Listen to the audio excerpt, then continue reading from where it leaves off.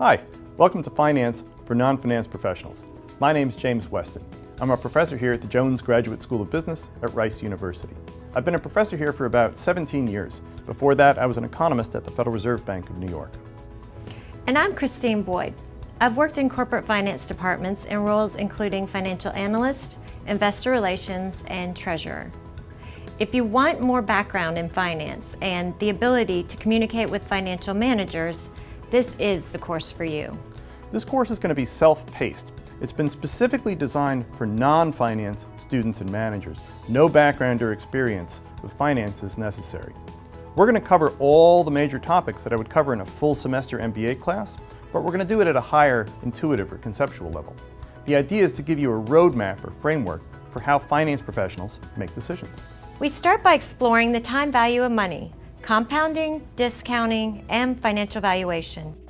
From there, we examine the perspective of a corporate financial manager and think about the how, when, and where to spend money. We'll develop a set of tools for making good financial decisions like net present value and internal rate of return. Cash creation will take center stage, and we'll go on a treasure hunt through the financial reports to find it. We then turn to the trade-off between risk and return from a Wall Street or capital markets perspective. We consider how financial markets help define, measure, price, and spread that risk through the economy. At each point along our journey, we stop to consider the practical implications of what we've learned and walk through real-world applications. Enroll now to gain confidence in your knowledge and understanding of finance. We look forward to seeing you in class.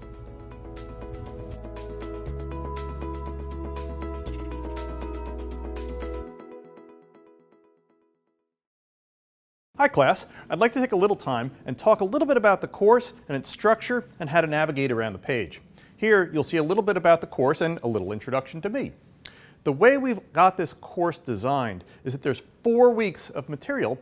That includes video lectures, practical examples and exercises, some conversations with an industry practitioner, small quizzes, an opportunity for class discussions, and finally, at the end, a capstone project that's going to put all the information presented in the course into sort of a real-world scenario. At the bottom, you'll see a How It Works section. It's basically frequently asked questions, or FAQs, about taking this class in Coursera. From this navigation tab on the left, you can hop around to different course elements. Although I recommend viewing the elements through the course homepage, as that will present you with everything you need in one area. This is your course home, where you'll see all the content presented to you, like the video lectures, readings, discussions, and quizzes. You can jump around and use this course to brush up on certain subjects, but in order to get the most from this course, I recommend using the course in a linear fashion, because some concepts sort of build upon what we've done before. Course content will give you a breakdown of the elements week by week. The Assignments tab will take you to all the weekly quizzes. And finally, the Discussion Forums tab will, oddly enough, take you to the discussions. Finally, if you're having any difficulty navigating or accessing this course, you can click on the Coursera Help Center at any time for assistance. Hi everyone, welcome to Finance for Non-Finance Professionals. In this first week of the class, we're going to talk about the basic principles of valuation and discounting. We're going to start our discussion with a very basic treatment of interest rates, where they come from and how they get formed in the economy. And we're going to use those interest rates to compound rates of return over time, like putting money in the bank, what happens to it as it goes through time. We're then going to flip that analysis over and think about discounting cash flows. Money that's coming in the future, how much is it worth to me today? Rather than putting money in the bank today and letting it grow over time, we're going to discount future cash back into the present. We're going to use that analysis of compounding and discounting to think about the basis of finance valuation. That's going to lead us to discounted cash flows, or DCF valuation, which is really one of the most primal cornerstones of finance. Valuation by how much cash is coming in, when is it coming in, how hard do I discount it, DCF valuation. We'll compare that a little bit to ratio analysis using PE ratios and comparable transaction analysis, and compare that to DCF. And we'll end the week with a long series of applications and practical examples. Hi everyone. Welcome to Finance for Non-Finance Professionals, Week 1, Lecture 1. Today we're going to be talking about human nature and the time value of money. And that's basically going to be a discussion of interest rates. Let me think about making you a deal. I could give you $100 right now, or you could wait 5 years and I'll give you $100 5 years from today. Okay, which would you rather have? If you ask almost anyone, anywhere in the world, children, middle-aged people, old people, anywhere in the world, they will almost always say today. I'd rather have the money today than wait for it. Why? Why would people rather have stuff today than wait for it? Well, let's think about it. There's a couple of good reasons from the basic economics of it. If I had the money today, I could take it and invest it. What could I do? I could put it in the bank, I could buy real estate, I could do lots of different things. I could invest it and earn some rate of return between now and 5 years from now. Also, things might be more expensive 5 years from now. When I go and wait for that money and you give me the $100 5 years from now, I might not be able to buy as much. The other thing is that I don't know what's going to happen between now and 5 years from now. There's a lot of uncertainty and risk involved. So let's walk through each of those reasons and think about why I'd rather not be patient. I'd rather not wait to get the money later. Okay, the first is that opportunity cost that we talked about. That what could I have done with that $100 if you gave it to me today? Well, if you gave that money to me today, I could put it in the stock market, I could buy real estate, I could pay my electric bill, I could go out and eat at a restaurant. There's lots of things that I could do with that money if I had it now. You want to tell me to wait 5 years for that money, I might say, okay, but I have to give something up.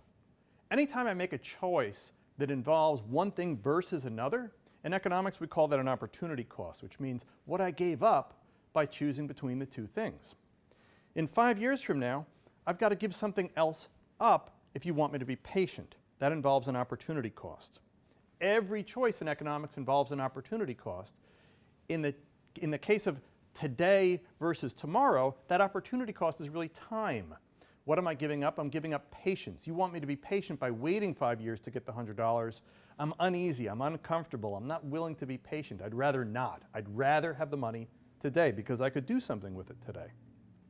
The other reason that I'm not willing to wait 5 years is that on average in most economies over time, prices tend to rise over time, which means that if I was going to go to the store and buy a candy bar and a loaf of bread, if I waited 5 years to get the money to do that, I probably wouldn't be able to buy as many candy bars or as many loaves of bread at the store because their prices would have gone up over time. Inflation tends to wear away at the value of money, and that means I'd rather have the money today so I could buy more candy bars and loaves of bread. Okay, since things become less valuable over time, that makes me not want to be patient. That makes me say, I'm uncomfortable, I'd rather have the money today. I won't be able to buy as much in the future as I can today. The third, and maybe the most important reason, is that I don't know what's going to happen between now and 5 years from now. Anything could happen. I don't know where I'm going to be 5 years from now. I don't know whether you're going to show up with the money 5 years from now. I'm wondering, are you even going to be there? Is the money going to, what could happen? I might move to Timbuktu and join the circus. Lots of different things could happen between now and 5 years from now, and I really don't know. That involves risk. So the fact that I don't know what's going to happen means if you want to ask me to be patient, you're asking me to take risk. You're asking me to face the uncertainty of what could happen between now and 5 years from now in ways that I can't even model or I can't comprehend or I can't understand. That sounds risky to me, and it makes me less comfortable being patient. Greater risk makes me less comfortable being patient, which makes me want more compensation. If you want me to be patient, I'll be patient, but you've got to compensate me. You've got to pay me something.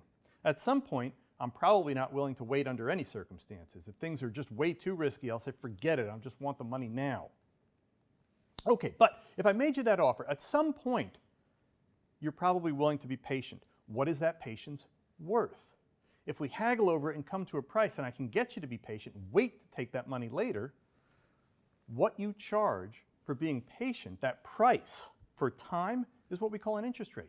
And that's where interest rates come from. They come from that basic human nature of, I'd rather have stuff today because of opportunity costs, inflation, and risk. I'd rather not wait. But that interest rate in the economy is coming from something deep about human nature, deep about my willingness or unwillingness to be patient over time.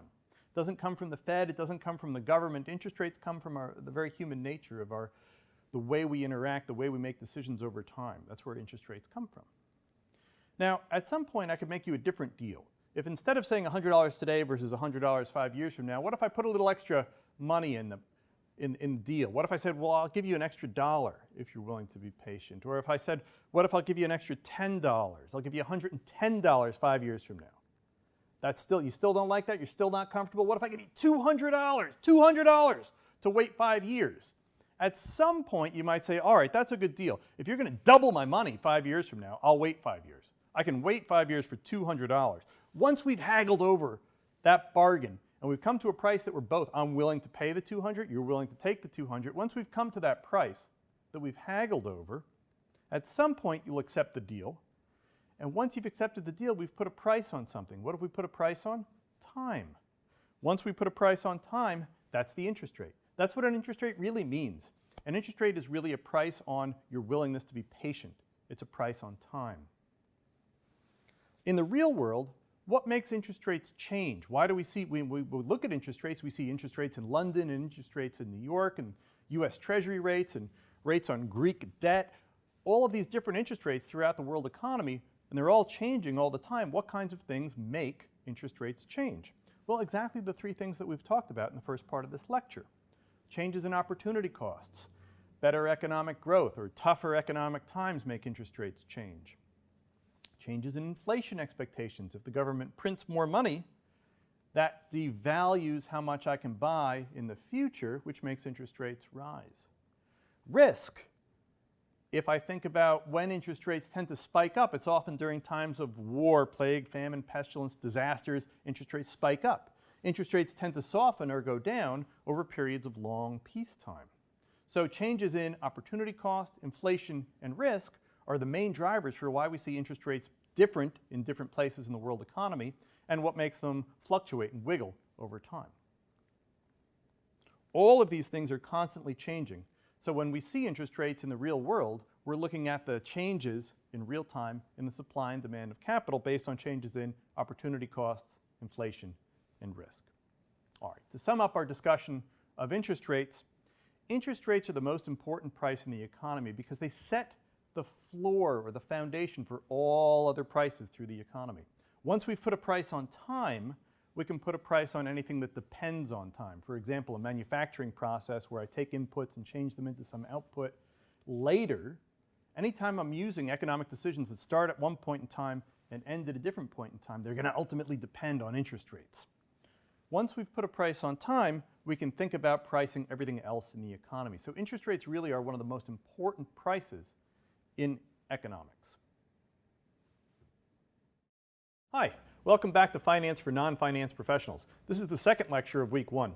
In our first lecture, we talked about interest rates in general. And in this lecture, about compounding and earning returns over time, we're going to take those interest rates and put them to use. So let's think about a very basic example. Let's say you had a $100 today and you put it in the bank. You put it in the bank for 1 year, earning 11% interest. How much money would you have after 1 year? Well, that's a simple one. You would have the $100 that you put in originally, plus 11% of $100, which is $11. So put those two together, the principal plus the interest, and after 1 year you would have $111. That $111 represents the principal plus the 11% interest that you earned. Now, if you left that money in the bank for a second year, you took that whole 111 and put it in for a second year, how much money would you have after 2 years?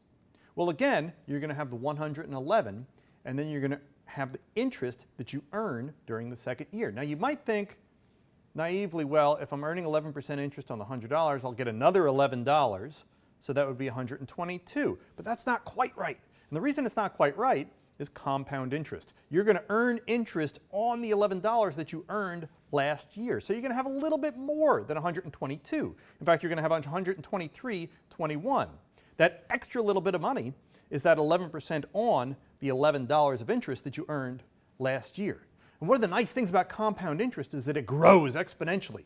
So the longer you leave it in and the higher the interest rate, the more interest you earn on the interest that you had before, and that amount of money that you have explodes. It explodes exponentially over time. That's one of the beauties of compound interest. The growth expands over time.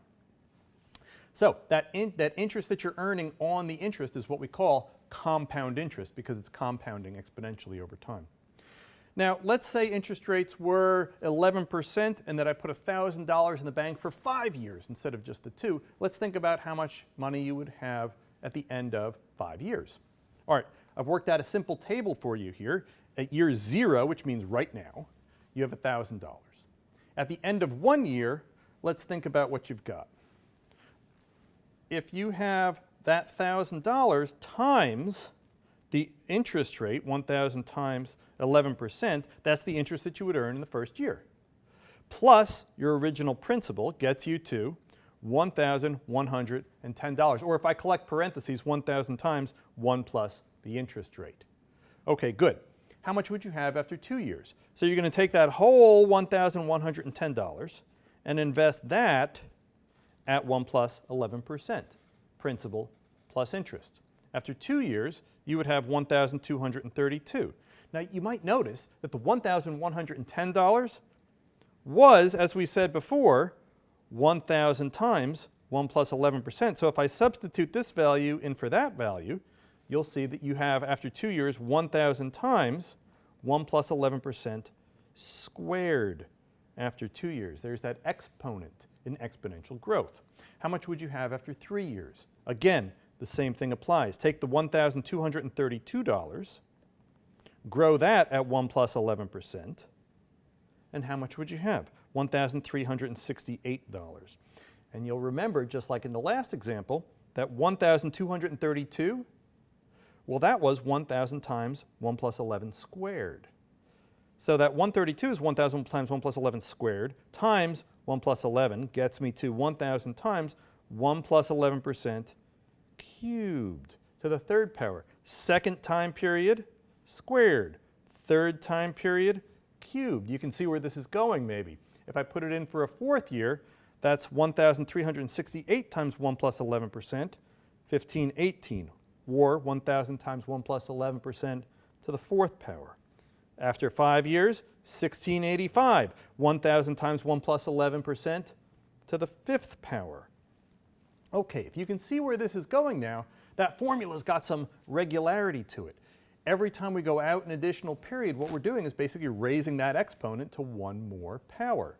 1,000 times 1 plus 11% times 1 plus 11% times 1 plus 11%.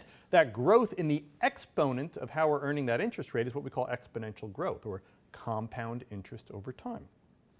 So the answer is $1,685. 1,000 grown at 11% over 5 years.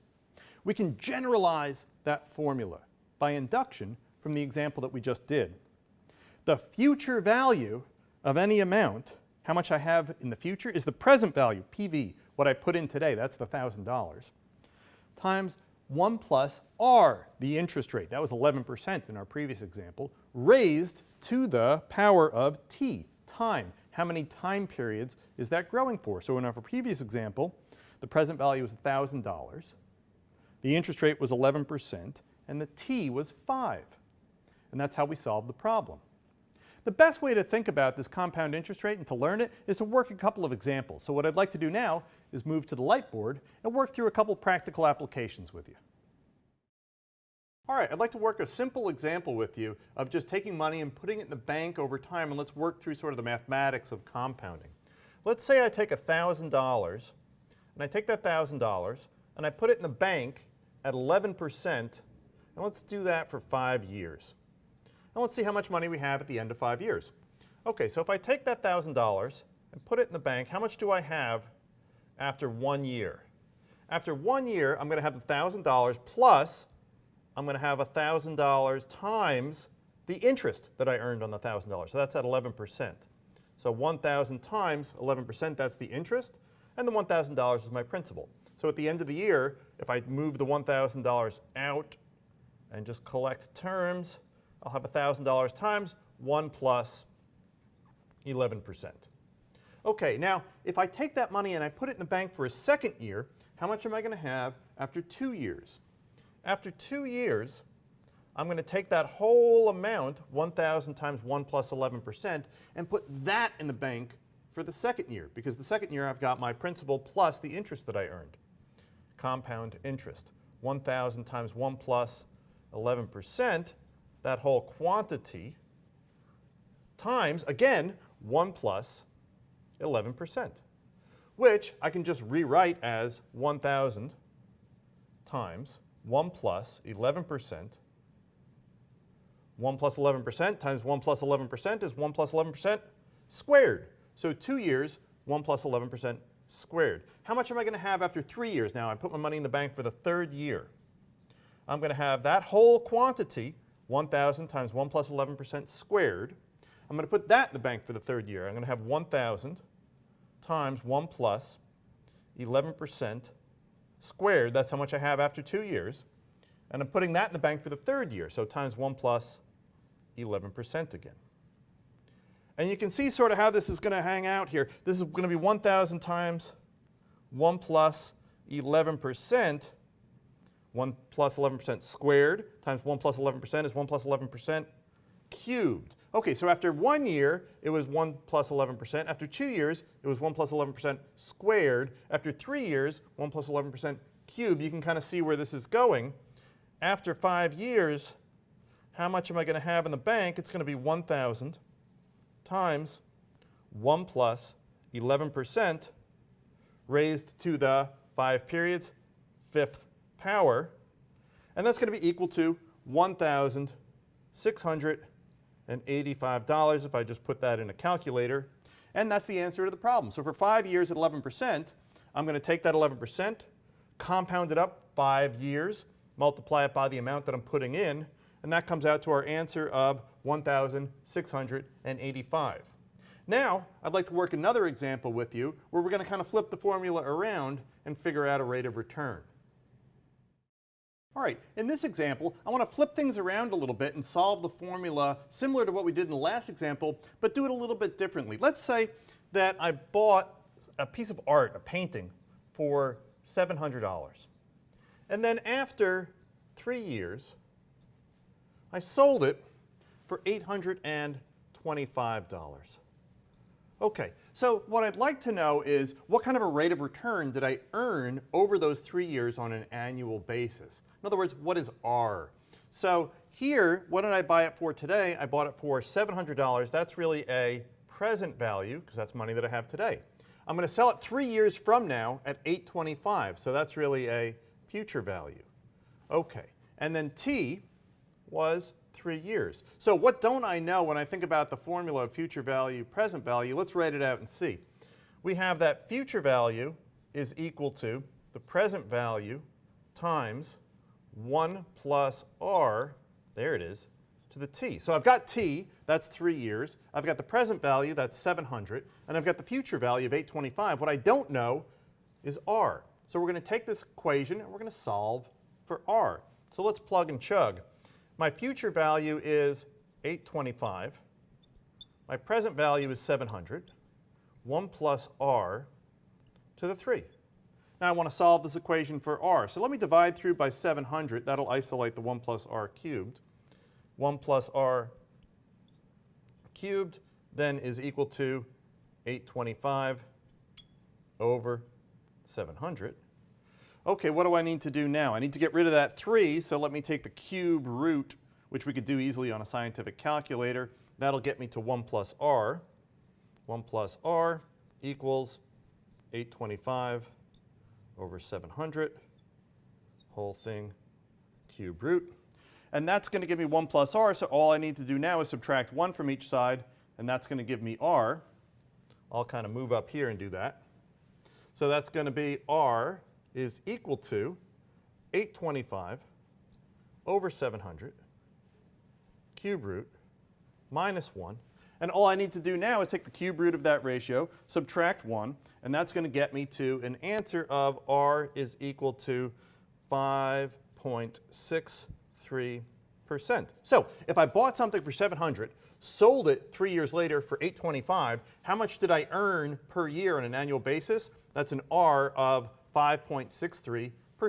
So we can use this formula of connecting present value and future value to move cash into the future, to pull it back into the present, or to take what we've bought and sold and compute compound annual growth rates.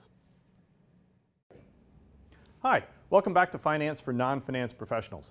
In this short video in week 1, I'd like to talk a little bit about the difference between effective and nominal interest rates. We've talked about interest rates generally, but they go by lots of terms, and there's lots of different nomenclature and terms that people use in practice. And a lot of students sometimes get confused when we talk about whether we cut interest rates in half or compound them. And so that comes down to the definition of whether we're talking about an effective or a nominal interest rate. The nominal rate is the rate that you usually see the bank state on a mortgage. If a bank says that they're charging 5% on their 10-year mortgages, that means that's a stated rate, or what's sometimes called an annual percentage rate, or APR. That's the periodic rate times the number of periods. So if you were paying 1% a month, you'd be paying 12% a year. If you were paying 2% a quarter, you'd be paying 2 times 4 quarters, or 8% per year. The effective rate is how much you would actually earn if you earned that periodic rate, including the interest in the compounding. So rather than taking that annual rate and dividing it by the number of periods, the effective rate is a compound annualized rate. So lots of times when we do problems or we work through or we see in practice the sometimes stated rates, it can be different from the rate that you earn, which is the effective rate. The effective rate is the rate that really sort of, as an investor, matters, or as a borrower, if I'm taking out a mortgage, the effective rate is the rate that you're actually paying once you sort of include all the compounding. So let's think about what this would look like in practice. We'll just walk through an example. If there was monthly compounding, let's say, and there was a nominal or stated rate of 6%, that, let's say, was compounded monthly, which means that the rate every month, the stated rate, would be just that 6% divided by the number of periods, 12 months, so 12 periods, which would give you about 0.5%, 1/2 of 1% every month. With compounding, though, you wouldn't exactly be 6% because each month you're earning interest on the interest that you earned the previous month. And so once you sort of include that and compound it using the formula that we learned in the last lecture, it would be 1 plus that 1/2% raised to the 12th power, so 1.0617, or an effective rate of 6.17%. That little extra scooch, that little 0.17, makes the effective rate larger than the annual percentage rate, or stated rate, or nominal rate. Now, that can be very important as we sort of go along into long periods. Generally, if we take that formula that we just did in the previous example and make it sort of formulaic or generic for any period, for any rate, what we're going to do is we're going to take the nominal rate, divide it by the number of periods, add 1 to it, that's 1 plus r, and then raise that to the power of n, the number that we divided by, to get to an effective rate. Generally, the effective rate is larger than the nominal rate. Now, you know that's true because most of the times a bank will tell you what it's paying its depositors as an effective rate to try to juice up what you're actually going to earn, but state all their mortgages in nominal rates because it's actually a little bit lower and makes it seem like you're paying less. In practice, what you're actually earning when you put money in the bank is the effective rate. And when you take out a mortgage or a loan, what you're actually paying in compounded interest, the number of dollars moving out of your account, is the effective rate. Again, the nominal rate or stated rate is just that periodic rate divided by the number of periods. The effective rate is the compounded rate that includes the periodicity of compounding. I just wanted to get that nomenclature right for everybody so that you can understand sometimes in practices or problems or in the field, when you see sometimes nominal rates and they're divided by the number of periods and then effective rates are compounded, it's not that one is right and one is wrong, it's just that there's really kind of 2 definitions in practice. Hi, welcome back to Finance for Non-Finance Professionals. In this 3rd video of week 1, we're going to take the basic ideas of interest rates and compounding that we learned in the first 2 videos and apply it to discounting future values back into the present. So we're going to talk about discounting future cash back into the present. Okay, what is cash worth in the future today? It's kind of a funny concept when we think about it. Usually in the last lecture we talked about money that I have today, I put it in the bank and earn some rate of return, some interest rate over time, and that's how much I'm going to have in the future. A lot of us have put money into the bank or waited and watched bonds grow or watched the stock market go up and down, and we understand what it means to have stuff today and watch it grow into the future. What we're going to do in this lecture is a little bit more abstract. We're going to think about a promise of cash coming in the future, and then ask how much that promise of future cash is worth today. And that basic concept is called discounting. It's a critical component of finance because a lot of what we do in finance is, if you think about bonds or stocks or dividend payments or investments, a lot of what we're thinking about is cash that's coming in the future, like I'm going to put money in the stock market and I hope to retire in 20 years. What I'm saying is that I hope I'm going to get cash 20 years from now, and I'm making plans and decisions and trade-offs today on the expectation of future cash coming in later. And what we're going to do today is think about how to put a present value, a value today, on what that future cash is worth. Okay, from our last lecture, we talked about putting present values, growing them into the future with compound interest rates. And this was the basic formula that we had from the last lecture. Money that I have today, the present value, grown at some interest rate R for a number of periods, T. What we're going to do is just very, very simple algebra. We're going to take that basic formula and we're going to flip it over. I'm just going to solve for present value, which means taking the 1 plus r to the t, moving it down underneath into the denominator. But what we've done is conceptually very sort of tricky. Instead of growing a cash flow at r into the future, we're taking a future value now, right? Think about what the formula says now. It says the present value is equal to the future value, and what's now over the future value. Look at the denominator. What's in there? 1 plus r to the t, the same thing, the same interest rate. But instead of growing into the future, we're taking that future value, and what are we doing? We're sort of smashing it down. We're beating it down with that 1 plus r. R is bigger than 0, so 1 plus r is something bigger than 1. 1 plus r to the t is something going to be even bigger than 1, which means we're going to take that future value and we're going to smash it down into the present. That's called discounting. Discounting future values into the present. All we've done is flip that formula, but conceptually we've done something very important.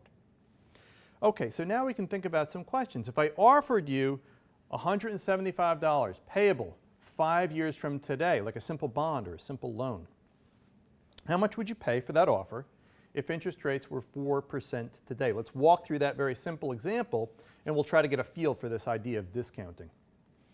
Okay, let's look at this table as I've got it laid out here for 5 years. When is that cash coming in? It's coming in 5 years from now. Okay, how much is that worth to me today? What do I need to do? I need to smash it down once, I need to smash it down twice, 3 times, 4 times, 5 times into the present today. So we're going to do that using the same formula that we've been using for the last 2 lectures. What am I going to do? I'm going to take that 175, the future value, smash it down one period, 1 plus 4% raised to the 1, and that's what I've got right here in this formula. 175 divided by 1 plus 4% to the 1 power. That's smashed down one period. That takes that 5-year cash flow of 175 and moves it back in time one period. That's worth 168.27. That's smashing it down one time into year 4. Now I'm going to smash it down again.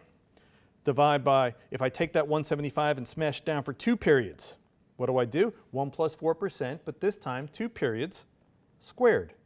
That smashes it down to 161.80. If I smash that 175 down 3 periods, you're getting the idea now.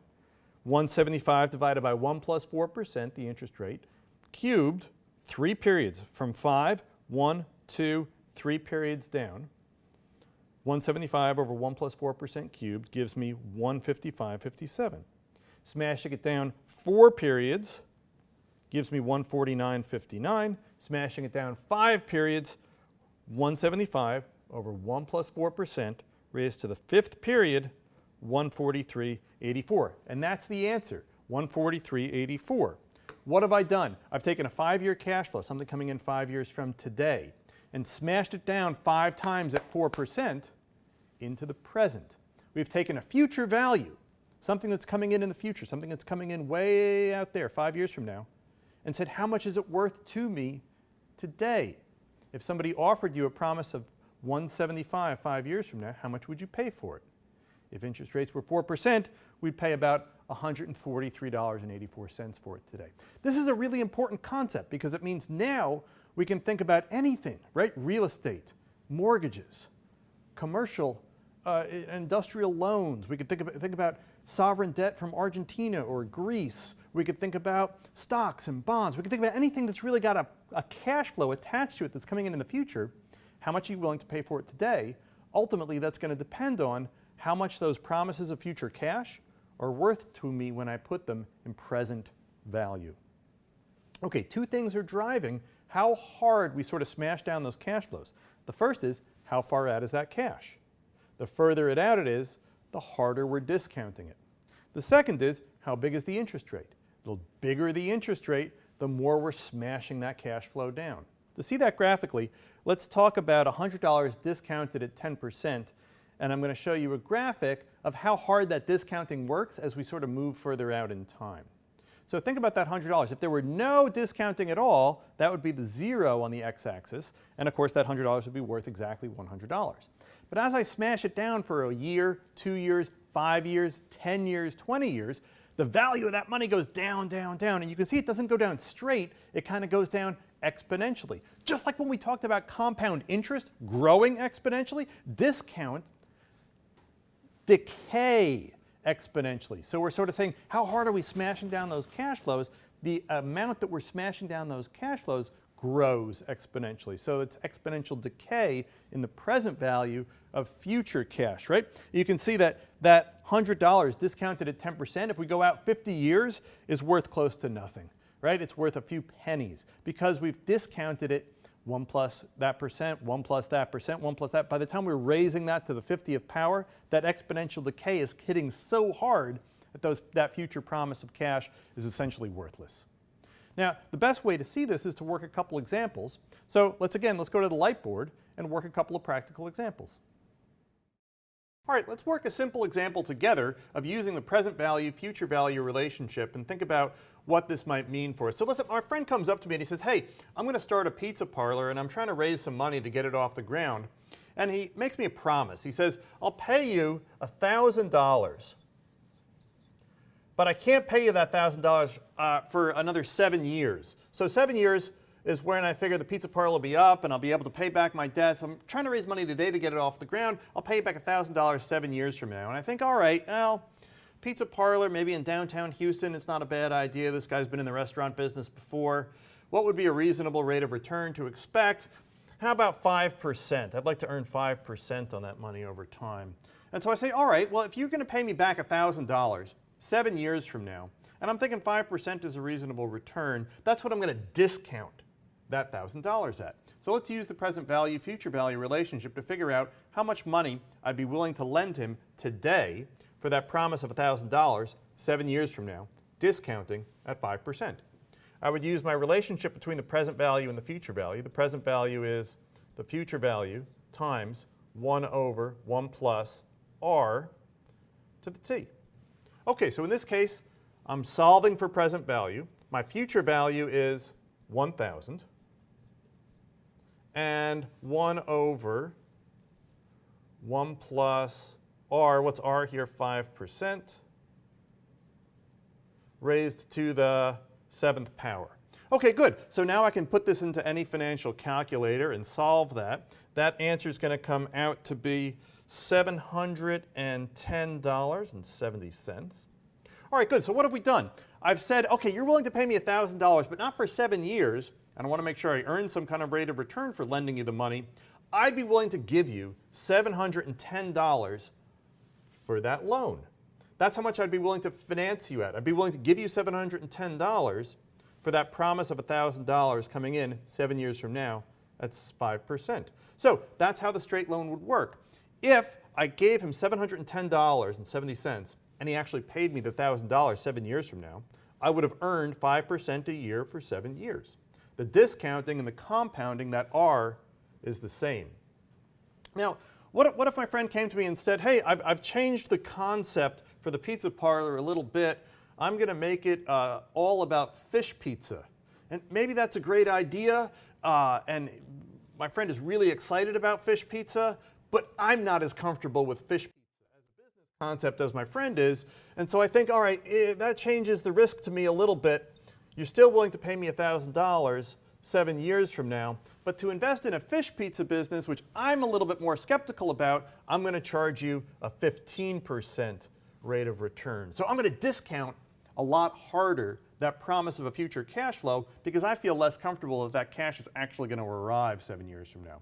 Okay, so if I go back to my future value, present value relationship, what's the present value of a promise of $1,000 7 years from now? If I'm discounting at 15%, that's going to be $1,000 over 1 plus 15% raised to the 7th power. So what have I done? I'm just changing the R here from 5% to 15%.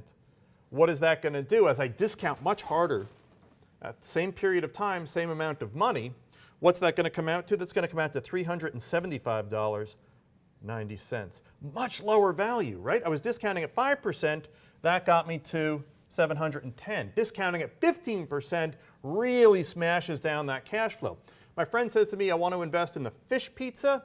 That's riskier to me. I'm only willing to lend you $375 for the same promise of $1,000 7 years from now. With the lower discount rate, I felt more comfortable about the original business plan. At a 5% discount rate, I'd be willing to lend $710. At the riskier discount rate, only $375. So we can see that relationship between present values and future values depends really on two things. How far out in time is the money coming in, and how hard am I discounting those cash flows based on risk? Hi, welcome back to Finance for Non-Finance Professionals. This is the fourth lecture of week 1. In the first 3 lectures, we talked about interest rates compounding, growing cash over time at those interest rates. And then in the third lecture, we talked about discounting, bringing those future values back into the present through discounting. What we're going to do now is use those first 3 lectures for our first real valuation tool, which is using discounted cash flows as the basis for sort of all financial valuation that we do. So when we think about discounted cash flows, or DCF like we call it in finance, it's a method of valuing an investment. And we can put a value on almost anything using this method, using discounted cash flows.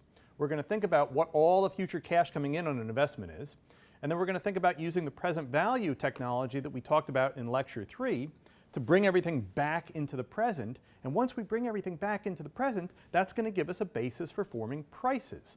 And that price, that DCF, that valuation, is going to form the basis of how we put values on things. Okay, so why do investors buy different kinds of assets? If you think about all the things that you could do with your money today, you could buy real estate or stocks or bonds or any of the things that you could do with your money today. Why are you putting money into that investment? Why are you being patient with your money like we talked about in the first lecture? You're being patient because you want to earn some rate of return on that money and use that money later, right? You're being patient. You're sort of using real estate, stocks, or bonds, or any investment as a vehicle for getting the wealth that you have today into the future and earning some rate of return for being patient. Okay, so when you think about why you're doing that, when you think about what is it that you want to earn, what you want to have at the end of the day is cash, right? When you decide later on that you're going to retire, or you buy a retirement home, or you go on a cruise, whatever it is that you're going to do, what you're going to need to pay for all the things that you want to buy later is cash. So what we want to do is make a plan, or a forecast of how much cash you're going to have coming in on an investment over time in the future. And then what we're going to do is discount those cash flows. How much cash is coming in? When does the cash come in? And with the answers to those 2 questions, we can put a value on anything: real estate, stocks, bonds, anything that you can think of, the most exotic derivative that you could think of. We can put a value on it by mapping out, forecasting the cash flows, discounting them back into the present, and then just adding up all those present values, discounted cash flows. Let's think about a really simple example of a bond. Contract between an issuer and a bondholder. Yet the buyer of the bond is basically lending money to the issuer, right? He's saying, the bond issuer says, hey, I need a bunch of money right now. I'll pay you back later when the bond comes due. And the person that's buying the bond says, okay, here, take my money for a little while. I'll be patient until you pay me back later. Basic idea of a bond. Okay, so the issuer is going to pay an interest rate on a loan, and then when the loan comes due, they're going to pay back the principal at maturity. Let's think of a simple example. I've got a bond for $3,000 that's going to make annual payments of $250 for 5 years, and let's say the discount or interest rate is 7%. Well, what's that bond worth? If we sold those bonds today, how much would we pay for them? We can actually answer that question now. What are the cash flows? When are they coming in? What are they worth today? Add them all up. That's the value of the bond. So we can see that graphically sort of interestingly. I'll put a timeline out here with all of the cash on the bond. And what we see here are 5 payments of $250 coming in. The first payment, the second, third, fourth payment, and then the 5th payment plus the repayment of principal, $3,000. So those are all the payments. And the timeline tells me when they're coming in. What do I need to do now? I just need to discount them. Discount each of the cash flows back into the present. Take that first $250, discount it back to today, the present. That gets me to $233.60. Take the second cash flow, smash it down 2 periods. That gets me to $218.4. The third cash flow, the fourth cash flow, the fifth cash flow. Discounting 1 over 1 plus r to the t each time as t goes 1, 2, 3, 4, and 5. When are the cash coming in? That's the timeline. Discount them, each of them individually, bring them all back into the present. Now you can see that all the numbers are lined up in the 0 column. Those are all present values. All I need to do now is sum up those present values. That gets me a total of $3,164. That's what the bond's worth. The bond's worth $3,164. That's the sum of the discounted cash flows. That basic concept forms the conceptual framework for almost all the valuation that we do in finance. It's that simple. You want to figure out how much cash is coming in the future, discount it into the present, and add it up. The sum of the discounted cash flows forms the basis for all valuation in finance. Okay, that's how much the bond would be worth if we sold it today. Why would anyone pay more or less? If we know what the cash flows are, somebody would have to be using a different discount rate or be more or less patient than you. But at that discount rate, the bond is worth $3,164. We could think about stock valuation the same way. If I had a share of General Electric that was trading on the New York Stock Exchange, what's the cash to shareholders? Maybe it's a stream of dividends. When are the dividends coming in? A stock analyst would forecast when and where those dividends are coming in, and we would form a valuation for General Electric shares based on discounted cash flows. We could think about using that discounted cash flow framework for doing almost anything. In fact, that's what stock analysts on Wall Street do, is they come up with forecasts for how much money is coming in on various stocks, and then use DCF to form the basis for their stock recommendations.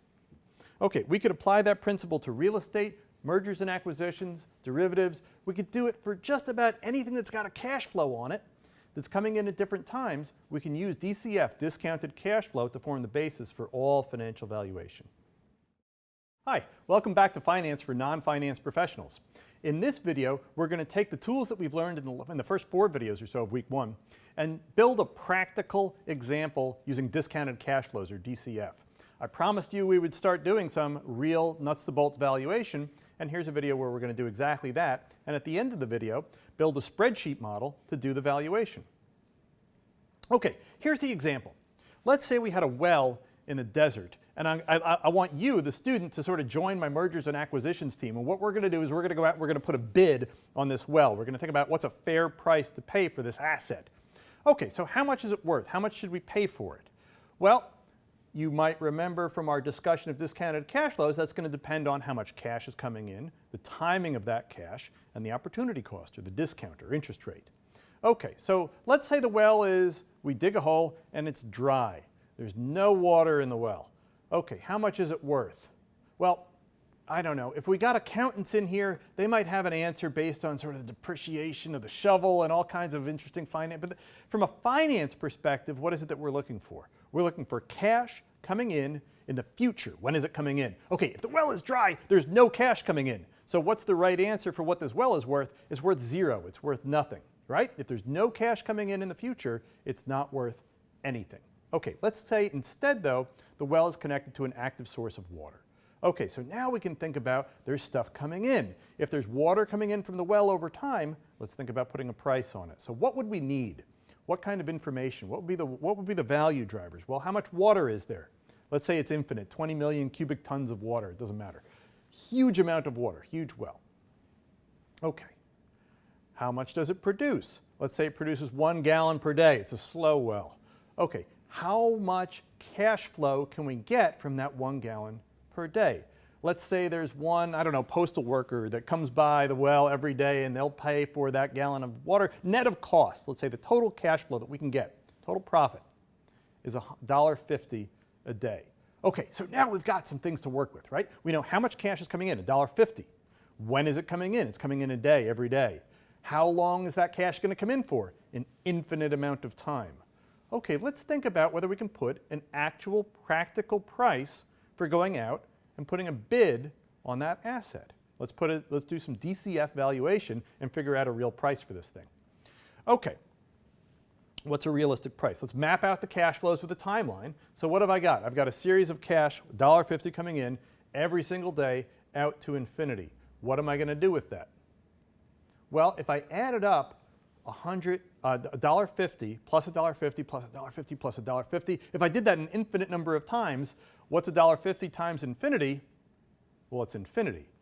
So is a well paying $1.50 a day worth an infinite amount of money? That doesn't seem right. That doesn't feel right. Of course, that's probably not true. Okay, so what are we missing by adding up the cash flows? Of course, we're missing discounting, right? That $1.50 coming in 10 years from now one day isn't worth $1.50. It's worth way less than that. Remember that exponential discounting that happened back in our present value lecture? Okay, so if we think about that discounting, that exponential discounting that happens that makes the cash flow worth less over time means that those values, those $1.50s coming in year after year after year, the value of those today is going to taper off as time goes out to the future. Well, let's think about from a practical standpoint how we would go about doing that. We'll build a spreadsheet model. Let's assume the discount rate is 15%. And what we're going to do is, since we've got a lot of $1.50s in there, let's see how much it's worth. If we could do it pen and paper, we'd have to discount the $1.50 for a day, discount the $1.50 for another day. We'd have thousands and thousands of $1.50s to discount. It would take us a long time. That's where the power of a spreadsheet model is going to come in handy, because it's going to be easy to copy rows down all the way down in Excel and see when the value of those sort of taper off. So what are the cash flows? What are those cash flows worth today? And add up all those present values. That's how we're going to put a value on this well.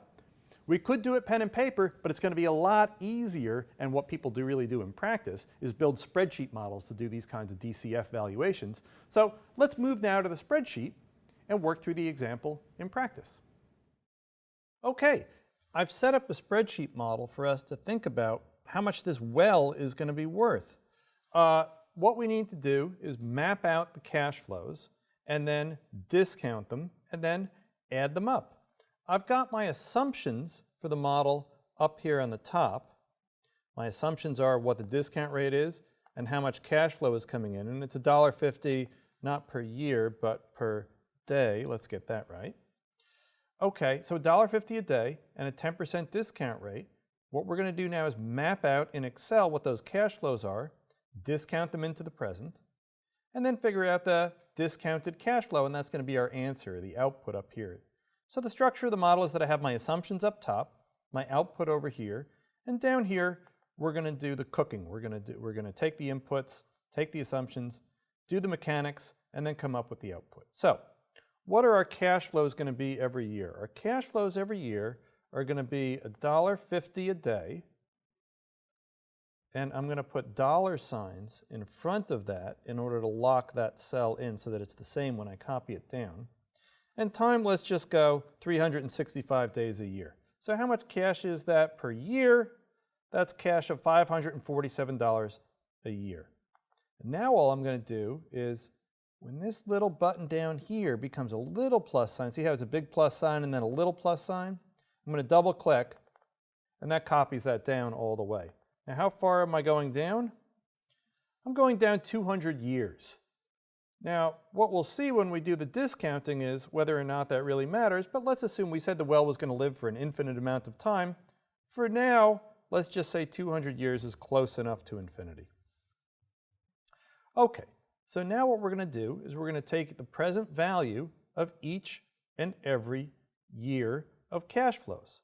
So I'm going to say equals the cell next door divided by, and let's just use our formula, 1 plus 10%, and again, I'm going to put dollar signs in front of that so that it stays the same when I copy it down. That cell reference isn't going to change.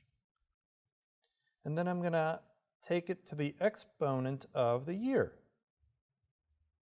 Okay, so that $547.50 coming in at the end of year 1 is worth $497.73 today.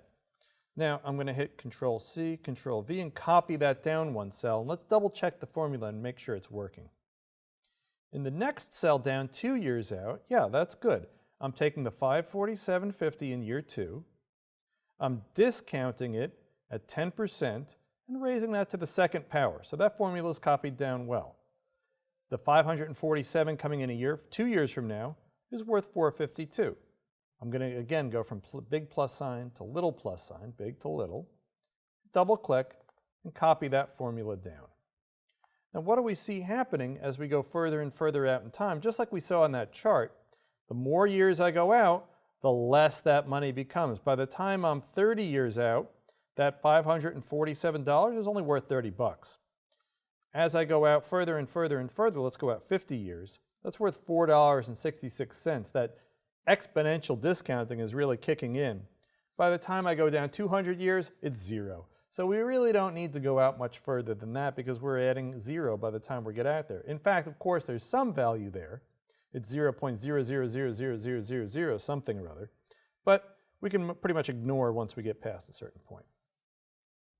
Okay, now all I have to do to figure out the value of the well from a discounted cash flow perspective is add up, and that's what I've done up here, is just sum. So let's do it together. Equals sum. And I'm going to go and highlight all these cells. And as I sum up all those cells all the way down, that's going to give me the answer, the sum of the discounted cash flows. I'll just do this out, say, 100 years or so. Whoops. Let's go up and see what we did wrong. There we go. That's the sum from C8 to C207, which gives me the sum of the discounted cash flows. So the answer is $5,475. Now, remember, you were on my mergers and acquisitions team. We were going to go out and make a bid on the well. How much is the well worth? We've got a real answer to that question now. With a 10% discount rate and a cash flow of $1.50 a year, how much was a fair price for that well? The answer is $5,475. What would happen if the cash flows were a little bit higher? Well, that's easy. We could just change that. If it was bringing in $2 a day, it'd be worth $7,300. If it were only bringing in $1 a day, it'd be worth $3,650. The nice thing is once we've built the spreadsheet model, we've got the flexibility to change the assumptions. If the discount rate was a lot lower, if I were a lot more willing to be patient,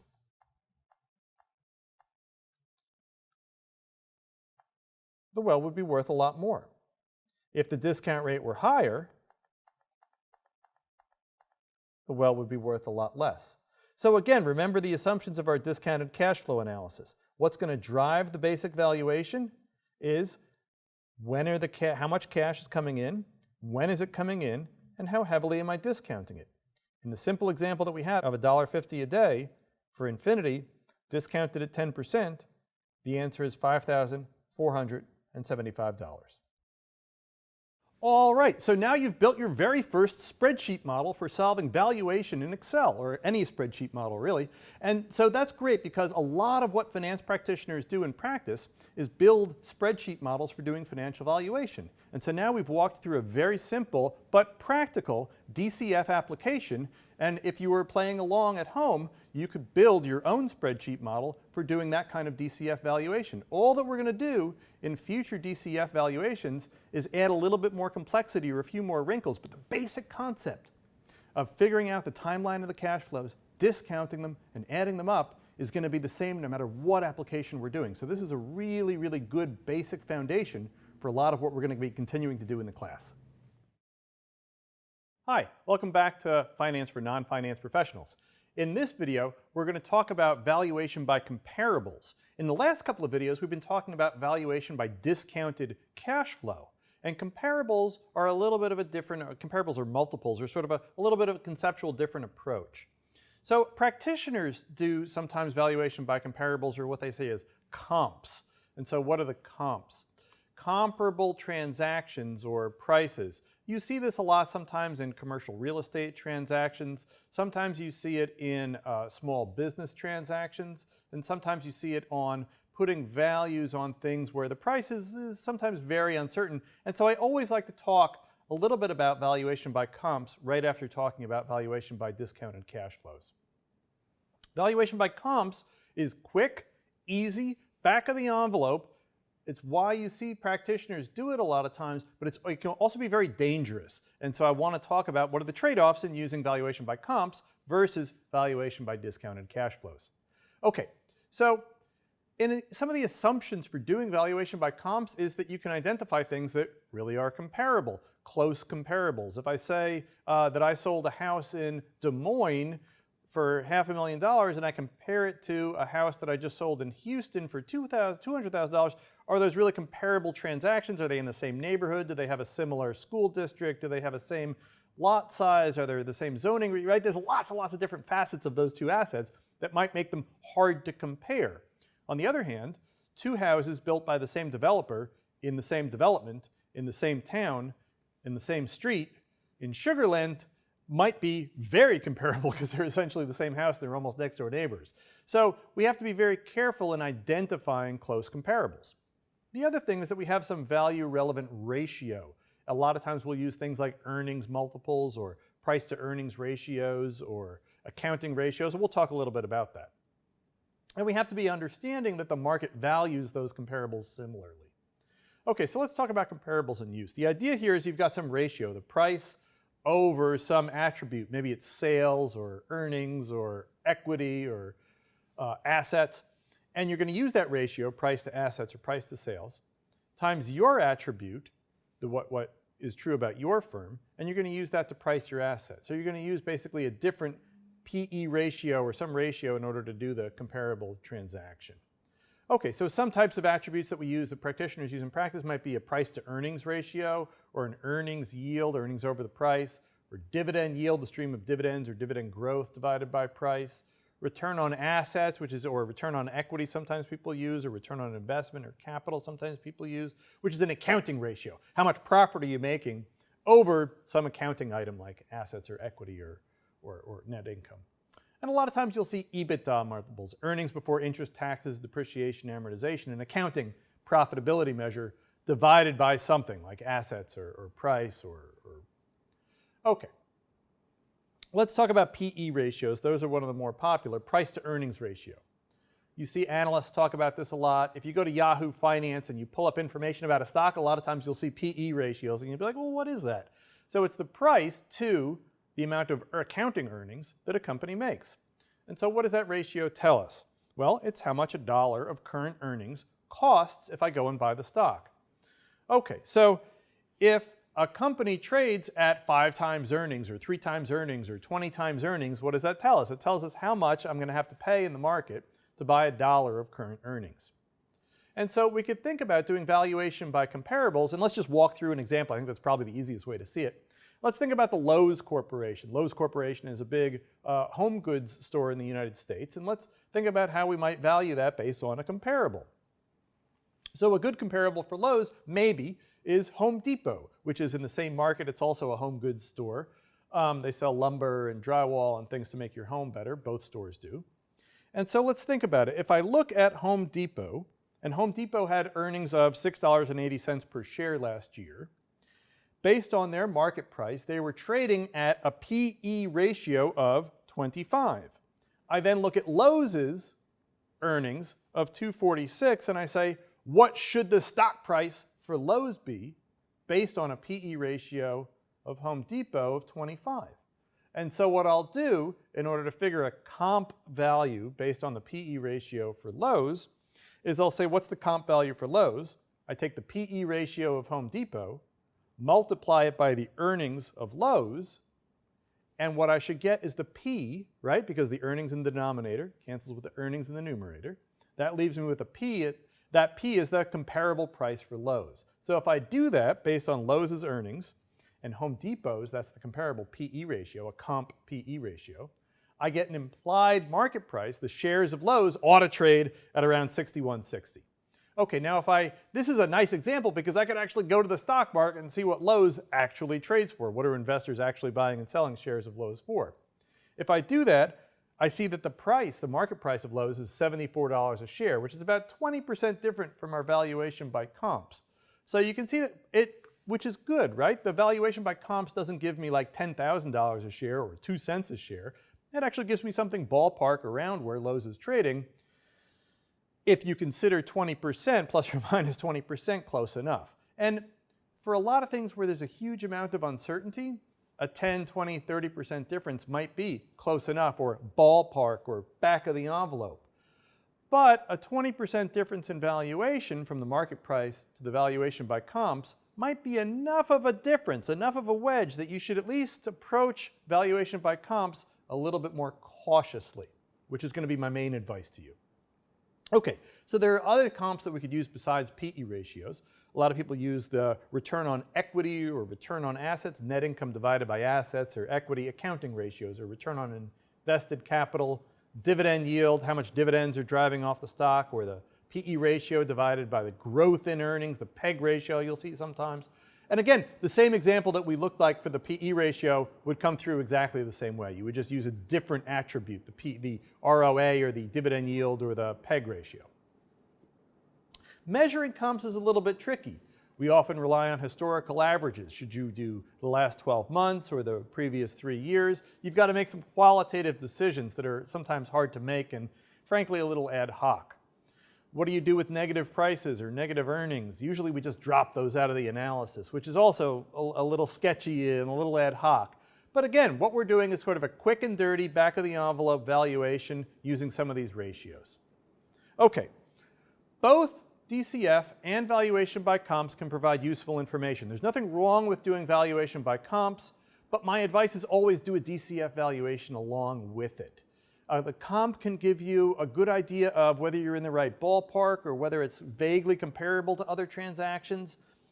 And if both executed correctly, if you really do have good comps and the market values those comps the same way, both valuation techniques can be equally valued, but my advice is to always rely on DCF.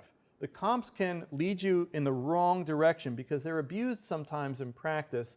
They involve a lot of ad hoc and sort of qualitative decisions to make. Both require forecasts, but DCF is more appealing in theory and I think a little bit more accurate, even though it requires a little bit more work than the sort of quick and dirty back of the envelope valuation by comps. So my advice is always, if you want to do valuation by comps, that's fine. Put it next to a DCF valuation to give you kind of to round out the valuation for you, but always be a little bit more cautious when you're looking at comps than when looking at DCF. Hi, welcome back to Finance for Non-Finance Professionals. What I'd like to do in this video is start working through some examples and practical applications of the discounted cash flow analysis that we've been doing in the last couple of videos. This example is going to be about bonds, the simplest of all financial instruments. So let's think about what bonds are. Very simple debt instruments that promise to pay coupons or interest payments and pay back the principal, or what we call in bond language, the face value. Okay, this is an easy application of basic DCF valuation. What kinds of bonds are there? Well, U.S. Treasury bonds that are offered by the U.S. government in order to finance the activities of government. There's corporate bonds that corporations offer in order to raise money to build plant and equipment, build factories and put people to work, corporate bonds.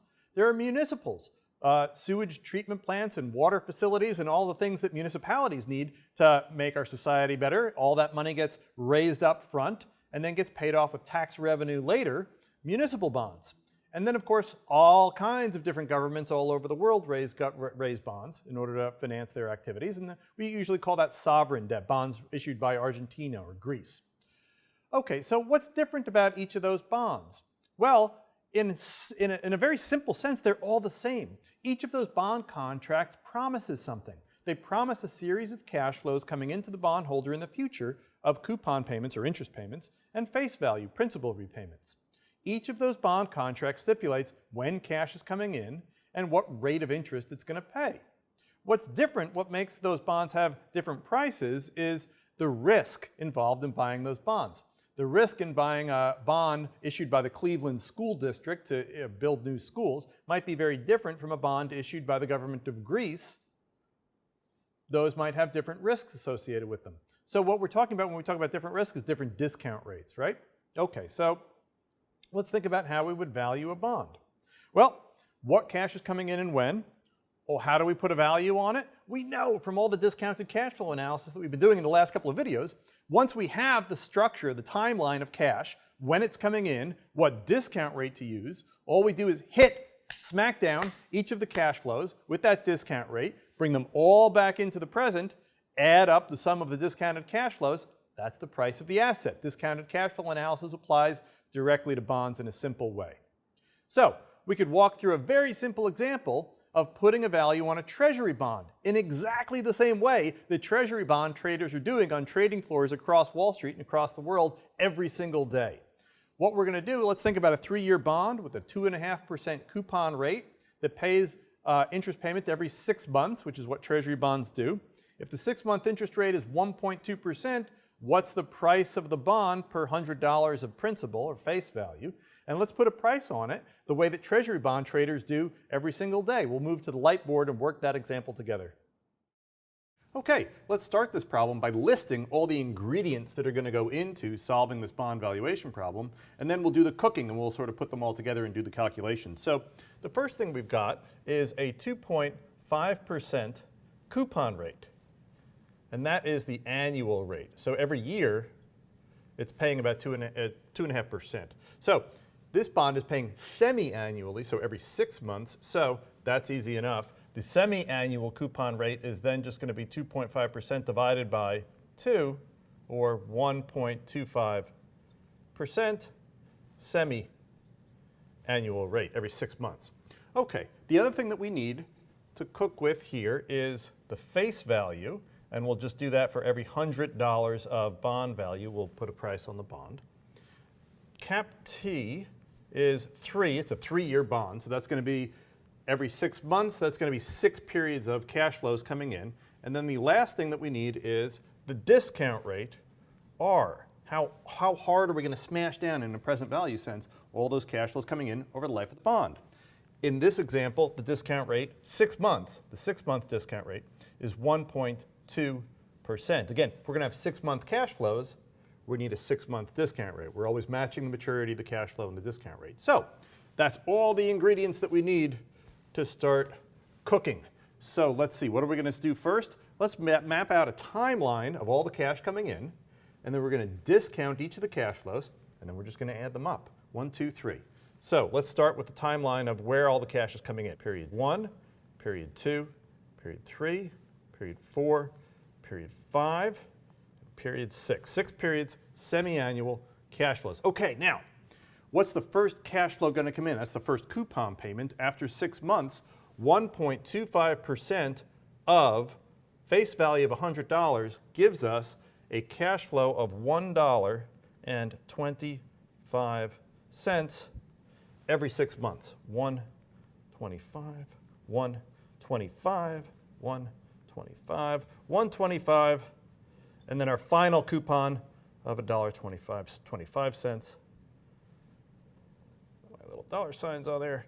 Okay, 6 periods, 3 years, 6 6-month periods, $1.25 each period. In the last period, of course, we're also going to get back the face value of the bond, so plus $100 at the end when the bond comes due. Okay, so how do we put a value on this thing? How do we put a price on it? We're going to take each of these cash flows, discount them at that 1.2%, and then add up the present value of all the cash flows. So we're going to discount this first period at 1 plus 1.2%.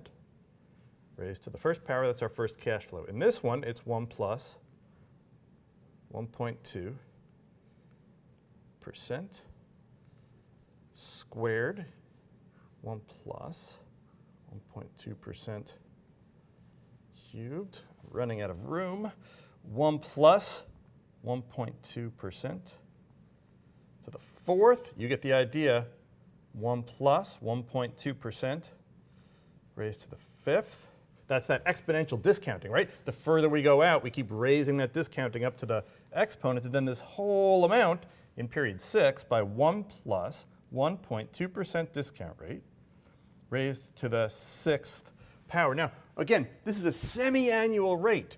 So the fact that we're raising it to the 6th power is really just coming out that 3 years. 6-month periods equals the 3 years. So 3-year bond, 6 6-month periods, we add them all up. Now I've got all the cash flows, the series of coupon payments, the face value, discounted each period, and that's just going to come out to, that's going to be $1.24. This one's going to be $1.22, $1.21, $1.19. Here comes that discounting, $1.18. That discounting smashes that value down further and further. And then the last one is going to be that $1.25 comes down to $1.16, and the $100 comes down to about $93.09. Now, to value the bond, I've got the cash flows. I've taken the present value of them. The only thing I need to do now is add up the present value of the cash flows. Just put a sum between each of those cash flows, add them all up. That's going to get us to a final valuation of $7.19. That's the present value of all the coupons, plus the $93.09, the present value of the face, equals $100.29. And that's the price you would pay in the market for a bond with a 1.25% semi-annual coupon rate. If discount rates were at 1.2%, that would be the value you would pay in the market for a bond with those characteristics. Simple, 1, 2, 3. Map out the cash flows, discount them appropriately, add up the sum of the discounted cash flows. There's your bond price. Hi, welcome to Finance for Non-Finance Professionals. I'd like to work another example with you using the discounted cash flow analysis that we've been working on in the last couple of videos. This example is going to be about mortgages, or money that you borrow, usually for real estate transactions. Mortgage is a very simple debt instrument, and you're going to borrow money today to purchase real estate. Okay, what we're going to do, as you make your mortgage payments, which are usually the same payment every month or every quarter or every year, part of that payment is principal and part of that payment is interest rate. The way those two sort of hang together, how much is interest and how much is principal, is what we call an amortization schedule. And in this example, we're going to work a very simple mortgage together and figure out how much is principal and how much is interest in the amortization schedule for a mortgage. Okay, so here's the simple example. Let's say a bank charges you 7% interest per year. You're going to borrow $10,000 and you're going to repay that $10,000 loan in 3 equal yearly installments of $3,810.52 over 3 years. What we're going to do together is amortize the loan, and we're going to schedule out what the compound interest and principal payments are on the mortgage. Okay, what I've got worked for you here is a very simple amortization schedule. In year 0, what you're borrowing right now is an amount of $10,000. So there's the $10,000. That's your balance at the end of year 0, which is basically right now. Right now you've got a balance of $10,000. What we're going to do is we're going to repay the loan in 3 payments of $38.10. There's the first payment, the second payment, and the third payment. So 3 payments. Just like you make a regular mortgage payment, on this example you're going to make a regular mortgage payment every year, the same amount, of $3,810. Now, how much of that first payment is interest versus principal? Well, if you've got a balance outstanding of $10,000 and the interest rate is 7%, what is 7% of $10,000? That one's easy. That's just $700. And so your first payment of $38.10 includes a $700 interest payment. The rest of that amount, the rest of that $38.10, must be the principal repayment. So if I take that $38.10 and I subtract the $700, what do I have left over? I have $3,110.52. That's how much principal I repaid. So the $700 plus the $31.10, those two things together make $38,1052. So I paid back $700 in interest and paid back $31.10 in principal. I take that $10,000 initial balance, subtract off how much principal I repaid. I repaid $31.10. And that leaves me with a principal balance at the end of the first year of $6,889. That's how much balance I have left in principal. The second payment of $38,1052, how much of that is interest? It's going to be 7% times how much principal I have left outstanding. How much principal do I have left outstanding at the end of year 1? $6,889. 7% of that is $482.26. So In my second payment, there's less interest and more principal. 3,810 minus 482 gets me a principal payment of $3,328. So in the second payment, I've paid off a little less interest and a little more principal. That means my remaining balance is now $6,889 minus the $3,328 in principal I repaid, for a total balance of $3,561. At the end of 2 years, after making 2 payments of $3,810, I'm left with a principal balance of $3,561. All right? Now my third payment, at the end of my third year, my third payment, again, my payment is always the same, $3,810. How much of that is interest? Well, it's 7% of whatever my remaining balance was. My remaining balance was the $3,561. How much of that is being paid in interest in the third year? 7% of that is $249.29. $3,810 minus $249 gives me how much principal I'm repaying. $3,561.22. By magic, and it's not really magic, that's the same amount of my balance. Yep. So these two things are equal, meaning that in my last payment of the amortization schedule, the remaining principal pays off the remainder of the loan to give me an ending balance of 0.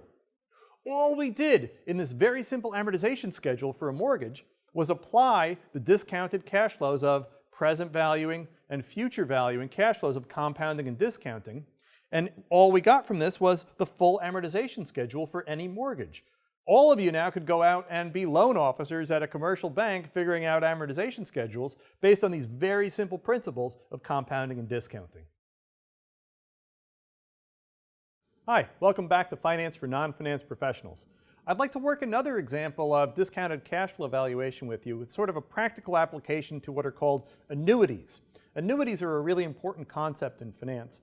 And they're anything, really anything with a series of payments coming in the future that are at regular intervals. So anything that has a cash flow that pays or gets paid every month or every quarter or every year, any regular series of cash flows is what we often call in finance some kind of annuity. In a sense, mortgages are an annuity. Regular deposits into a savings account, monthly payments on a mortgage. Insurance premiums are kinds of annuities. And a lot of pension plans make payments on an annuity basis. So a lot of times when people have a pension plan and they retire on it, the payment is a series of monthly payments. In other words, sort of like a substitute paycheck that they get every month, an annuity payment. Yep. Okay, so let's talk about how you would put a value on different kinds of annuities. We're going to do that by working a very simple problem. You want to retire and maintain a monthly income of $2,500 for the next 20 years, let's say, of your retirement. A lot of times what you'll do is you'll purchase an annuity with your retirement savings. You purchase the annuity from the insurance company or the bank, and then they'll dish out regular series of payments to you just like a paycheck. How much would you have to pay, or what's a fair price for that annuity if discount rates are around 4%? And so what we'll do is move over to the spreadsheet and work that problem together. Okay, so here I've set up a little spreadsheet for us to run that annuity example that we talked about. So I'm going to be generating in the annuity cash flows of $2,500, and I'm going to do that every month for 20 years. So once a month for 20 years means how many payments are going to come in? Let's work it through. 12 months times 20 years, 240 payments. So if I just kind of pull that down, all the way down for a whole way down, we're going to go 240 periods down. And once we get down there, faster, we'll see that there, and then what we're going to do is we're going to change that annual rate to a monthly rate. And then we're going to discount all those cash flows and see how much that annuity would be worth. So there's our 240 periods. And now I'm going to copy that cash flow down by going into the little right-hand corner, double-clicking, copying that cash flow all the way down. And now what I'm going to do is discount each of those cash flows. Now I've got an annual rate of 4%. But that annual rate doesn't match the maturity of my cash flow, which is a monthly cash flow. So the first thing I need to do is take that annual rate and make it a monthly rate. So we're going to compound using everything that we learned in week 1 so far about compounding and future values and present values. I'm going to take that annual rate over 12 months and make it a monthly rate for 1 month. Well, if that annual rate represents 1 plus some percent plus times 1 plus some percent times 1 plus some percent for 12 months, what I'm basically going to do is take the 12th root of that 4%. So that's going to be equal to 1 plus 4% raised to the 1/12 minus 1. Okay, so if our annual rate is 4%, our monthly rate is, if I put that in percent and show you some decimal places, that's about 0.327% a month. If I earned 0.327% a month over 12 months, I would earn 4% a year. Now I've got a monthly cash flow and a monthly discount rate. So now we can start thinking about taking the present value of each of those monthly cash flows in the next column. So in Excel, this is going to make it easy for us, because instead of doing that formula 240 times, I'm just going to do it once and then copy it down. So I'm going to say that's equal to my $2,500 divided by 1 plus 0.327, my discount rate for 1 month, and I'm going to put dollar signs around that cell so that when I copy the formula, the cell reference doesn't change. Now it's always going to go and grab that cell. And then I'm going to raise that to my period. That way when I copy it down, you'll see what happens. It'll flow through nicely. Now, okay, this tells me that a cash flow of $2,500 coming in 1 month from today at a discount rate of 0.327 per month is worth $2,491.84.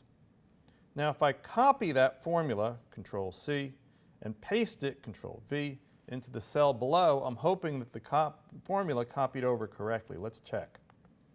Okay, now what am I doing? I'm taking that $2,500, I'm discounting at the same 0.327 monthly percent, but this time I'm raising it to the second power. When I copied it down, the cell reference copied down with it.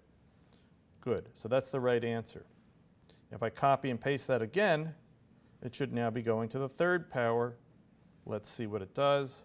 Double check the formula. Good, okay. So each period that I copy it down, it's moving down to the next row, taking that cash flow, using the same monthly discount rate, and then raising it to the period that I'm discounting. Good.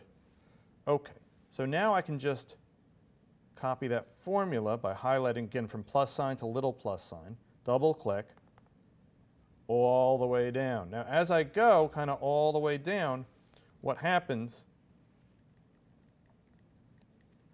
that money becomes worth less, right? So as I go further and further out into the future, I don't have to pay as much for that promise of $2,500. 82 periods from now, it's worth less and less. Now, what is that annuity? The big question in this problem was, what is that annuity worth to me today? Okay, so let's figure out what the value of that should be.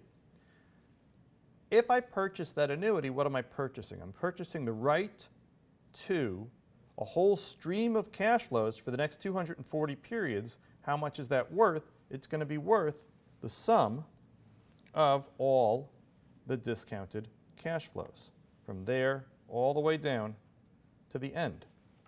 If I sum up all those cash flows, what's the value? That's a big number, as it should be. $415,131. That's a lot of money, but that's how much that annuity would be worth. If I saved $415,000, I could go to an insurance company and say, hey, I'd like a retirement account that pays me $2,500 a month over the next 20 years, right? A retirement annuity. The insurance company at a discount rate of 4% might come back and say to me, we'd be willing to sell you that annuity, and they would say a fair price for that annuity is $700,000. And I would say, no, that's way too much money. I'm not going to pay that. A fair price at a 4% discount rate for that annuity would be $415,000. That's a fair price. Given this discount rate, given this cash flow, I can figure out for myself now what insurance people might call an actuarially fair price for that annuity, would be closer to $415,000. Now, if the insurance company said, hey, we'll sell you that annuity for $420,000 or $410,000, I would say, hey, that's right in the right ballpark. That's about what I would expect at a 4% discount rate to pay for that retirement annuity. Good. So using the very basic principles of compounding and discounting, we can figure out more complicated instruments like this annuity and price it and figure out what the right price ballpark ought to be for something that has a whole stream of cash flows coming in the future. If I know when those cash flows are coming in and I know what discount rate to hit them with, I can put a good value on it. Great. So that was a really easy example of a simple annuity, and we built a spreadsheet model using our discounted cash flow technology to put a value on it. Hi, welcome back to Finance for Non-Finance Professionals. I'd like to do one more example with you. It's sort of a capstone example using our discounted cash flows, compounding and discounting that we've been doing in the last few lectures. This capstone example is going to incorporate a lot of the different tools that we've been using across the different videos over the last week. So let's say, and this is a little bit more foreshadowing what we're going to do in week 2, which is a little bit more using these tools to make capital budgeting decisions inside the firm. Here, I'm going to give you a choice. You've got a choice between 3 different options. You can take $1,000 in cash right now. You can receive $2,000 at the end of 3 years, or you can wait 10 years and receive $3,000. So let's think about using our present value and future value technology. Let's think about putting those things together and thinking about which one of those is the best, which one of those has the highest value. If the discount rate is 10%, and then we'll think about how that answer might change if discount rates were different, maybe if they were 5%. So let's move over to the spreadsheet and build a model to solve this problem. All right, in this example, we've got 3 choices, and we need to decide which of these choices is the best one. We've got $1,000 today, $2,000 3 years from now, or $3,000 10 years from now. What we're going to do is use discounted cash flows to put all those choices into the same time period so we can compare apples to apples. Let's think about the first choice. We have $1,000 today. How much is that worth to us today? Well, it's $1,000 cash in hand, so there's no discounting to do.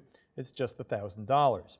The second choice, though, has $2,000 coming in 3 years from now. So how much is that worth to us today? We're going to have to discount it 1, 2, 3 periods into the present. How are we going to do that? Let's say equals. Let's go and grab that cell. And we're going to discount it by saying over 1 plus r, the discount rate, raised to the little caret is the exponent, 3rd power, hit return, boom, $1,503. That's how much that $2,000 is worth to us today if discount rates are 10%.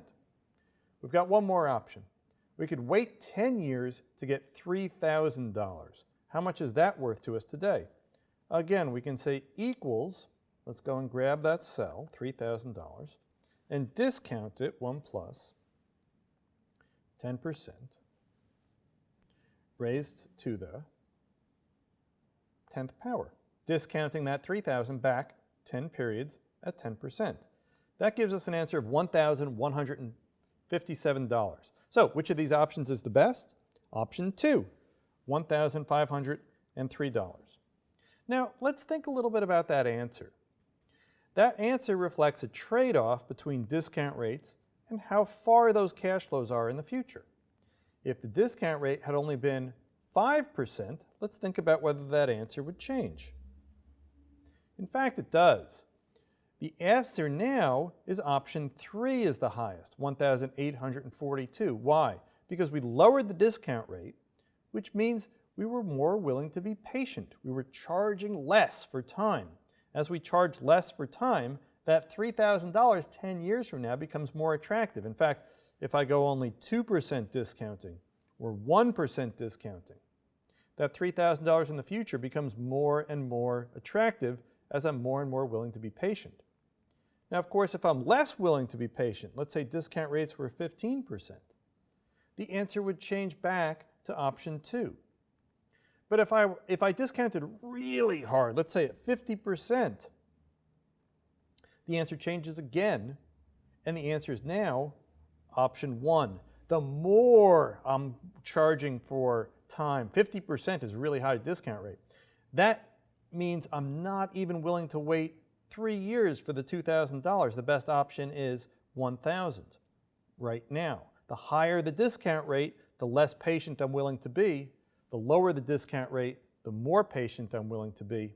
Yep. And we see that the answer changes depending on the discount rate. But at our 10% initial discount rate, the answer was option 2 with a value of $1,503. All right, what we saw from that spreadsheet model was that the best option of those 3 that we had was option 2 that gave us about $1,500. The best option was waiting a couple of years to get the $2,000. That was better than $1,000 today or waiting 10 years for the $3,000.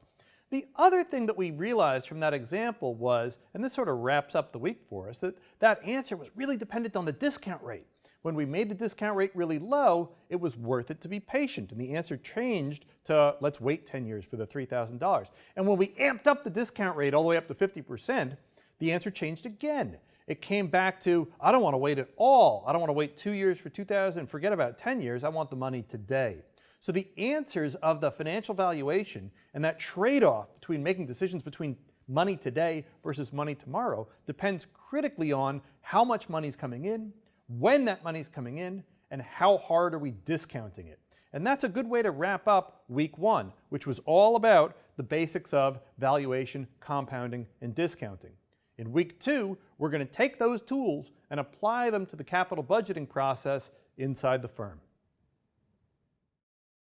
Hi, welcome back to Finance for Non-Finance Professionals. As we wrap up week 1, I thought it would be fun to talk to a practitioner, somebody who's actually in the field doing a lot of the stuff that we've been talking about. So I've got Christine Boyd here with me. Hi, Christine. Hi, James. Thanks for having me. My name is Christine Boyd, and my background is in corporate finance departments. I've been working with investors, managing capital budgeting processes, and doing deals. Great. So, thanks for being here, Christine. Good to be here. So in the first week, we spent a lot of time talking about compounding and discounting and moving cash flows backwards and forwards in time. And a lot of the motivation for doing that was for valuation purposes. We wanted to put a value on businesses or projects or assets. We went through a couple of different valuation techniques in the first week, and I wanted to get sort of a practitioner's perspective. What kinds of different valuation techniques do you see when you're out in the field? Absolutely. I'll start out by saying that all of the valuation techniques that we've been studying this week are used in the field. So to do a thorough valuation when it's something very important to the company, we build a model that incorporates all 3 of those techniques, comparables, ratios, and DCFs, and applies a weighting factor. And the weighting factor will typically represent kind of a confidence level that we have in each of those methods.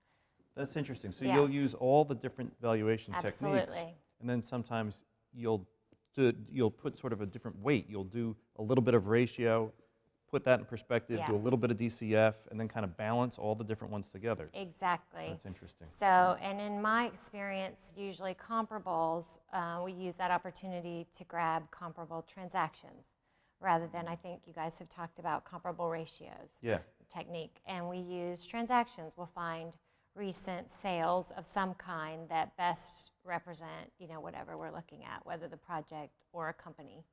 And comparable transactions, very valuable. The DCF probably always had the highest weighting factor. Okay. That makes me happy to hear. Yes, it does. Yeah. When I think about the kind of the cost and the benefits of doing those different techniques, I usually think of the comparables and the ratios as much simpler. Yep. And so if I Certainly. want to get a ballpark estimate of where the valuation is, a lot of times those ratios and comparables can help me sort of narrow in on what's a reasonable framework, what's a reasonable ballpark for putting a value on something. Absolutely. So in some of my experience, I've worked with Wall Street analysts. Those are, they call them sell-side analysts, the ones who dig in to companies and model them thoroughly and provide their estimate to the street about, buy, sell, hold. And so I had an opportunity to work with a lot of those, and they also incorporate all 3 methods into their valuation. But, some of their customers probably, looking at stocks or buying companies aren't quite as sophisticated, right? Right. As your typical corporate finance Yeah. department or your sell-side analysts, for sure. So yes, comparables and ratios are much simpler to get to, simpler to find the numbers on public And easier to websites, communicate. Yeah, and easier to yeah. understand. So Absolutely. that's interesting. So the discounted cash flow might give us sort of a more accurate, precise measure of the valuation, especially if I was going to buy a large public company. Right. I'd go through the hard work of doing the Absolutely. DCF. Yes, Yeah. Whereas if I was going to buy something, a share of stock. a share of stock, yeah. If I was going to buy something like a pizza parlor, yeah, or a bar or a restaurant, Right. where it's really hard to sort of measure sort of what future sales are going to be. It's Yes. hard to get comparables. Yes. I might do some ratio analysis just to make Right. sure I was in the ballpark on Right, something. So where right. there's a lot of uncertainty, the simpler methods tend to dominate. Absolutely. And where we can get better forecasts of what the assumptions going into the DCF are, that sort of makes the return on doing the hard work of a DCF better. Right. Yeah. Okay, that's interesting. Good. Yes. Well, Christine, thanks for coming in and talking Absolutely. to us about the trade-offs of different valuation techniques. Thanks for having me, James. That wraps up week 1. Next week, we're going to talk about capital budgeting techniques, and we're going to have another conversation with Christine about using capital budgeting in practice. Hi, welcome back to Finance for Non-Finance Professionals. This is the beginning of week 2. In week 2, we're going to talk about how the firm spends money. And the basic idea here is to go over the capital budgeting process within a firm, how the firm takes in money that it's got and how it spends it within the firm or gives it back to the capital markets through dividends or repurchases. We're going to talk about a lot of the tools that firms use inside to decide where to allocate money within the firm. We'll talk about net present value, payback period. We'll go over some of the accounting ratios that are often used. We'll talk about the internal rate of return. And then at the end of the week, we'll put it all together with sort of a capstone example, and we'll do some spreadsheet modeling and practical applications. Hi, welcome back to Finance for Non-Finance Professionals. I'd like to talk right now about an overview of what we call the capital budgeting process, which is how firms spend money. Now, when we think about firms, where do they get their money? They get their money from the fact that firms have a set of assets, and they use those assets to try to generate profits. What happens with those profits that the firm brings in? They take that cash flow or the profits that they make, and the financial manager or the CFO or the treasurer, the comptroller, someone in doing the finances of the business thinks about what to do with the cash flow that's being generated by use of the firm's assets. Well, one thing we could do is just pilot it right back through to the people that own the firm. The capital markets, the bond holders, the debt holders, the equity holders, that cash flow generated by the firm could be paid directly out through dividends or repurchases to the financial markets, the investors in the company. The other thing the financial manager could do with that cash flow is, rather than give it back to shareholders or bondholders, reinvest it, buy more stuff, increase the firm's assets in order to increase future profitability. The other thing the financial manager could try to do is, maybe the assets aren't generating enough cash flow, and so the financial manager decides to pull in extra cash from the financial markets, issuing bonds, getting another bank note, issuing additional equity, pulling cash from the capital markets into the firm. You could use that to buy more assets. This sort of diagram that sort of links all these things together is what we call the capital budgeting process. If we use other people's money, either through debt or through equity, we have to pay them for it. As we spend the firm's money, what is it that we pay the investors who are asking to be patient? If you think back to our lecture 1, when we were talking about compounding and interest rates, we were thinking that people didn't want to be patient naturally. And so if we were asking people to be patient, we had to pay them something. We had to pay them that return or that interest rate. And that's exactly what we're going to do when we're using the firm's assets to generate money, because all of the bondholders and stockholders and banks that are sort of letting the firm borrow money to do its business have to get paid. So what should we pay them? Implicitly, we're going to pay them that R, that discount rate, that compound rate, that interest rate that we talked about all through week 1. And so capital budgeting is really the science or the decision making that goes on behind how, when, and where the firm should spend its money in order to maximize the return that it can give to its investors, its bondholders, and its stockholders. You can think about this very similarly to the fact if a friend or a family member wants to borrow money from you, what are the sort of things that you would ask them? You would ask them, well, when am I going to get my money back? You would ask them, okay, how much risk is involved in whether or not I'm going to get my money back? And what would I have done with the money? Oh gosh, I can't lend you the money right now. I need a new car, I need a new refrigerator. The opportunity cost is simply too high. And those are exactly the kinds of things that the firm is going to think about when deciding whether to invest or give that money back to its investors. The timing, the risk, and the opportunity cost. All of that's going to come down to a trade-off between risk and return. And that's exactly what we're going to try to measure through our use of capital budgeting tools. We want to come up with a practice for capital budgeting that sort of incorporates a lot of the best policies and practices that we see in large corporations. The two main things that we're going to look for in any capital budgeting measure are, first, that it's an arm's length measure. What that means in sort of accounting terms is that there's no inside dealing. It's not me and my cousin deciding how we're going to split up the assets of the firm, but that there's a sort of separation between everyone acting in their own interests, that the interests of the people that are borrowing the money aren't commingled with the interests that are of the people that are lending the money, an arm's length transaction. The other is that it's objective. The two of us can sit down, both the borrower and the borrowee can sit down together and say, yeah, okay, these metrics seem to make sense. We could look at the spreadsheet together and agree.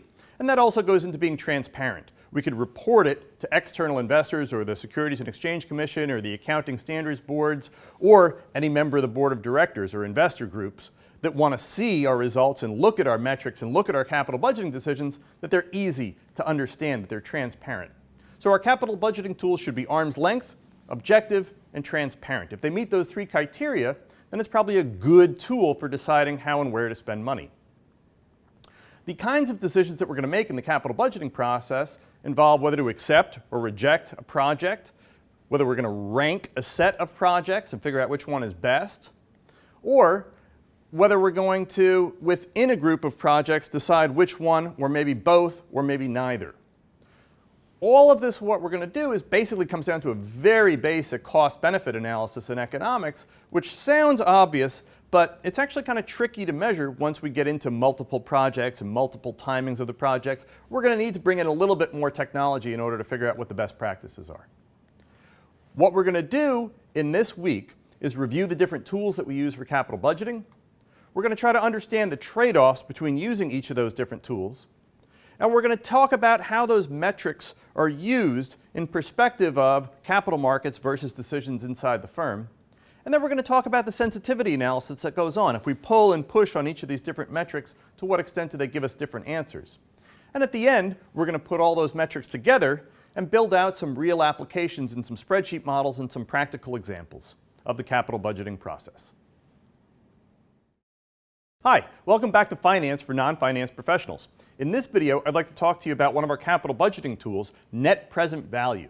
Net present value is going to be the standard bearer for a lot of the capital budgeting stuff that we're going to talk about in week 2. It's one of our main capital budgeting tools. The net present value pulls right out of the work that we've done in week 1 about compounding and discounting and using rates of return. The net present value, the basic idea, is to add up the present value of all future cash flows, like a lot of what we did with the annuity and bond examples in week 1. We're going to add up that present value, the future stream of all future cash flows, and we're going to weigh that against the initial investment. And we're going to ask a very simple question. Does all the present value of the money coming in over the life of the project, does it outweigh how much money we have to spend in order to do the project? Net present value is just that. It's the net between the present value of these two streams, money going out and money coming in. And we're going to ask in a present value sense whether that NPV is greater than 0. If it's greater than 0, then the costs are less than the benefits. The benefits exceed the costs. We should do the project, make the investment. That's our decision rule. Is the NPV bigger than 0? We can write down the formula for NPV very simply as following along very closely with what we did in our discounting in week 1. The NPV is equal to the initial cost, which has a minus sign in front of it, make that bigger, plus what? What's coming in off the project is cash flows. Cash flow in period 1, discounted 1 period back, plus the cash flow in period 2, discounted 2 periods back. You get the idea, plus maybe the cash flow in period 3, discounted back, 3 periods, plus maybe more cash flows coming in. What we're going to do is take that initial cost up here, and we're going to weigh that against the present value of all the cash coming in. We're going to net the two. There's a minus sign here, plus signs on all of these, and we're going to ask whether, sort of like a seesaw, whether all that money going out weighs against all the money coming in, and ask whether that's bigger than 0 or less than 0. You can think of this sort of like a seesaw. If I think of that red minus sign over on the left being the initial investment, and that stream of green plus signs being the money coming in off the project in the future, we can measure the NPV as the difference between the two, the net between those two streams. Right now you can see the seesaw is kind of balanced against doing the project because the initial investment is sort of outweighing those positive plus signs. But the larger those plus signs become, or the smaller that red negative becomes, that balance tends to tip and the NPV becomes larger. If that initial investment is much larger, the NPV becomes smaller. And you can see that the NPV, whether it's bigger than 0 or less than 0, depends on sort of that balance between the money going out and the money coming in. Okay, let's work a problem together and compute an NPV in practice. So let's think of this table of cash flows that I've gotten at a discount rate of 10%. Let's think about whether it's worth it to do the project. Okay, so what have I got? I've got here in period 0, I'm going to spend how much? $1,500. And the question now is it worth it to spend that $1,500?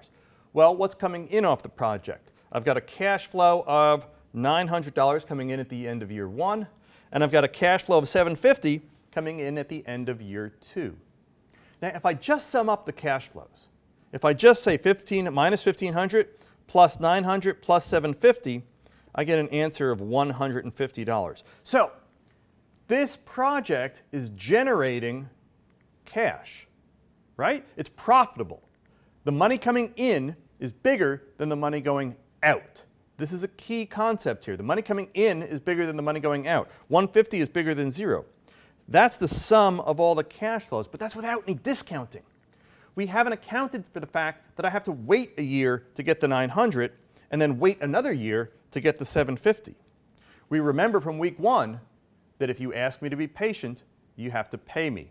So what do we have to pay? In this case, we have to pay that 10% discount rate. So now if we take those cash flows and discount them to the present value, I take that 900 and discount it one period at 10%, I get 818.18. If I take that 750 and discount it 2 periods at 10%, I get 619, less than 750, right? Now, when I sum the present value of all those cash flows, I get minus 61, which suggests that the project destroys value. It's not worth doing. It's a profitable project, but we don't want to do it. Now, why would we ever not want to do a project that's profitable? And the answer is, it really all comes down to this 10% up here. What does that 10% tell me? That 10% tells me what the hurdle rate is for the profitability of the project. This project might be profitable, but it is not profitable enough to justify a 10% return. And that's what net present value tells me. Net present value, discounting those cash flows at 10%, tells me with a 10% return baked in through the discounting, does that balance between cash going out and cash coming in net together to create value for the firm? In this case, the project is clearly profitable, but it's not profitable enough to get over the 10% discounting. In other words, we're not making at least 10% on the project. If our investors require a 10% return to take the risk of that project, we're not going to be able to deliver it to them with a project like this. Okay, let's think about what some of the main drivers are in that net present value calculation. First is cash flow. Obviously, more cash is better than less. The second is the timing. The further the cash flow is out in the future, the harder it gets discounted, the less it sort of counts, the further it is out on that seesaw. And the third thing is the discount rate. The higher the discount rate, the further those cash flows get pushed down, lower the NPV. The lower the discount rate, the less discounting, the better the project. Lower discount rates, higher NPV. Higher discount rates, lower NPV. Okay, good. Let's think about this net present value metric. This is really going to be our best, our standard bearer, our benchmark, our best capital budgeting tool. It incorporates the timing of the cash flows, It incorporates the opportunity cost because that discount rate says, hey, what else could I do with my money? The fact that we're discounting implicitly incorporates the opportunity cost. And it incorporates risk. If we think the project is a lot riskier, what could we do? We could always jack up the discount rate to reflect that risk, a concept we'll get back to in week 4. It's objective in the sense that if we have good forecasts and good discount rates, we can do this in a way that I can explain it to anybody. It's arm's length if those discount rates and forecasts are coming from someone that isn't making the decision, then it's an arm's length metric. And it's transparent. We could sit down together with a spreadsheet and go over it together and explain the metric to each other. So net present value weighs the costs and benefits of cash coming in versus cash going out and gives us an objective, arm's length, and transparent metric for capital budgeting. Hi, welcome back to Finance for Non-Finance Professionals. In this video, we're going to talk about another capital budgeting tool that we use to decide where, when, and how to spend the firm's money. The tool that we're going to talk about in this video is payback period, which is you see commonly in the field used by practitioners a lot. And I'd like to talk about some of the costs and benefits of using payback relative to the tool that we talked about in our last video, net present value. So the idea behind payback is very simple. How long does it take to earn back the initial amount that you invested? The decision rule is we'll invest if the payback is less than X. Now, you hear this get used a lot, and actually we kind of use it a lot in terms of, how long is it going to take? If I buy a new refrigerator because my old refrigerator costs too much money to run, at what point will I make my money back on it? And so this idea of payback period sits well, I think, in our psyche because you think to yourself, well, if I spend all this money, how long is it going to take me to recover the money that I spent? And if it pays back in a year, then the rest is just kind of gravy. And then I feel good about it, the rest of the profits that come in off it once I've sort of recovered how much money I spent on it. That nice sort of heuristic feel to payback is also one of the dangers of that metric too, because I'll talk about some of the sort of psychological biases that go on when we use those kind of heuristics for making decisions. So let's think about 3 projects and just go through a very simple example of how we compute a payback. If I look at these projects, I've got a bunch of different cash flows coming in on these projects. In project X, I'm going to spend $500. I'm going to get back $500, $250, and then nothing in the 3rd year. So when does this project pay back? When do I recover my initial $500 expenditure? I get it back at the end of year 1 where I've recovered the full $500. So the payback on this is 1 year. When do I get paid back on project Y, the second project here? I spend $500. I get $100 back. It hasn't paid back yet. At the end of year 2, I get back another $200. Now I've collected $100 plus $200 is $300. It still hasn't paid back. I might say that I got the money back somewhere during year 3. So by the end of year 3, the project has fully paid back and I've recovered the initial $500. We could get a little fancier than that if we wanted to. We could split up the year and say in project Z, we could say I spent $500, I got $300 back, so it hasn't paid back yet.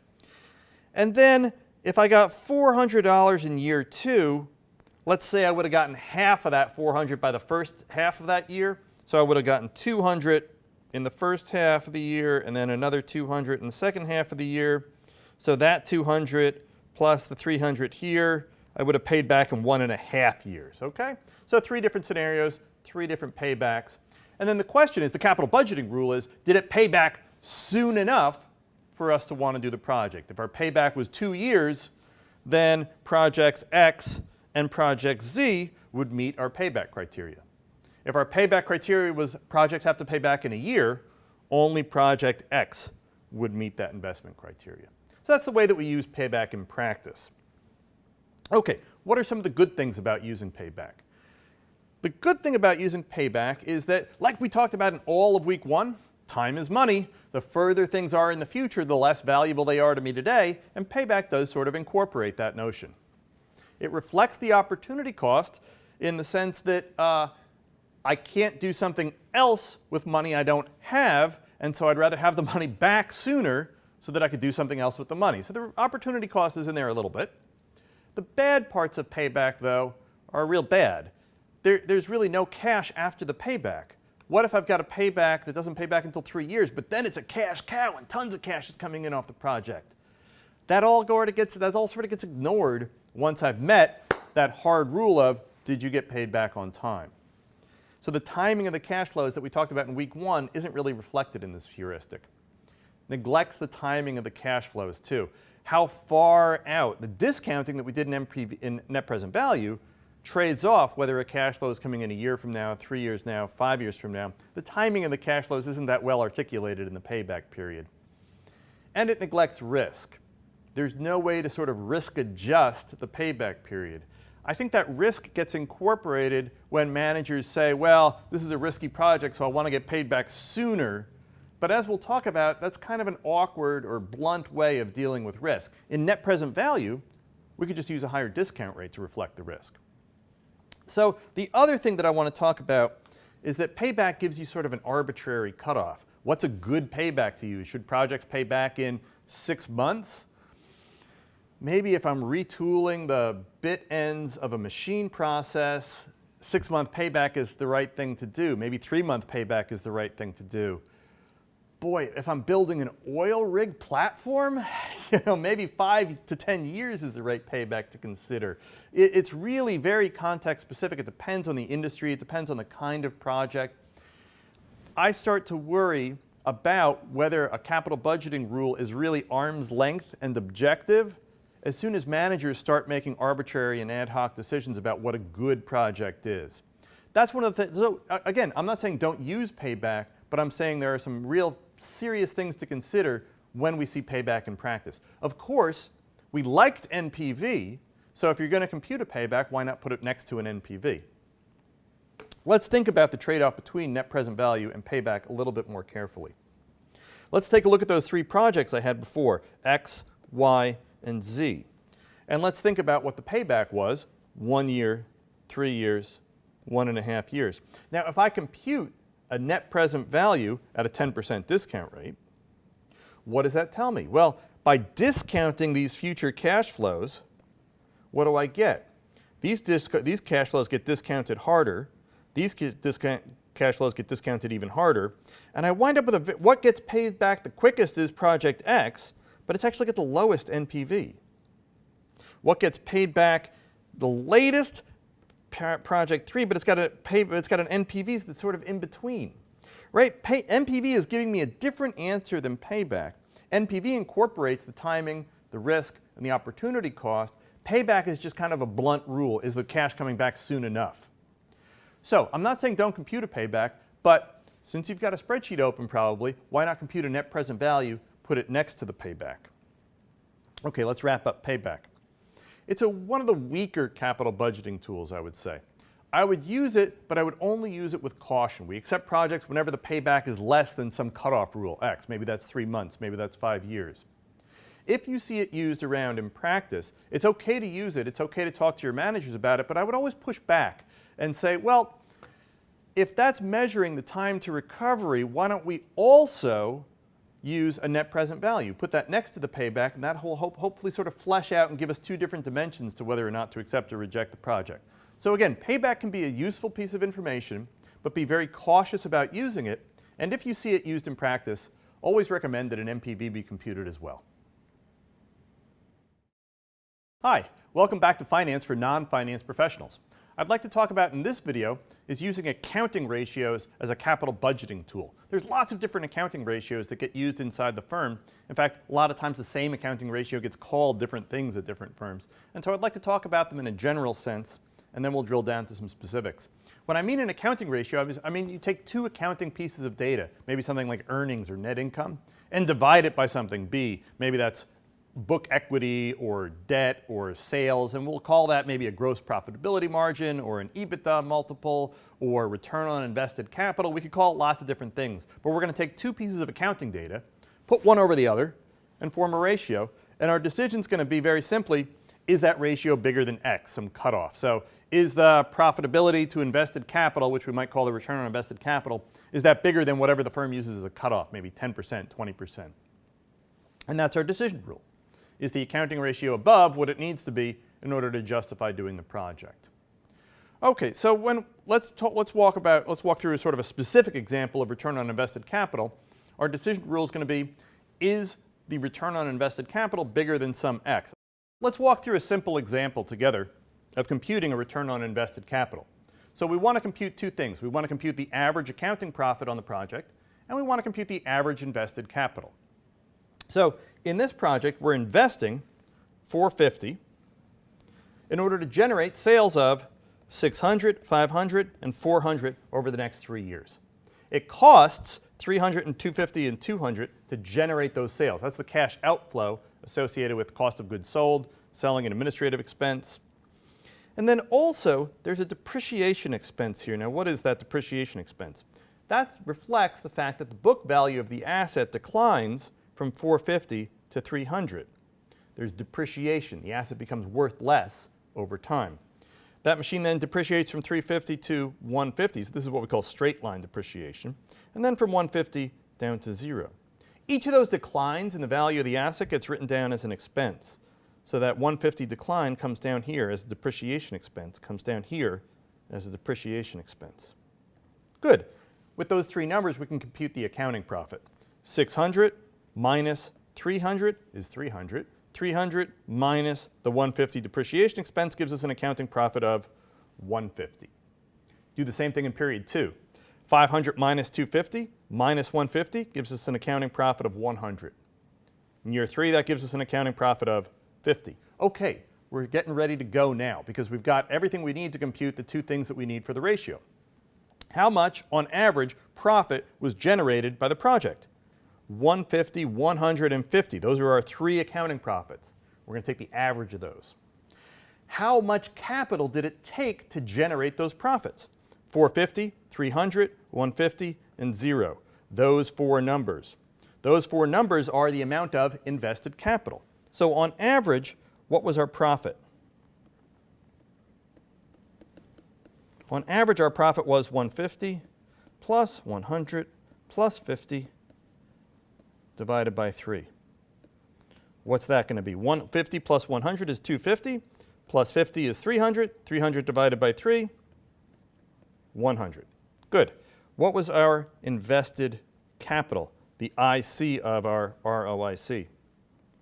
Let's see. We've got 4 periods of using the equipment, so 4 balance sheets, 450 plus 300 plus 150 plus 0 divided by 4.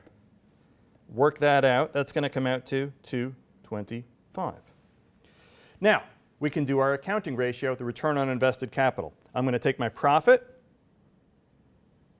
100, average profit, and divide by my invested capital, 225, to give me an ROIC of about 44%. Okay, so 44% is my return on invested capital. And now we think to ourselves, is that 44% big enough? And that's the capital budgeting decision.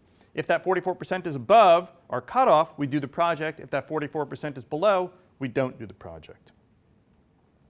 We could think about return on invested capital. We could also, instead of using invested capital, we could have used assets. We could have used book equity, gross profits. We could have divided them by sales, net profit, and divided by net sales. We could have used the profitability index, which is the present value of those cash flows divided by the initial investment. Lots of different accounting ratios. These are all basically the same flavor. We're just replacing the denominator with some other accounting metric. Now, there's some good things about these accounting ratios. More money is better than less money, right? So in the numerator, it's good. More profit means better profitability, more cash coming in. In the denominator, less capital to generate that money is better. So the ratio makes good sense. It's reasonable that people use this. It does talk about the cost of capital in terms of how long we're using machinery. But the bad is that, again, like payback, it neglects the timing. It neglects the timing, and it includes, this is important, it includes some accounting distortions. Remember that depreciation expense? That depreciation expense is an accounting distortion. It doesn't reflect real cash. That depreciation expense wasn't the check that got issued to somebody. Accountants call it a non-cash expense, which means it's an expense I didn't pay. So that's fine. It's good from an accounting standpoint to reflect the real depreciation of an asset. But from a finance standpoint, what I care about is money, money, money. And that depreciation expense doesn't reflect a real cash flow. In week 3, we're going to start undoing some of those accounting distortions in order to get back to a measure of real cash generation. and it neglects risk. That 44% cutoff, that 44% on the project example that we did, is that good enough? I don't know. If it puts the whole firm at risk, if it means playing Russian roulette with one bullet in the chamber, maybe 44% isn't that good a return. On the other hand, it's hard to sort of adjust the accounting ratio to reflect risk the way we can with a net present value. So my advice on all of these accounting ratios is they're okay in isolation, they're informative, they get used a lot internally, but always put them next to a net present value. If you put them next to a net present value, the arbitrary cutoff sort of goes away because the net present value is sort of our North Star or our benchmark for whether or not this project generates value. Welcome back to Finance for Non-Finance Professionals. In this video, I'd like to talk about using the internal rate of return as a capital budgeting tool for deciding how to spend money within the firm. The internal rate of return is a question that we ask of NPV. NPV, you remember our first capital budgeting tool was whether or not the present value of the cash coming in exceeds the cash going out, the net of the present value of the cash flows. We're going to ask a slightly different question with the internal rate of return. We're going to compute an NPV, and then we're going to ask what rate sets the NPV equal to 0.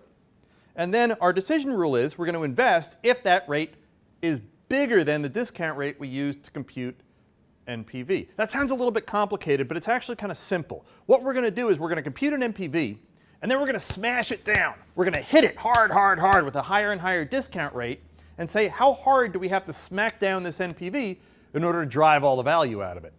If all I have to do is hit that project with a feather and the NPV goes negative, that's kind of a crummy project. But if I can smash that NPV with a cinder block, a 20, 30% discount rate, and it's still got a positive NPV, that's a good project. And so internal rate of return is saying how hard do I need to smash down the cash flows in order to drive the value out of the project. So it's sort of a measure of resiliency of the cash flows. Okay, the harder I discount, the more that drives down the NPV. How hard do I have to hit it and still say bigger than 0? That's what IRR is designed to tell us. Yep. This decision rule is very similar to our net present value decision, as we'll see graphically in a few slides. What we're really going to do with internal rate of return is take the net present value, which was a nominal figure, and squish it into a percentage, which makes it sort of more heuristically, naturally, intuitively more appealing. I could tell you that the net present value of a project is 2,632. That number is kind of hard to, like 2,632 million, 2,632, like that, it's hard to think about nominal numbers for all of us. If I tell you the internal rate of return on the project is 25%, it's easy to sort of intuitively be like, oh, 25% is a good return. It takes that net present value and smushes it into a percentage, which is nice. We'll have to be cautious about doing that, but it's nice. It gives us a more intuitive, appealing sort of take on the NPV of the project. Let's think about the IRR in formulaic terms. When we had our net present value formula, the NPV was equal to the initial cost weighed against all of the cash flows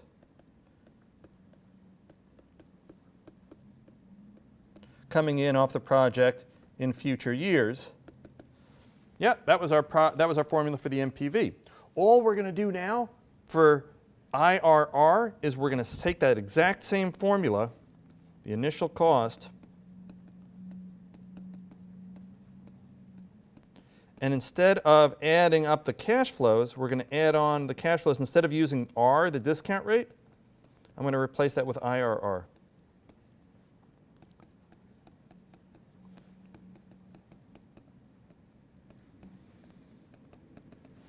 And I'm going to set that equal to 0.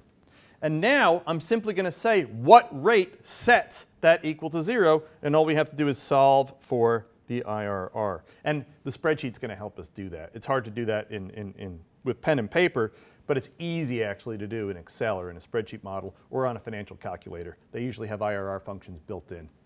Okay, and so now we're going to solve this polynomial equation for the IRR, and that's going to tell us if I had smacked down the cash flows at what R would it drive all the value out of the project. We could think about this relationship graphically. So if I think about a project that's got positive NPV, if I don't do any discounting, so what I'm going to do is I'm going to graph the value of the net present value, how big the NPV is, against how hard I'm smashing it down, the discount rate. As I smash that cash flow down, that NPV down with higher and higher discount rates, that NPV is going to come down until at some point it crosses zero. The point at which that crosses zero, the discount rate that sets the NPV equal to zero, is the IRR. Now, look at what we've done.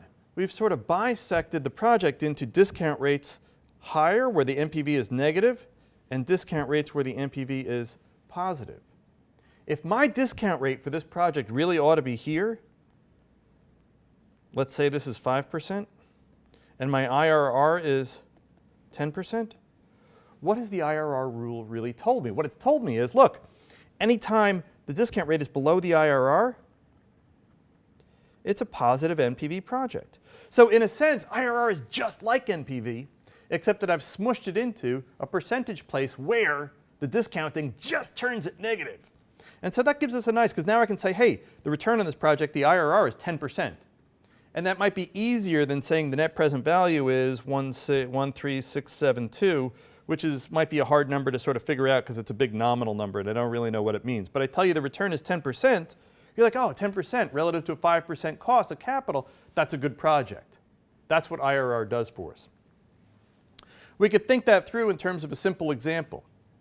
Let's say I were spending $9,364 in order to generate cash of $10,000 in year 1 and $1,000 in year 2. If I didn't do any discounting at all and just added up the cash flows, that would be $1,636. If I discounted the cash flows at 10%, I would discount the $10,000 back one period at 10%, discount the $1,000 back two periods at 10%, give me a net present value of $553. If I, instead of discounting at 10%, discounted at 20% instead of 10%, that would give me a net present value of minus $336. So what must have happened in the middle? Somewhere that net present value crossed from positive to negative. If we solve it, that actually happens at exactly 16%. That's the trade-off where discounting it hard enough just to draw all the value out of it. It's actually a really easy thing to do in Excel. If I take the example that I just showed you and look at those cash flows, take the present value of those cash flows, again, discounting the 10,000, discounting the 1,000, computing the net present value, summing them all up to get 553, all I have to do in Excel is say equals IRR, go and grab that set of cash flows right there, which is what the cell is doing right there, and built into Excel is an easy IRR function. And so it spits it right out. It solves that polynomial equation, finds the root, sets it to 0, and spits out the 16% for me. So it can be conceptually difficult to think about solving big equations that have lots of roots, but Excel does it for us. Solving that, setting that NPV equal to 0, finding that 16% is relatively easy. Okay, to wrap up, internal rate of return is very similar to NPV, but it scales that NPV into a percent. It's a more intuitive measure because it gives us a sense of what kind of rate of return the project is yielding, and it accounts for the timing, the opportunity cost, and the risk of the project in a very similar way to what NPV does. So IRR is one of our good capital budgeting tools. We should always compute it alongside of our NPV. Hi, welcome back to Finance for Non-Finance Professionals. In this video, I'd like to talk about a couple of wrinkles with the internal rate of return. In our last video, we introduced internal rate of return as one of our capital budgeting tools for how to spend money within the firm. There's a couple of things that we need to be careful about with the internal rate of return. We liked it. We said it was a lot like net present value, which was our gold standard capital budgeting tool. And since IRR was a lot like NPV, we talked about a lot of the benefits of using IRR. But there's a couple of complications in practice that I want to at least talk through with you. The first is loan kinds of flows. When the cash flows get reversed, when they come in and go out, come in and go out, IRR can get a little bit funky for some math reasons that I'll talk about at a high level. The other is the scale problems. we can sometimes make bad capital budgeting decisions based only on IRR because we got rid of the scale. In other words, we'd rather have more money than less, but IRR has gotten rid of how much money we're making overall. It's put it in percentage terms, and we need to be careful about that. The other is a timing problem, and the other is some mathematical complications with IRR that I'll talk about at sort of a high level. Okay, let's talk about loan flows. When the cash flows are reversed, an IRR can sometimes give me a misleading picture about whether or not the project is adding value to the firm. Money comes in and then money goes out. The sign can actually flip. Anytime the sign flips, I need to be careful about using IRR. In other words, if I spend money on a machine and then the machine generates revenue, and then I have to retool the machine in year 3 and I spend more cash and then money comes back in again, that's 2 sign changes: money out, money in, money out, money in. Anytime that flips a couple of times, you have to hesitate, say, whoa, hang on, and be careful about using IRR. So let's talk about that a little bit. Consider these 2 projects, X and Y. In the first, I'm going to spend $500, so this is our normal capital budgeting. I'm going to spend $400 in order to generate $500 a year from now. If I work out the NPV, it comes out to 54.54. If I compute the IRR, it comes out to 25%. In the second project, though, I've got $400 coming in, and then I spend $500 in year 1. That's like a loan. I'm getting money in, paying it back later. What happens here? The net present value is minus 54.54. The whole thing flipped. I'm not making $54, I'm losing $54. I compute the IRR, it's the same, it's 25%. What happened? Did something get screwed up? Not really. The math is clean. The solution to what rate sets that NPV equal to 0 is 25%. It's just that the NPV flipped sign. So we have to be careful anytime there's a flip in the sign of the cash flows. If I think about it from the graph perspective that we talked about when we talked about IRR, in the first project, the NPV kind of looks like this, and that's the IRR. But in the second project, the returns, the NPV looks like that.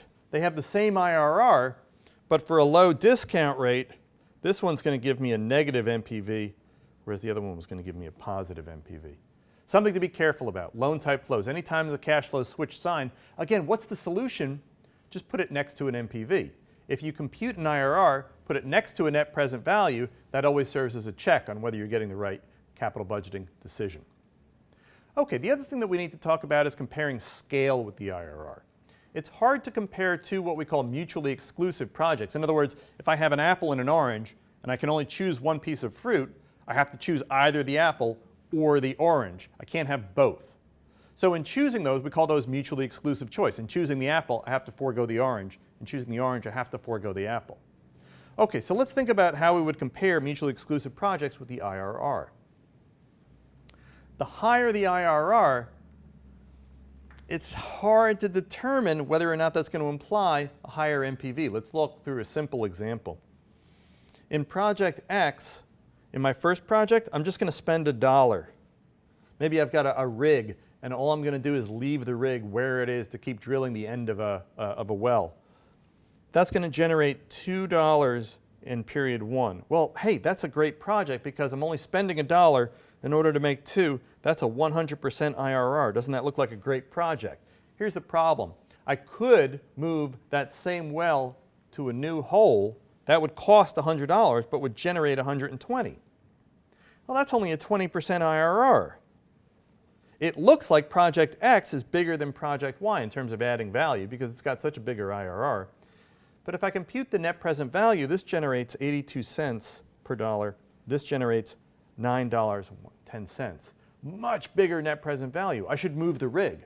Project Y is much better from a net present value standpoint because it's generating a lot more value for the firm. It's just that project X is generating a relatively higher number. That's what the IRR is telling me. But in getting rid of the scale, we got rid of the scale. Again, how do we solve the problem, or how do we make sure that we're making the right decision? We take that IRR, put it next to a net present value, and that checks whether or not the IRR is large enough or whether the scale is giving us the right decision with IRR. Again, we could see this graphically as one project might have an IRR here, but a similar project might have the same IRR, but a much higher net present value. Obviously, this project is preferable to this project because for all discount rates less than the IRR, it's going to generate more NPV. We just have to be careful of the scale. Always put that IRR next to a net present value. Okay, it could be that there's no rate, there's no solution to that polynomial. You put it in Excel and it gives you that dreaded like not applicable, or it gives you dollar signs, or it gives you some kind of weird symbol in Excel. It says, and you keep banging on it, it won't give you an answer.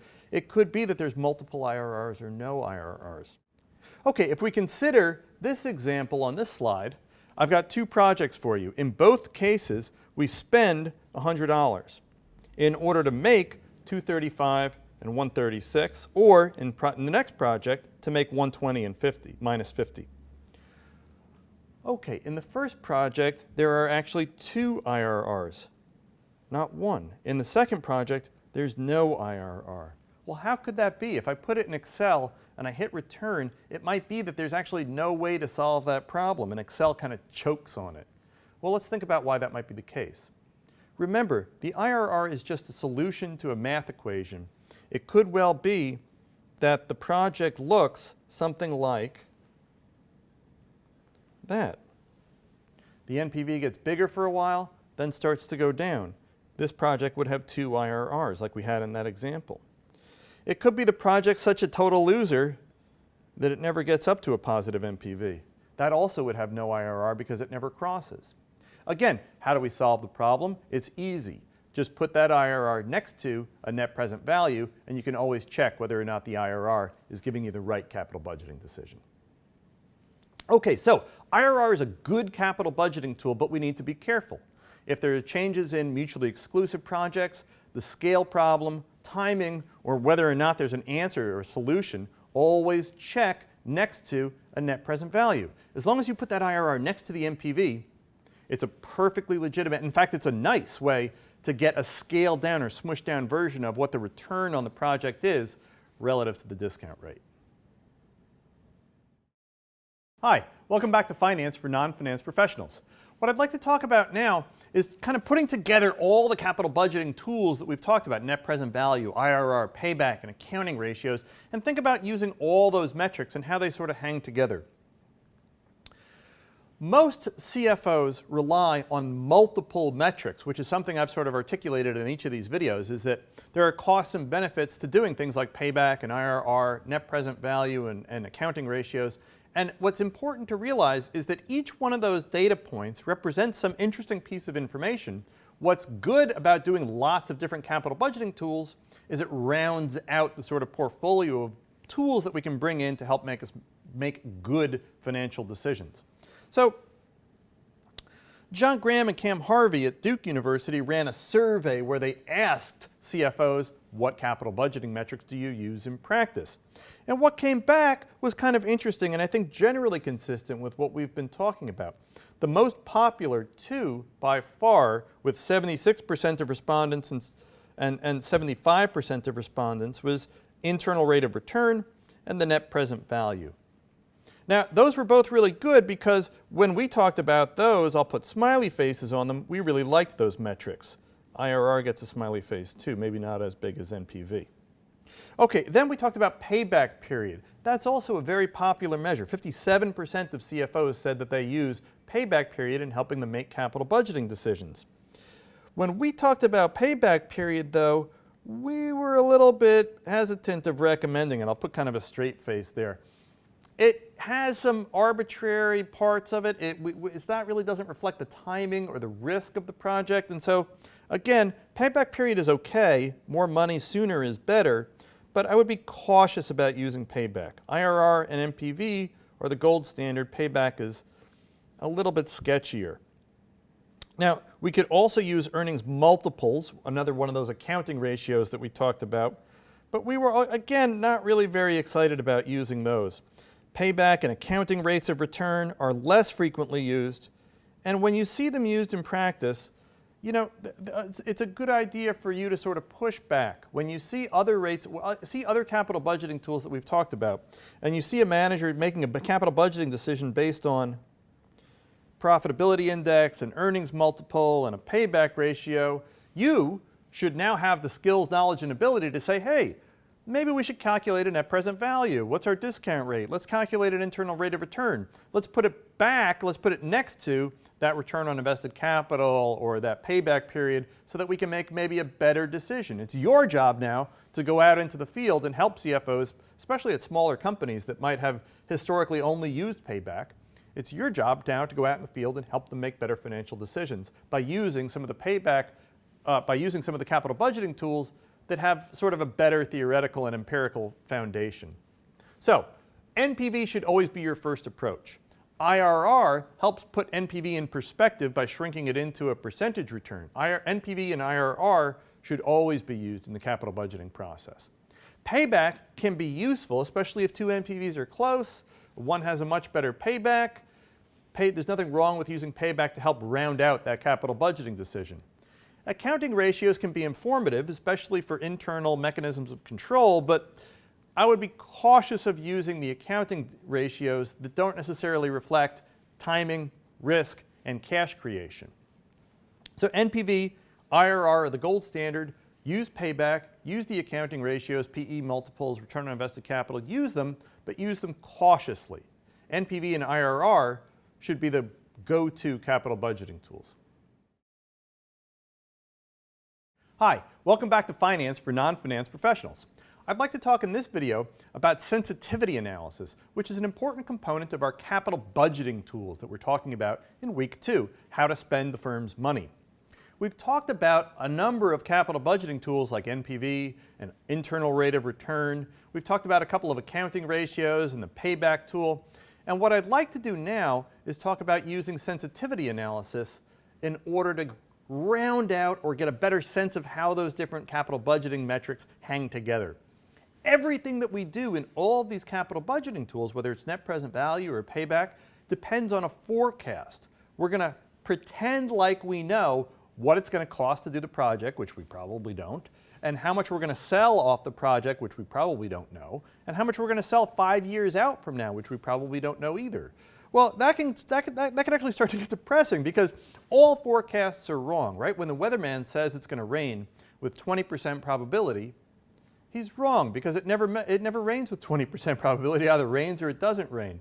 So once you get the realization of that uncertainty, you go back and say, well, the forecast was wrong. So all forecasts are wrong conceptually, and that's just a concept that you need to be comfortable with. What's important in terms of making a decision under uncertainty is that we not say, well, because we can't forecast things perfectly, we should just forget it and just kind of go with your gut and wing it, throw a dart. That's the wrong thing to do. Even though we live in an uncertain world where we never really know what's going to happen, and all forecasts are essentially wrong from their conception, that doesn't mean we shouldn't try to make the best forecast possible.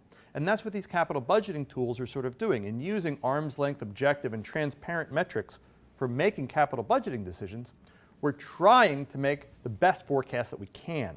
The fact that we never really know what the answer is going to be shouldn't prevent us from trying to make the best answer that we can. So what we're going to talk about in this video is we had to make a set of assumptions. What do I think first year, second year, third year sales are going to be? Where do I think when we finish the project, what's the closing cost going to come in at? How much is the project going to cost to do? We have some sense of it, we have some forecast for it, but we're probably going to be a little bit off, plus or minus. And what we want to think about now is, well, how sensitive is our decision to a lot of those assumptions? And we can do that really easily within the framework of the capital budgeting tools that we've already talked about. And we'll think about what are the main value drivers, and if I tweak those, if I wiggle them around a little bit, how much does it change the answer? And that sensitivity analysis or scenario analysis will give me an idea of how comfortable I am with the forecasts that I've made for the project. Okay, so let's walk through just a really simple example of what am I going to do here. I've got in time 0, I'm going to spend $5,000. Well, what do I get in return for spending that? I get a whole series of cash flows, $3,200, $2,500, $1,200, $1,200, $1,200 over the next 5 years. If I compute an NPV at 15%, that gives me a net present value of $1,745. Okay, so that's what I expect to happen. Is that what's going to happen? Of course not, because when it comes to the realization in year 3, maybe I make $1,100, maybe I make $1,700. I don't really know. It's just that $1,200 right now is my best guess for what I think is going to happen. And so if you feel uncomfortable about that, you probably should, because I want to know, like, well, that's just a set of guesses. How close would I be to getting profitable or not profitable if we wiggled those numbers around a little bit? And so that's what scenario analysis does for us. Let's say, hey, let's talk to the sales team, let's talk to the research and development people, let's talk to the contractors, and think about how much might this project cost. It might be that the project comes in a little over cost. In a pessimistic scenario, it's going to cost $6,000 to get the project off the ground, whereas it costs $5,000 in my other two, expected scenario and optimistic scenario. Maybe sales don't come in as strong as they should. They're lower in all of my years. So what I've done is I've sort of dialed down my forecast in my pessimistic scenario.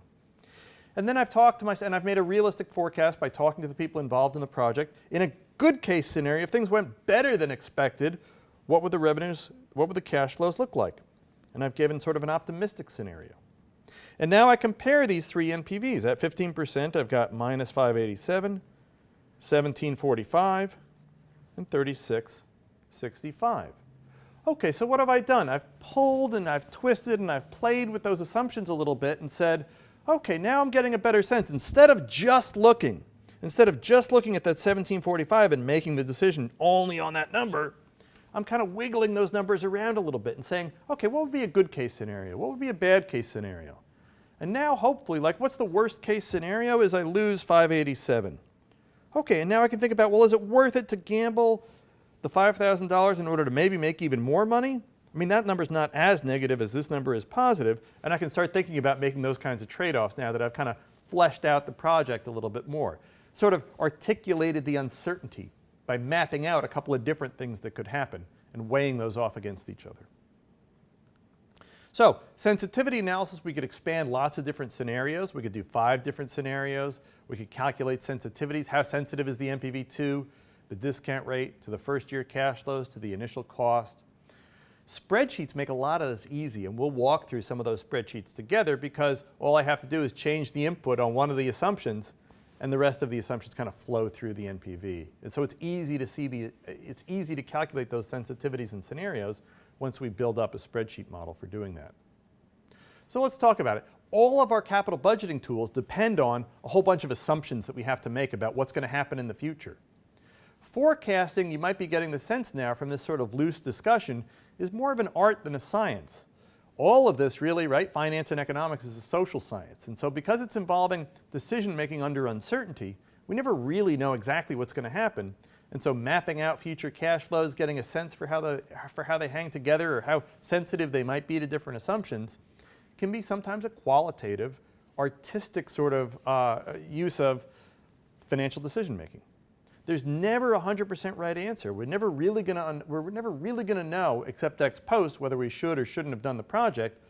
But that shouldn't stop us from trying to make the best forecast possible and making arm's length, transparent, and objective capital budgeting decisions.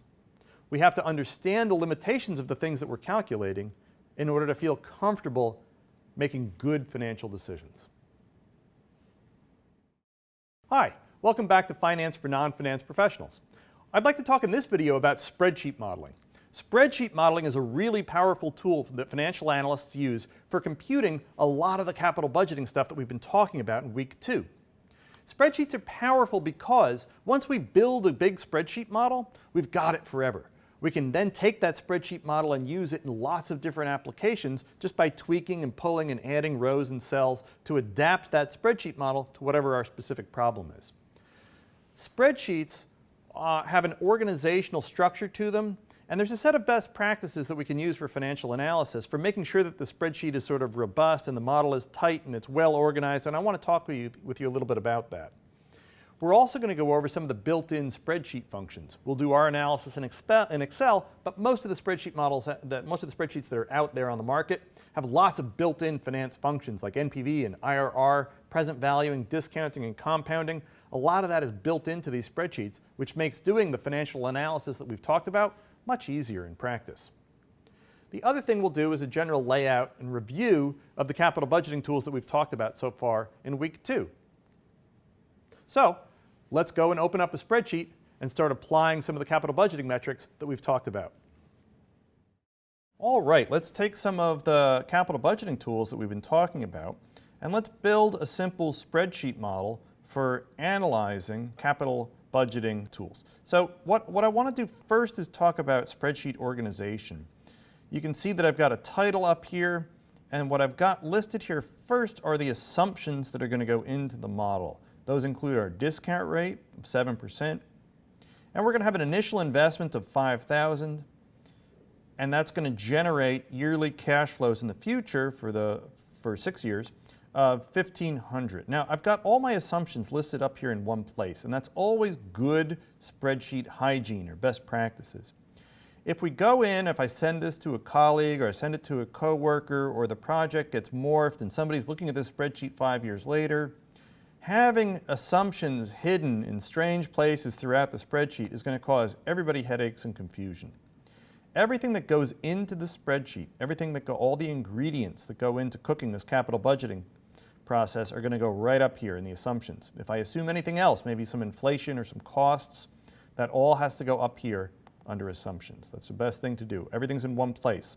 That also means I know what to change. If I want to change any of the assumptions, I'm going to do that all up here in one place. Okay, now below the assumptions is where we're going to do some cooking. And I've got the kind of the roadmap lined up for you here. My first cash flow is going to be that initial $5,000. And then my subsequent cash flows are going to be $1,500. And I'm going to lock that cell with a $sign on the column and a $sign on the row reference, so that when I copy that cell, if I just drag it across and fills, it's always going to fill with the same cell reference. So those $signs make sure that I'm always copying over the exact same cell. Otherwise, it would start copying over the cells next to it. The $signs lock that reference. Okay, good. So we're going to take this very simple set of cash flows, spending $5,000 in order to generate 6 years of $1,500, and let's discount them. So I'm going to take that cash flow, I'm going to discount it at 1 plus 7%, and I'm going to again lock that cell so that when I copy it over I'm still grabbing the 7%. And then I'm going to raise it to the period here. Now you might be questioning why I'm raising the initial cash flow, but raising something to the 0th power just gives you 1, so that should just come out straight with 5,000 as it does. Okay, then all I need to do is grab that formula and copy it over 6 periods. Let's double check the formula, make sure it's doing the right thing here. Good, so I'm going to grab the 1,500, I'm going to divide by 1 plus 7% raised to the 1st power. That's exactly what we want it to do. By the time I'm 6 periods out, I should be grabbing the 1,500, discounting at 7% for 6 periods. Looks good. Looks like everything copied over correctly. Now, if I want to calculate the net present value, what am I going to do? I'm just going to sum up all those cash flows, discounted cash flows, sum of the discounted cash flows. There we go. Good. And I get a net present value of $2,149. That's bigger than 0, so my NPV capital budgeting tool would tell me, go ahead and do the project. The project's worth doing. It generates more value, which we can kind of see, right? It's kind of generating a whole bunch of money here that's going to be well in excess of the $5,000. There's 1,000, 2, 3,000, 4,000, 5,000. Yeah, we're going to be generating lots of money here. Our net present value is $2,149. Now, we could also do this easily in Excel using a built-in formula. Lots of spreadsheet programs have this function built in. As soon as I type in equals NPV, you see it already knows what to ask me for. It says, what's your discount rate? I go and grab that. And then it says, what are your future values? I'm going to go and grab those. Don't grab the discounted ones. It's going to do the discounting for us. And then I'm going to tag on the initial cash flow. The NPV formula doesn't include the initial cash flow, so we need to tag that on at the end. That should give us the same answer. There you go, 2149.81. It's easier to do it with the formula than it is to do it by banging out all the present value of the cash flows like we did in the table, but it's good to see what's going on behind the formula before we start using it. Now, one of the things I could do to find the IRR is I could start changing the discount rate. Maybe if I made the discount rate 15%. No, it's still positive. Maybe if I made the discount rate 22%. Nope, somewhere in between. 20%, close. There's an easier way to do it, right? I'm trying to get the NPV to equal 0. 21%? Oh, let's go back to 7% discount rate, which is the original discount rate. And let's just ask Excel to solve it for us. All we need to do is type in equals IRR, go and grab those initial cash flows, not the discounted cash flows, but the raw cash flows. Close that, boom. Excel solves it for us. Any of the spreadsheet models that are out there will solve that for us, and the IRR is 19.9%. We could do a little payback on this too and start accumulating the cash flows. 5,000. And then what's the cumulative cash flow? I'm going to get that 1,400. I'm going to add it to what the cash flows were in the last period. So now each period I copy that over, I'm going to grab the new cash flow and add it to the accumulation of cash flows. Has it paid back yet? Not yet. But if I copy it over, not yet, copy it over, not yet, copy it over, there we go.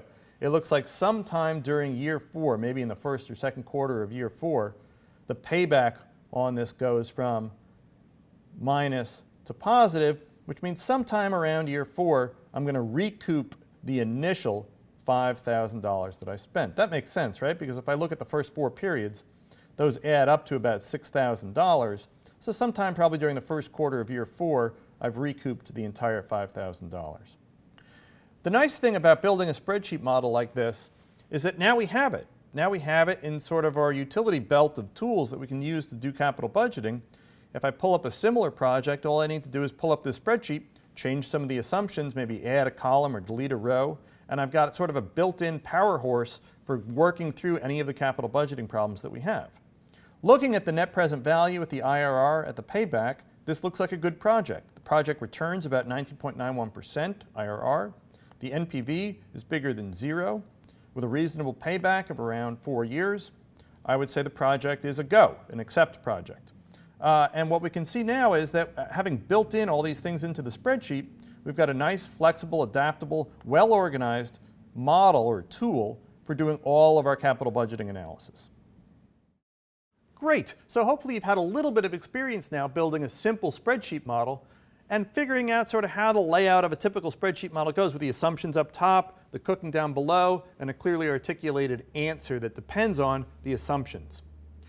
Hopefully we've also had a little bit of review of the spreadsheet functions that we use to do the capital budgeting tools, and a general layout for how spreadsheet modeling goes. In the next week, in week 3, we're going to talk about cash. We're going to talk about cash creation. We're going to go through the accounting statements and try to put the capital budgeting tools that we've talked about this week into a little bit more specific context, looking at actual financial statements from real firms.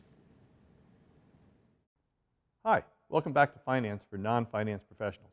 As we wrap up week 2, we've been talking about capital budgeting, how the firm spends its money. We've talked about a lot of different tools like NPV and IRR, and we've got our practitioner in the field again, Christine Boyd, to hear and have a chat about what practitioners do in practice. Hi. So Christine, give us your perspective on capital budgeting and some of the different tools we've talked about this week. In capital budgeting, I've seen a wide range, everything from the payback method, certainly to a thorough NPV for some of the larger projects. In some of my experiences, it was they were slightly smaller companies that we were dealing with, and so the NPV might have been a little sophisticated for them. But in the larger companies, certainly thorough NPVs are done to select the capital projects. In one example, there was, it was a fairly low growth company, mature, and in that case, they did not do an NPV, they used payback.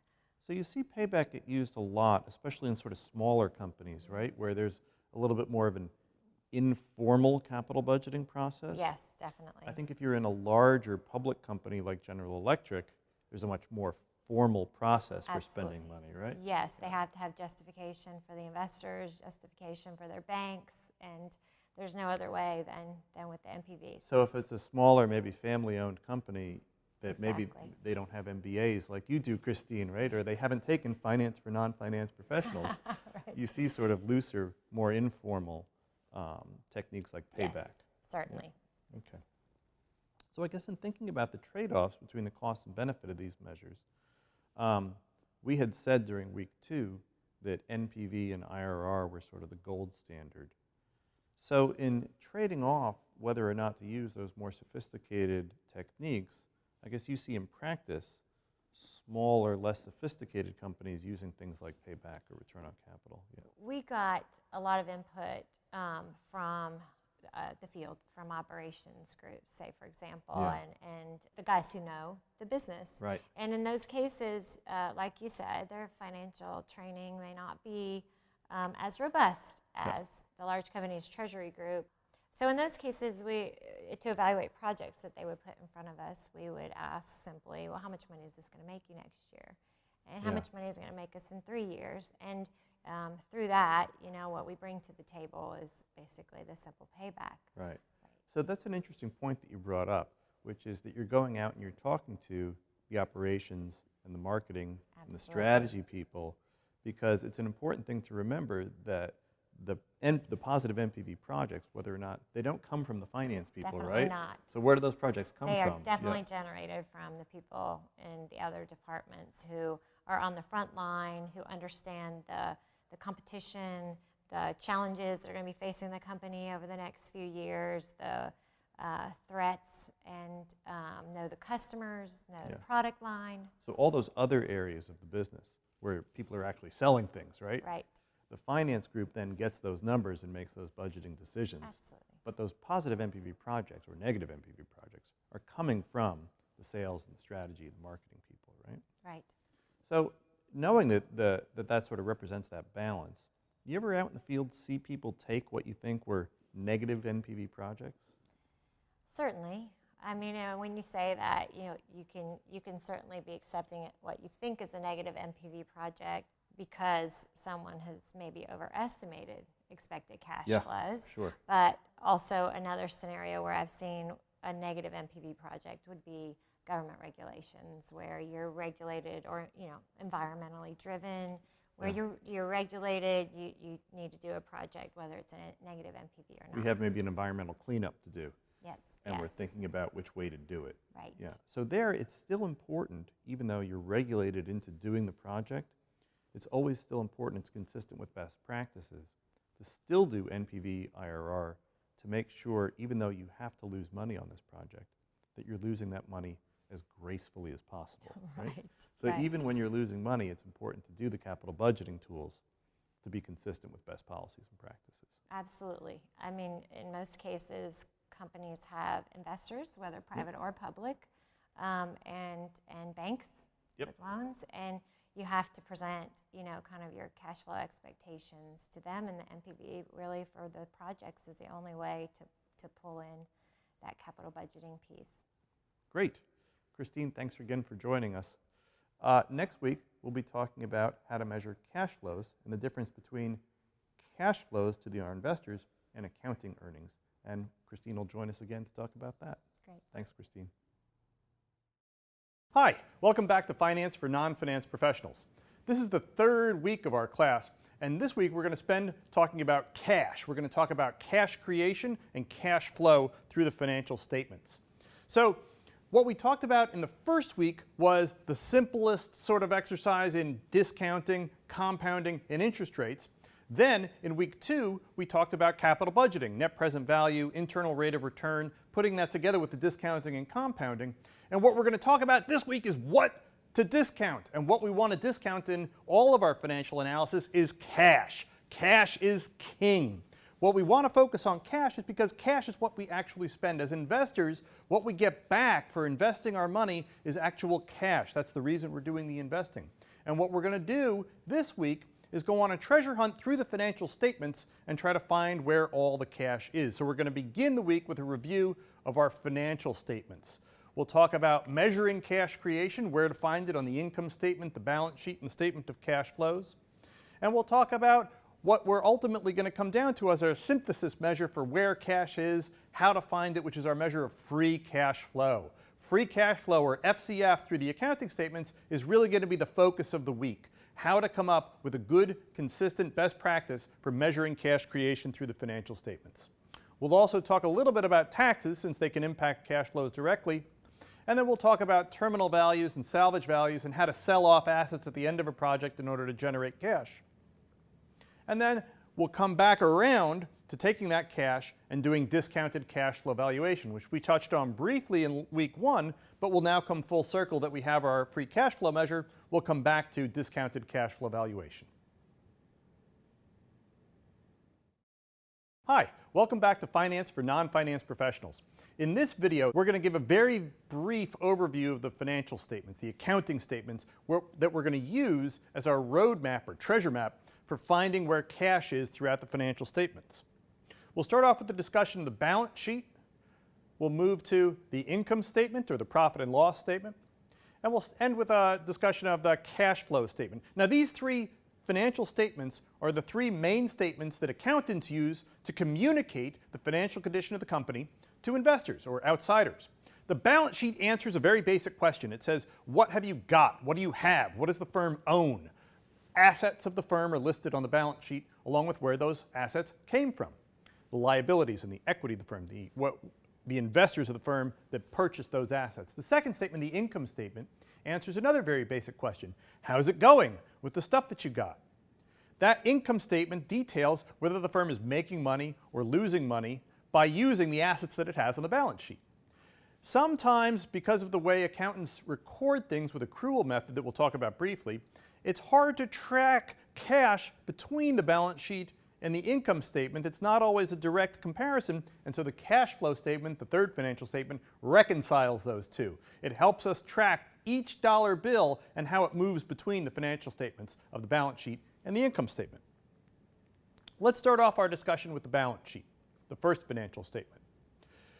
What does the firm own? How is it paid for? And that has to tie together with an equal sign in the middle. That's really the nature of the balance sheet, is that equal sign in the middle. That equal sign says that the balance sheet has to balance. The assets have to be equal to where those assets came from. The left-hand side of the balance sheet lists everything that the firm has. The right-hand side of the balance sheet lists where everything came from. Everything was purchased by the firm by either equity holders, or we used banks' money or bondholders' money, liabilities. So everything that the firm has, the assets, are owed to someone. They're either owed to bondholders or banks and liabilities, or they're owed to the owners of the firm, the equity holders in the firm. Let's think of some of the assets on the balance sheet. There are current assets like cash and marketable securities. Accounts receivable is an asset. If I have money that is due to me, that's an asset, even if I don't have the cash right now. Inventories, product and services that I have in the warehouse that I haven't sold yet, those go on the balance sheet under current assets. And then there are long-term assets, property, plant, equipment, machines, real estate, that go down under PP&E, or fixed assets. Land, machinery, depreciation expenses, all of those things accumulate on under the assets on the balance sheet under property, plant, and equipment.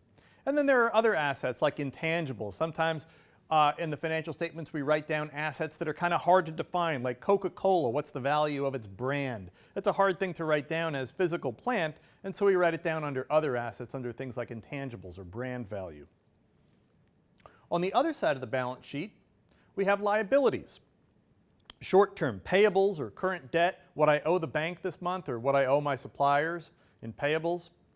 And then there's long-term deferred debt or long-term debt that I have on the balance sheet, long-term money that I owe to someone else. Both of these things are either short-term or long-term debt, money that I owe to other investors that have lent me their money. And then the other thing, if I borrow the money from bondholders or the bank, that's liabilities, current or long-term. And then there's the ownership of the company, the equity in the company. That also gets written down on the right-hand side of the balance sheet as shareholders' equity. That might be preferred or common stock listed at par value. And it could be retained earnings, money that the firm has earned but hasn't paid out to anybody yet. It's been retained inside the firm. That also gets written down as money that's owed to somebody else. Potentially that could go to either bondholders or shareholders. Retained earnings under shareholders' equity. All right, let's move on to the second accounting statement, the income statement, the profit and loss statement. At the very top line, this statement is going to track sort of whether the firm is making money or losing money with the assets that they have. The top line of the income statement is net revenues, net sales. How much did you sell? Price times quantity. Minus how much it cost me to generate those sales, minus what we call selling administrative expense. How much did I spend, say, on advertising or administrative costs? That gives me EBITDA, what accountants call earnings before interest, taxes, and depreciation and amortization. EBITDA is our basic measure of profit. It's how much money I've made after I sort of get rid of the costs of producing those sales. If I take out depreciation and amortization, or how much my assets have deteriorated in value, that gives me EBIT, which we sometimes call pre-tax operating profit, earnings before interest and taxes. Take out interest expense, that gives me taxable income. Take out income tax or any dividends if I'm paying any dividends to my shareholders, and that gives me net income or profit or earnings in the simplest accounting sense, the bottom line. So the income statement moves us from the top line, net revenues, to the bottom line, net income, or how much profit did I make, earnings. Okay, the statement of cash flows, our third main financial statement that accountants produce for us, deals with the accrual method of accounting, which is that I book sales before I actually get the money or the actual cash. And so the statement of cash flows helps us reconcile the fact that the income statement doesn't track actual dollar bills, but generates accrual revenues. Okay, the statement of cash flows is going to report on cash movements across operating expenses. It's going to tell us how much net income and depreciation there was. Investing activities, it's going to tell us how much we spent on new property, plant, and equipment, or capital expenditures. It's also going to detail any assets that we sold that might have generated cash. And it's going to detail for us financing, the cash effects of financing. Maybe I paid out dividends, that's cash out. Maybe I issued new debt or new equity, that's cash back in. The statement of cash flows is going to help us detail and track all of the cash that's coming in or out of the business through either operating, investing, or financing activities. Okay, and that's going to reconcile cash movements between the balance sheet and the income statement. Okay, to sum up, the three accounting statements, the balance sheet, the income statement, and the statement of cash flows, give us a report on the financial condition of the company. That's the balance sheet, the income statement, and the statement of cash flows gives us a nice apples-to-apples comparison. The fact that accountants produce these three financial statements, it makes it very easy to look at any company's audited financial statements and get a nice, clear, cogent, distilled report on the financial condition of the company. It follows generally accepted accounting principles.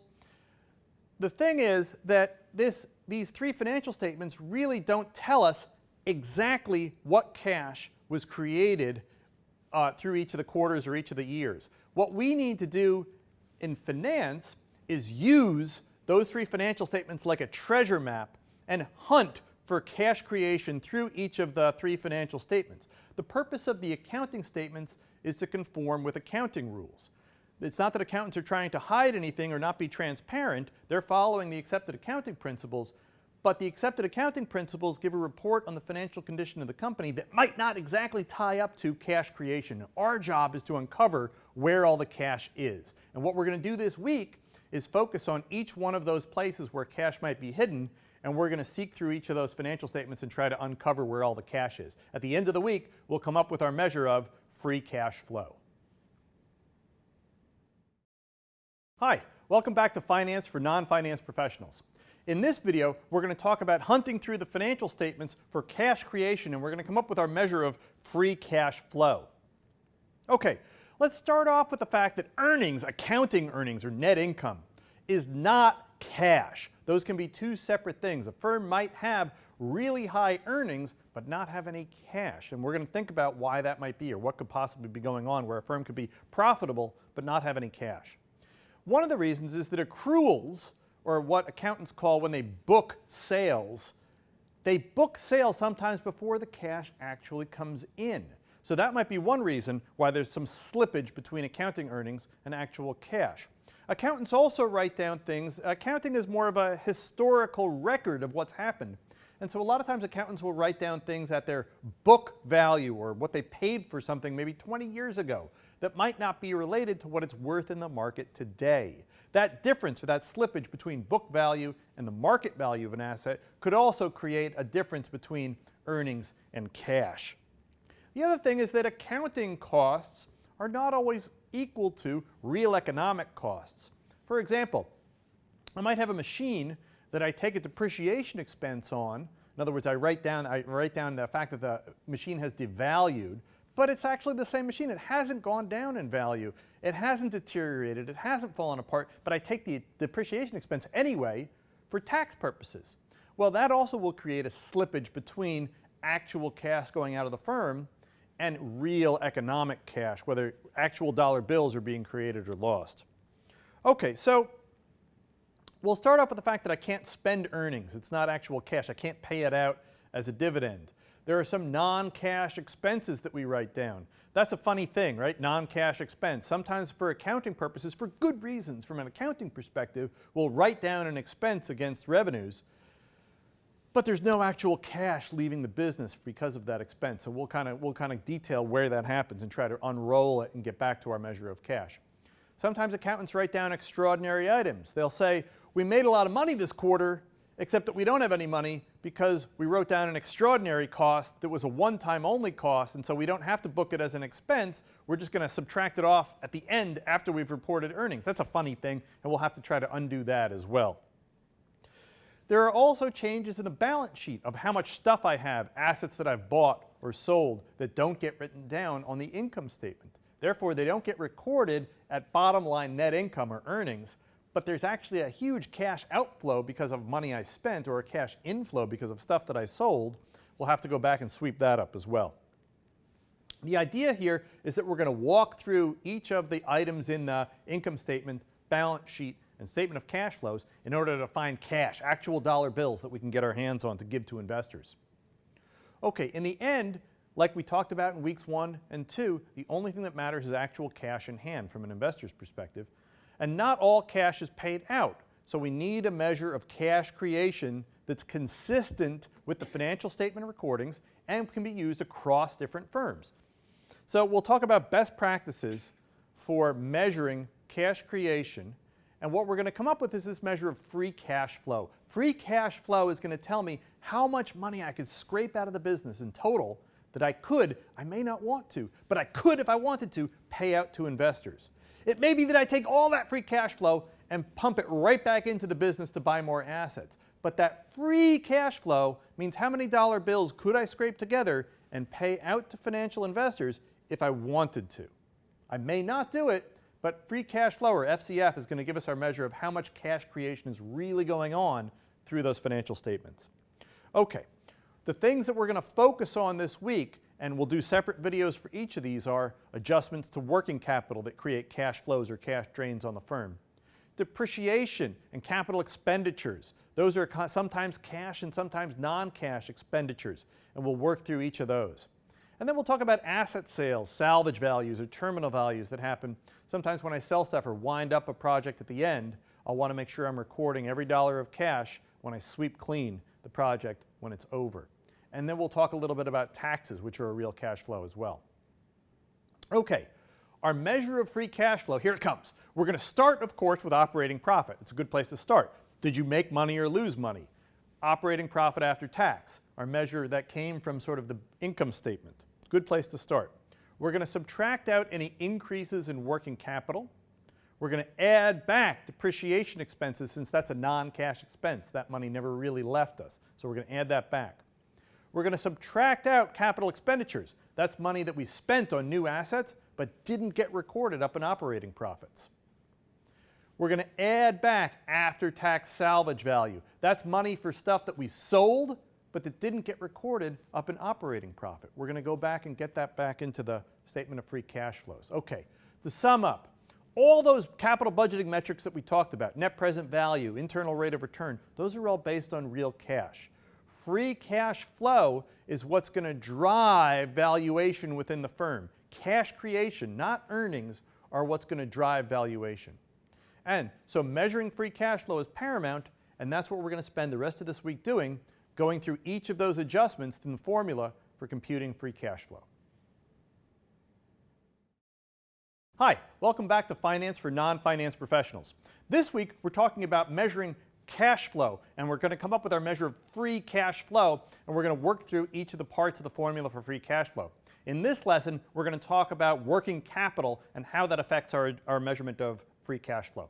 Okay, what is working capital? Working capital is, in a very basic accounting definition, current assets, stuff that I have that's kind of short term, minus current liabilities, stuff that I owe that's kind of short term. And we're going to walk through what that means in terms of cash. It's a measure of operating liquidity because it kind of tells me how much money the firm has in its wallet. Well, why does that matter, how much cash the firm has in its wallet? Because that represents an opportunity cost. If I go to the bank and I take money out of my bank account and stick it in my wallet, that's working capital. It's working capital that I can't deploy elsewhere in the firm. It's money that I've got tied up in either payables or receivables or inventory. We'll talk about it. And it's money that I can't sort of deploy. It represents an opportunity cost. So we're going to have to account for it in our measure of free cash flow. It's not included in the income statement as an expense, but it is a real cash flow or drain on the firm. And so we've got to account for it when we calculate free cash flows. Let's talk first about current liabilities. That's stuff that I owe to other people that's due in less than a year. Okay, an example might be accounts payable. My suppliers come and deliver a good or service, but I haven't paid them for it yet, which is nice. That's money sort of coming in because I've got the good or service, but I haven't paid them off for it yet. It's a payable. It's a liability. It's money that I owe to somebody, but it's kind of like trade credit too. It's kind of like free money that I've got coming in. Okay, the current portion of debt that's due within a year is another current liability. Any increase in current liabilities is a source of cash. Think about the trade credit example I just gave. I've got the good or service, but I haven't actually delivered the cash that it represents yet. It's like a source of financing. So any increase or raise in current liabilities is money, is actual cash coming into the firm. Similarly, any decrease in current liabilities is a cash drain. As I have to pay off those suppliers, the cash leaves the firm. Current liabilities goes down, that means cash leaving the firm. Again, these are balance sheet changes, and so they aren't reflected in net incomes or earnings. Okay, on the flip side is current assets. That's stuff, assets that I've sold, consumed, or exhausted in less than a year, short-term assets. Accounts receivable is a good example. That's money that I've given somebody a good or a service, my customers, but I haven't received the money yet. The real value, the economic product, has moved out of the firm. They've got the good or the service, but they haven't delivered the money yet. That's a cash moving out of the firm. Another one is inventory. If I put money to buy inventory into the warehouse, it's just sitting there. I've spent the money to buy the inventory, but as it sits in the warehouse collecting dust, it's a cash outflow, but I haven't reflected it in sales yet because I haven't sold it. I haven't moved it out of the warehouse yet. Again, those are balance sheet changes, but they haven't been reflected in net income or earnings. We've got to go back and collect the cash. And that's what we're going to do. Any increase in current assets is a cash drain on the firm. Stuff that I've shipped out that I haven't collected the cash for yet, the more I ship out but don't collect, the more of a cash drain that is on the firm. Similarly, any decrease in current assets is a source of cash. As I collect from my customers, that brings cash in. Current assets goes down, cash comes in. Okay, let's walk through a really simple example. As I've got here a series of balance sheets for you laid out where I've got current assets listed here for 3 years, 100, 125, 135, 100. And I've got long-term assets, which are just 150 the whole way through. Add those two together, and that gives me total assets of 250, 275, 285, and 250 for my 3 years.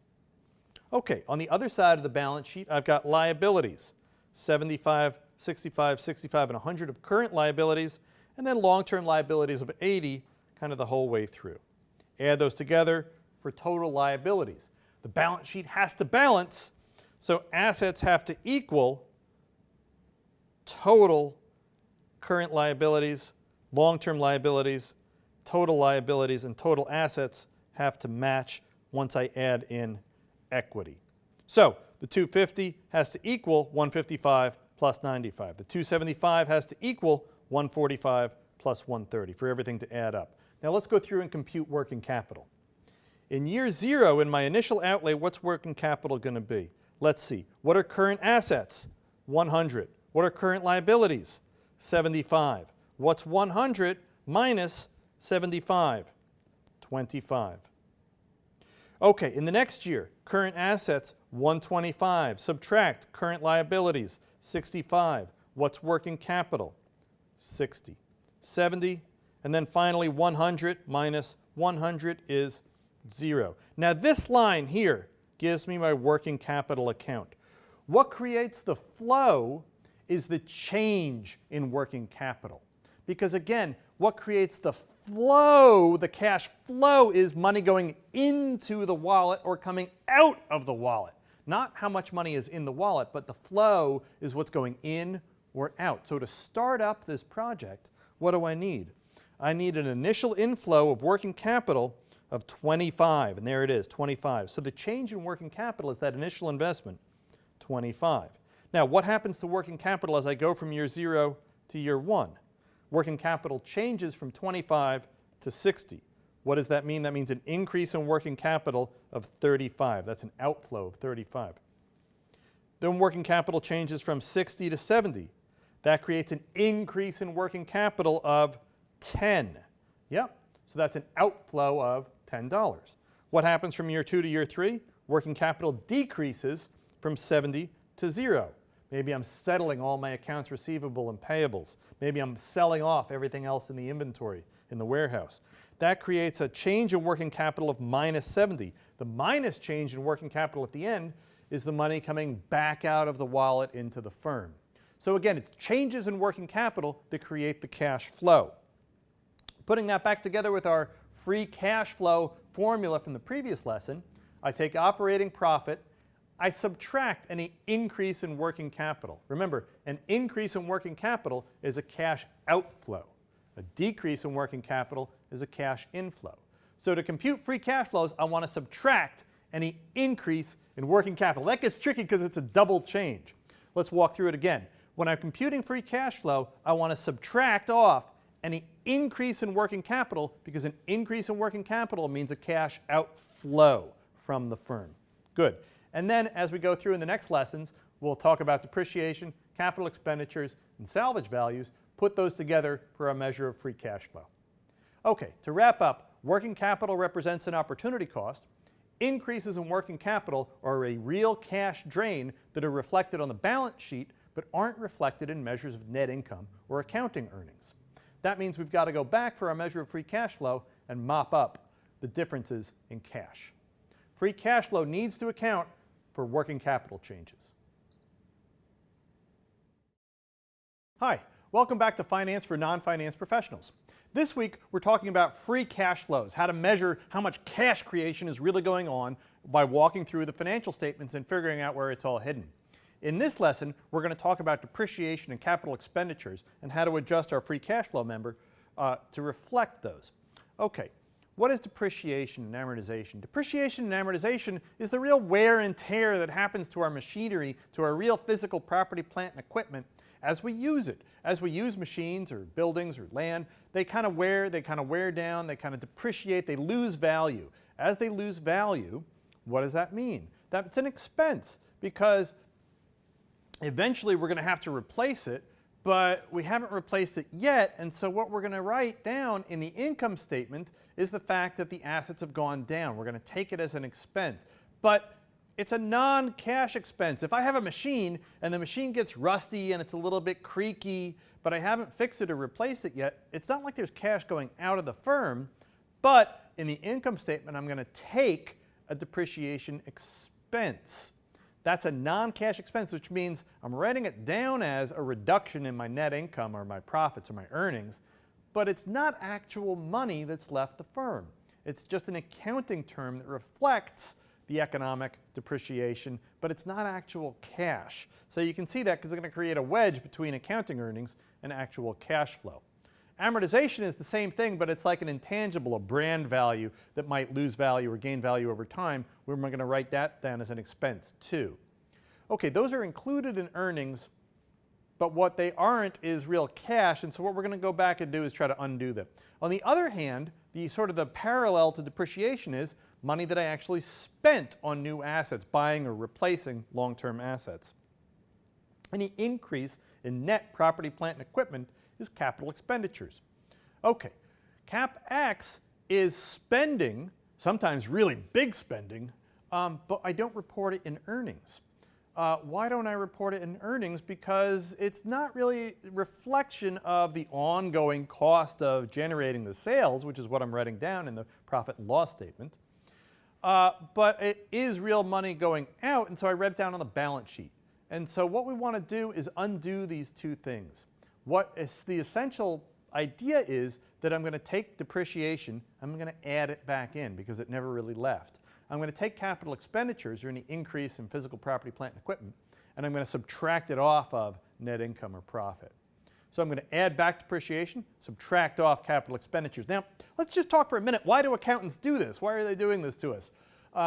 They're pretending that we're spending things that we're not actually spending, and then we're spending a whole bunch of money that I'm not telling you about in profit or earnings.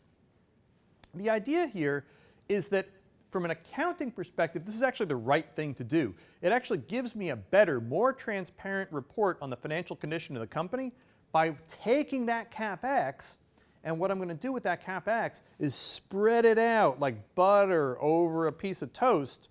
I'm going to spread it out over the useful life of the asset. So I'm going to tell you that I spent the money, but I'm going to tell you that I spent the money on the assets as those assets generate revenue over their life. So I'm going to match the duration of the asset to the duration of the revenues by spreading that expense over. So I am going to tell you from an accounting perspective how much money I spent on these assets, but I'm going to tell you about it in a whole series of depreciation expenses that get spread out over time.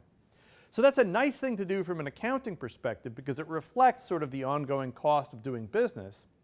But from a cash perspective, it's dead wrong because it's not telling me how much cash really left or came in. So we're going to make those two adjustments to net operating profit to reflect real cash coming in and not being expensed. Okay, so CapEx needs to be subtracted for free cash flow. So let's go back and recall. We're going to take operating profit after tax. We're going to subtract the increase in working capital, which we talked about in a previous lesson. We're going to add back depreciation because that money never really left. We're going to subtract off capital expenditures. And in our next lesson, we'll talk about salvage values. All those things together are going to give us our measure of free cash flow or real cash creation through the accounting statements. Okay, to sum up, depreciation amortization is a non-cash expense that's reflected in earnings but doesn't reflect a real cash movement. We're going to add it back for purposes of free cash flow. Capital expenditures are a real cash outflow that aren't reflected in profit or earnings. We're going to simply subtract it out to make sure that free cash flow accounts for CapEx. So accounting for depreciation and CapEx are relatively easy, but we've got to make sure that we do it when we're constructing our measures of free cash flow. Hi, welcome back to Finance for Non-Finance Professionals. This week we're talking about cash creation and our measure of free cash flow, and what we've been doing is walking through each part of that formula, walking through the financial statements and figuring out where all the cash is hidden. In this lesson, we're going to talk about salvage or terminal values, what happens when we sell assets on the balance sheet. Okay, well, we talked in the last lesson about capital expenditures and how that's spending cash that doesn't get reflected in earnings or profit. Selling assets generates cash. It's sort of the opposite of capital expenditures. When I sell assets, that generates cash, but that cash also isn't reflected in the regular sort of income statement, profit and loss. It's not reflected in earnings. We need to go back and add back the money that we generate after taxes from anything that we've sold. Asset sales have to go into our measure of free cash flow. Okay, why do we have to do this? Well, the balance sheet, sometimes it's easy to look at a financial statement and it just looks like a bunch of numbers in a table, but a balance sheet is a real thing. The assets on the balance sheet represent real physical property, plant, and equipment. When a machine is written down as a long-term assets on a balance sheet, there's a machine, a physical piece of metal, someplace, in some factory, somewhere, that doesn't just evaporate when the project is finished. Everything on the balance sheet represents a real asset. That's somewhere that physical thing exists. We have to make sure that we're cleaning up after ourselves. In a sense, when children are done playing, they have to put away their toys. We have to put away all of our assets when we're finished with a project or evaluation. We have to make sure that property, plant, and equipment doesn't just vanish or evaporate, pop up like mushrooms, or go away like dust in the wind. We have to make sure that our balance sheet sweeps clean, that we've accounted for all of the assets when we finish a project. So the balance sheet has to sweep clean. That means we have to sell off everything that's left on the books at the end of a project. We've got to make sure that we're accounting for terminal values. When the project is finished or the valuation is ended, we've got to make sure that we're accounting for all the assets that are left on the balance sheet. Okay, let's walk through a really simple example. I've got a very simple balance sheet listed for you here. And so I've got cash and marketable securities in each of 3 years, 75, 75, and 200. Other current assets. And then I've got fixed assets at cost. Now, it looks like I spent in year 0 $500 to buy an asset. That $500 that I spent gets kept at cost at $500 because that's how much I spent. But what's going to happen to the value of that asset over time? According to this balance sheet, it's going to decline by $100 each period because there's a depreciation. So there's my first depreciation of $100. There's my second depreciation, $200.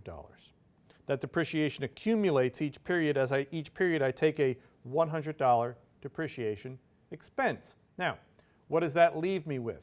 That leaves me with what we call net fixed assets. That's fixed assets at cost minus accumulated depreciation. In other words, what's the economic value of that asset on the balance sheet once I've accounted for the fact that it's deteriorated a little bit?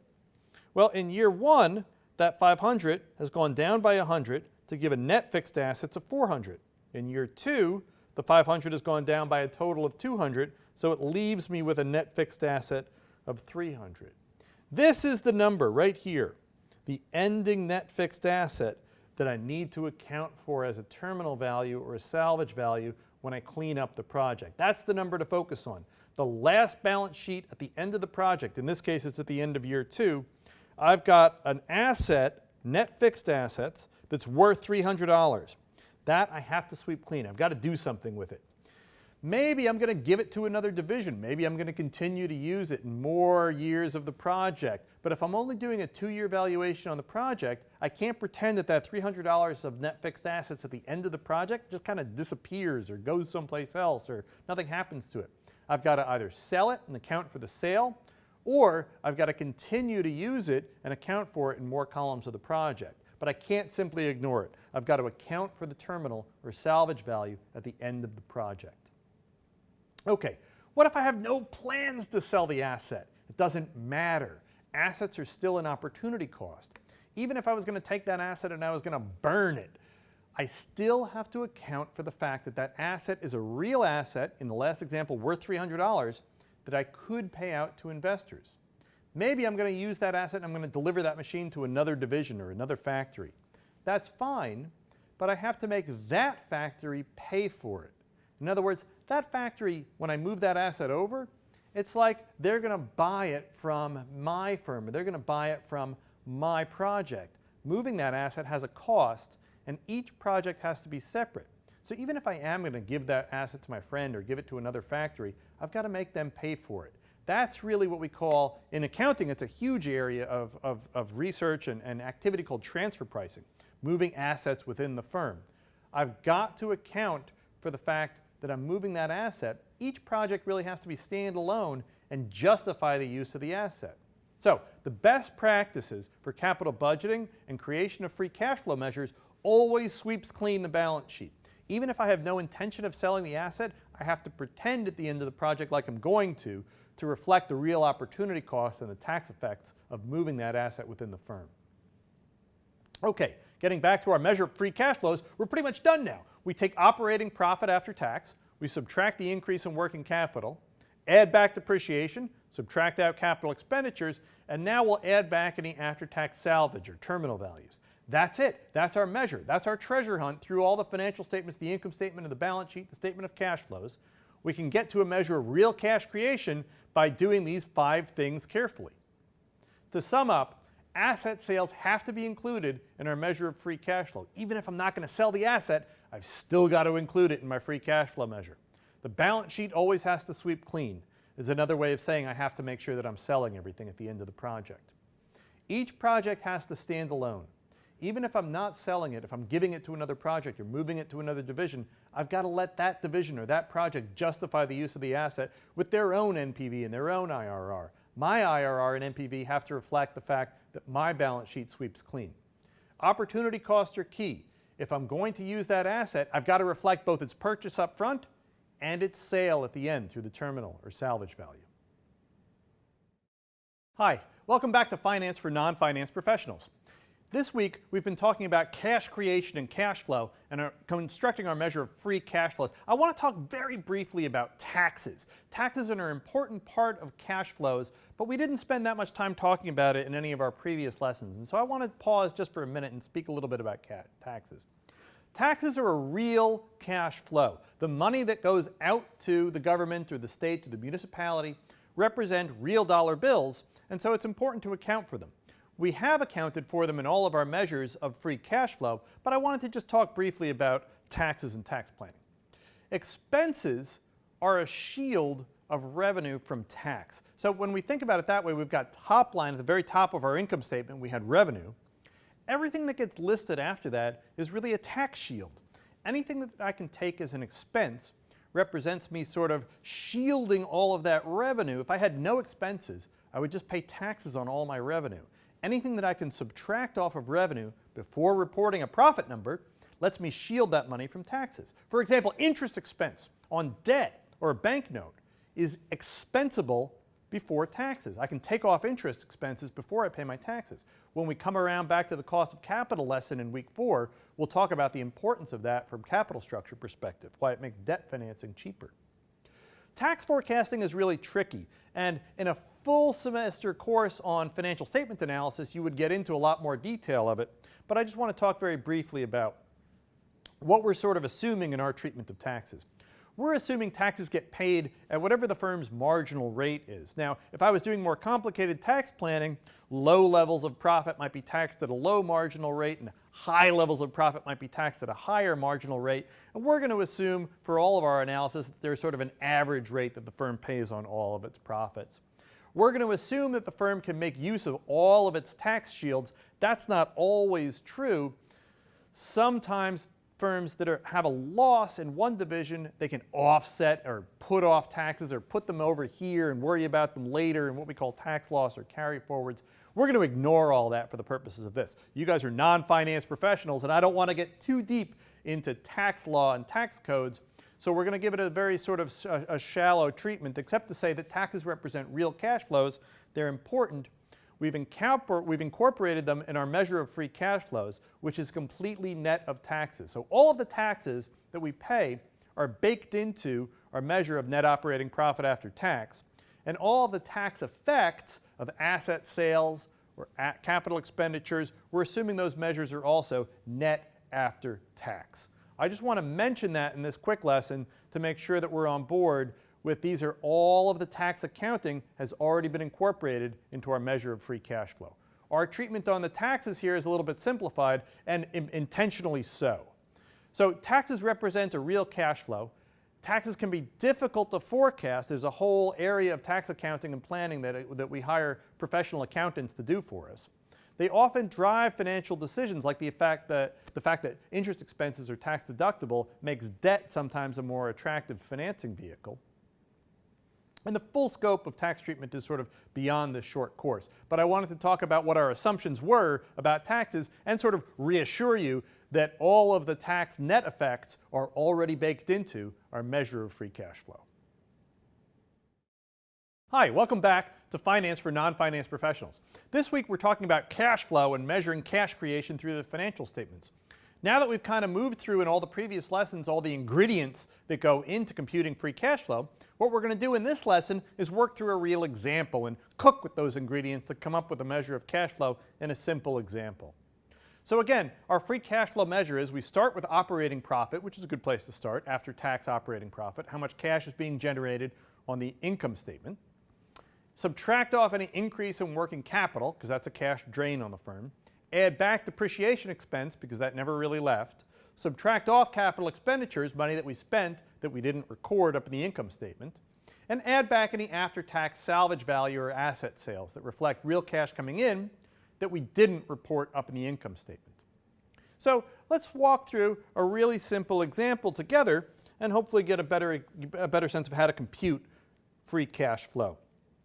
Let's take a look at what's going on in this real simple example. In year 0, when I start this project, what am I doing down here? I've got some capital spending of $500. So I'm going to spend, let's say, $500,000, and then I'm not going to do any spending in any of the next 3 years. So this is really sort of an upfront expense of $500. That gives me net property, plant, and equipment of $500 at the beginning. No cash from operations in the first year. Working capital and investment in working capital of $150 in year 0. Okay, then what happens? I'm going to start generating by the end of year 1, I'm going to have recorded some cash flow on the income statement. So 500 in years 1, 2, and 3. Okay, that's the sales coming in, revenue. To generate those revenues, it took total cost of $300. And I've got a depreciation expense of $100 each period. That should be reflected in a decline in net property, plant, and equipment of $100. And sure enough, $500 goes down to $400, $400 to $300, $300 to $200. Okay, that's the decline in the value of property, plant, and equipment by $100 depreciation expense. That $100 depreciation expense is what drives the value of the asset down. Okay. Then that gives me earnings before interest and taxes of $500 minus $300 is $200. Minus the $100 depreciation expense gives me EBIT of $100. At a 30% tax rate, I tax that EBIT at 30%. That gives me a tax of $30. $100 minus the $30 in taxes gives me $70 or $70,000 in net operating profit after tax. Net operating profit after tax, or NOPAT. Okay, and that's the same each year. 500 minus the 300 minus the depreciation gives me 100 each year, minus the taxes gives me NOPAT of 70. Okay, so net operating profit after tax of 70 each year. Now we've got all of our ingredients to cook here.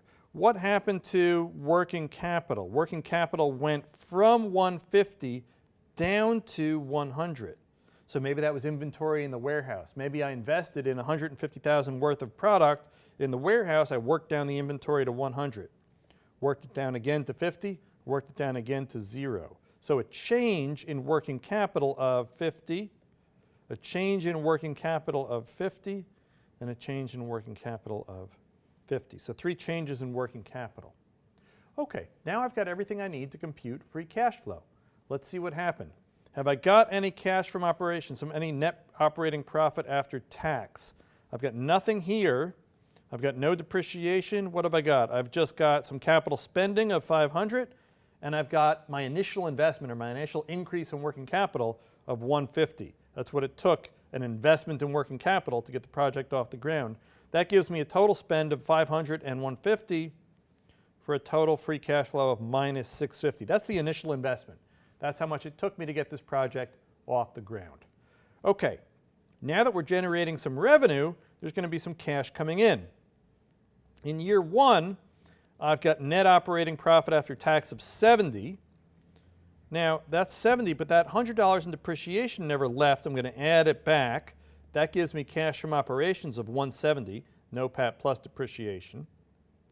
What else happened here? I've got no capital spending.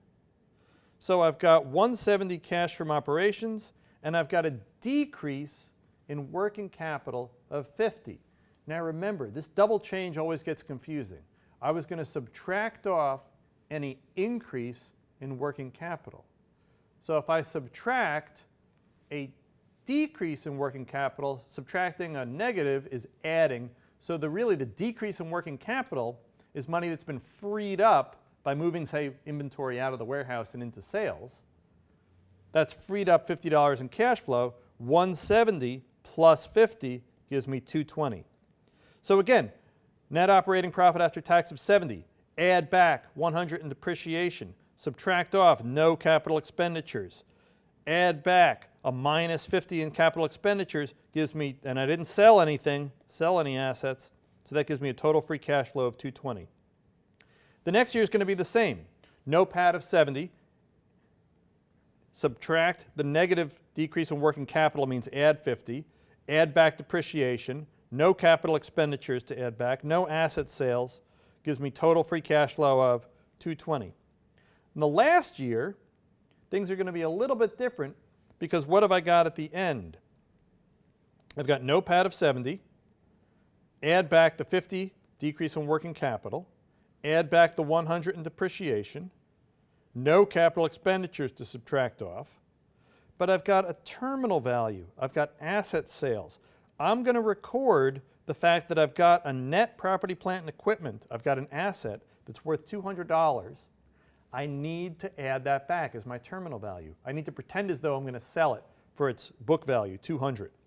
Okay, so I add that back to, that's 220, plus the 200 in asset sales gives me free cash flow of 420. So, net profit after tax, add back any change in working capital, subtract capital expenditures, add back depreciation, add back the cash from anything that I sold, gives me my measure of free cash flow each period, minus 650, 220, 220, 420. And that's it. That's walking through a real simple example of constructing free cash flow from the information we get from the balance sheet, income statement, and statement of cash flows. Hi, welcome back to Finance for Non-Finance Professionals. This week we've been talking about measuring cash creation and cash flow through the financial statements. In this short lesson, we're going to walk through a calculation of free cash flows, and we're going to take that through to what we would do with it by circling back to the lessons that we did in week 1 and 2. So our measure of free cash flow, operating profit after tax, less any increase in working capital, plus depreciation, subtracting off any capital expenditures, and adding back any after-tax salvage value. What we're going to do with that measure of free cash flow is go back to week 2 and construct net present value, internal rate of return, payback period, all of the capital budgeting tools that we learned in week 2. We're going to now use the free cash flow analysis to go back and circle back to our measures of capital budgeting. So let's go to a spreadsheet and let's work through the example that we did in the previous lesson and calculate some of our capital budgeting tools. Okay, so here's a really simple spreadsheet that contains the example that we did in the previous lesson about constructing free cash flows. So let's go back and first off reconstruct free cash flows. In period 0, we had nothing going on in the income statement because we haven't had a full year for the flow yet, but we did have a spending of 500, so I'm going to put that in as a subtraction. I'm going to subtract 500 in CapEx. And then I'm going to subtract the increase of 150 because really I'm going from 0 to 150 in order to start the project. It's like I'm investing 150 of working capital. So my total spending is 650, so 650 in spending. Now let's go back in the following years and construct free cash flow in each period. And that's going to be my net operating profit after tax. I'm going to subtract any increase in working capital. So that's going to be from 100 minus the previous working capital of 150. And then I'm going to add back depreciation because that money never really left. I'm going to subtract any capital expenditures, some capital spending. There's nothing there, but I'll subtract it anyway for completeness. And then I'm going to add back any asset sales or terminal values. Again, there won't be anything till the end, but I'll add it in each formula for completeness. Okay, so there's my free cash flow calculation, and that comes out to 220. And then I'm just going to Control-C, copy, and then paste that in each period. So that generates 220 in free cash flow in period 1, 220 in free cash flow in period 2, and 420 in free cash flow in period 3. The extra 200 in period 3 comes from the fact that I'm sweeping clean the balance sheet by getting rid of the assets that I had left on the balance sheet. I had a net property, plant, and equipment of 200. I'm getting rid of it by selling it. That's generating the extra 200 in free cash flow. Okay, so now we can go through and calculate the net present value. How are we going to do that? Well, the one thing that we can do is just follow the formula. And that's minus the initial investment. It's already a minus, so 650. And then I'm going to say plus what? 220, my period 1 cash flow. And what am I going to do? I'm going to discount it by my discount rate up here, 10%. And then add on my second period cash flow and discount that by 1 plus 10% raised to the 2 periods out. And then add on my third period free cash flow and discount that, 1 plus 10% raised to the 3 power. And there's my net present value formula in Excel. When I hit return, 4737. So positive NPV, that capital budgeting tool says do the project. There's an easier way to do this in Excel, which is using the NPV formula. If I just say equals NPV, and most spreadsheet programs have this formula built into them, it knows what to do. It says, what rate are you using? I go and get 10%. And then it says, what are your values? I go and I grab and I highlight all my future cash flows.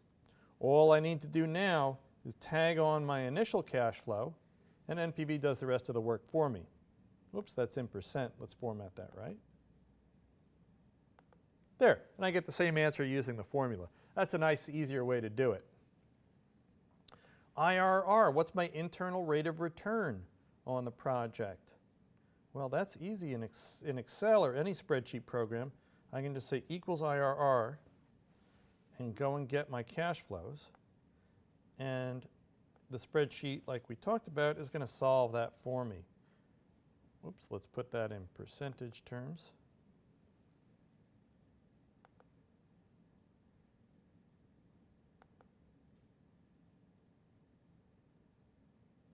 There it is. Great, 14% IRR. To calculate the payback, I'm just going to go and calculate the cash flows, and then I'm going to add back the previous cash flow, and then add on the current cash flow. And let's see when that turns positive. So it doesn't pay back in a year, it doesn't pay back in 2 years, but it pays back sometime during year 3. I could also calculate a return on invested capital. If you remember that from our capital budgeting tools, that was average forecasted profit divided by average net investment. So let's say equals average. And I'll go and grab my net operating profit after tax. Take that average. And divide by the average capital employed, which in this case is going to be net property, plant, and equipment over those 4 years. Okay, once I calculate that, that tells me, I'll get that formatted as a percent. My return on invested capital is 20%. Okay, so from a capital budgeting perspective, we've now calculated 4 tools. Our NPV tells us that the project is generating more than a 10% rate of return because it's earning a positive NPV of 4737. The IRR tells me that I'm earning 14% on this project. That's above my 10% cost of capital, so both those capital budgeting tools would tell me to do the project. The payback tells me that the project is earning back its initial investment sometime during the 3rd year. And from an accounting perspective, I'm earning a return on invested capital of 20%. So we've tied together now our analysis of free cash flow with our capital budgeting tools. Okay, so hopefully that ties together a lot of the lessons that we learned from week 3 back to the lessons that we learned in week 2. Our measure of free cash flow is really our primary measure of whether value is being created inside the firm and how much cash is getting created. We're going to use that measure of free cash flow to compute all the capital budgeting tools that we learned in week 2. Net present value, IRR, payback, return on capital. Tying those two things together really gets us a long way down the road in terms of thinking about general valuation and general capital budgeting for any firm in different circumstances. Hi, welcome back to Finance for Non-Finance Professionals. As we wrap up week 3, we've been talking about cash creation and how to measure free cash flows within the firm by hunting through the financial statements and trying to back out from the accounting information how much cash creation is going on. To put a practitioner's spin on that, we're back with our voice from the field, Christine Boyd. Welcome back, Christine. Hi. So when you're out there as a finance professional, you see that difference between accounting statements and free cash flow. Can you give us your perspective on sort of the difference between those two metrics? Sure. Certainly inside the firm, accounting metrics are the focus. This is what we report to the outside. This is what we report to Wall Street. This is what we're audited on. I mean, earnings or... These are earnings. These are the earnings. But, you know, to everyone, and certainly outside the firm, they want to understand what kind of cash is the firm creating. So we do have to take our accounting statement and try to get to a cash metric, and to do that, we get to an EBITDA. Earnings before interest, taxes, depreciation, amortization, right? Yes. Yeah. Okay. Yes. So inside the firm, you have a lot of EBITDA focus. What is EBITDA? What is EBITDA growth? Yep. But you, at least at the CFO level, have a sense of both the accounting measures and the free cash flow? Absolutely. Yeah. Have Okay. to. That's interesting. Because our quarterly reporting and annual reporting, obviously, are all done in terms of accounting standards. You will never see EBITDA in an accounting report. Right. Right. Because these two sets of professions are answering two different questions. Right. The accountants need to report on the financial condition of the company for regulatory purposes following generally accepted accounting principles. Exactly. Whereas as an investor, I want to know how much cash I'm getting. Yeah. And so there's that sort of drives a wedge between these two things, right? We have to report the accounting numbers, and we have to then build up our cash analysis as well. Yeah. Okay, so I guess in a sense, what pulls these two things together? There's no real problem with reporting accounting ratios, are there? Or accounting things like EBITDA, because in a sense they're connected, aren't they? They're definitely connected, yes. There's like a rubber band that connects free cash flow with earnings. Right. Firms can't generate a whole lot of cash for a long time, but keep reporting negative earnings, right? Right. Something doesn't add up. And I can't pay out and pay out and pay out tons of dividends, but have no earnings to back it up. In a sense, those two things have to be connected by a rubber band and get pulled back together, right? Absolutely. Yeah. Ultimately, what firms care, at the end of the day, the investor, the equity investor, cares about getting a dividend. Correct. Yes, the dividend is important. The dividend is also, it can be tricky. Once a company incorporates a dividend, as you know, it will be expected quarter after quarter, right? We'd never want to cut the dividend. That's interesting, isn't it? Yeah, when you look at sort of how the market reacts to dividends, the market always appreciates dividend increases, but less so than dividend decreases where the market really punishes a firm for cutting or omitting their dividends. Definitely. And so firms tend to pay dividends out of what we call permanent earnings. Do you see that in practice? Absolutely, yes, Yeah. absolutely. And we were in one of my firms, a fairly cyclical industry. And so, you know, we had to select a dividend that was fairly conservative to be sure that when we got to a downturn, you know, we didn't touch the dividend. And then That's interesting, as it yeah. swung back up to a high cycle, we could incorporate occasionally a special dividend.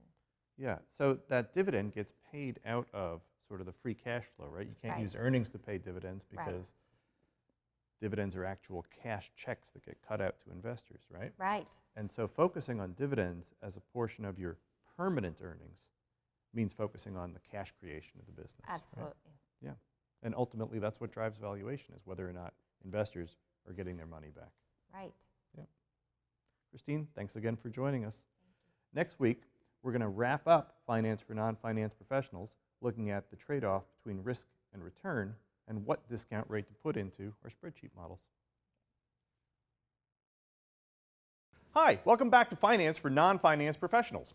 This week we're going to be talking about the cost of capital, how much it costs a firm to raise money, or how much the firm should be discounting future cash flows. The first 3 weeks we've been doing a lot of discounting and compounding and talking about rates of return, but we haven't actually talked about where that rate of return comes from. What discount rate should we use for different kinds of firms with different risks? This week we're going to spend all talking about that R, that discount rate, that cost of capital. So we're first going to talk about the difference between different kinds of capital. We're going to talk about debt capital versus equity capital. We're going to use that to talk about the cost of equity as different from the cost of debt. Those two sources of capital have different discount rates, as it turns out, because of their differences in risk. We're going to then put equity and debt together into the weighted average cost of capital, which is really the overall firm's discount rate. How risky is the firm overall once we sort of blend its debt financing with its equity financing, what we call its capital structure? How risky is the firm overall? We'll come up with the firm's overall discount rate, the weighted average cost of capital.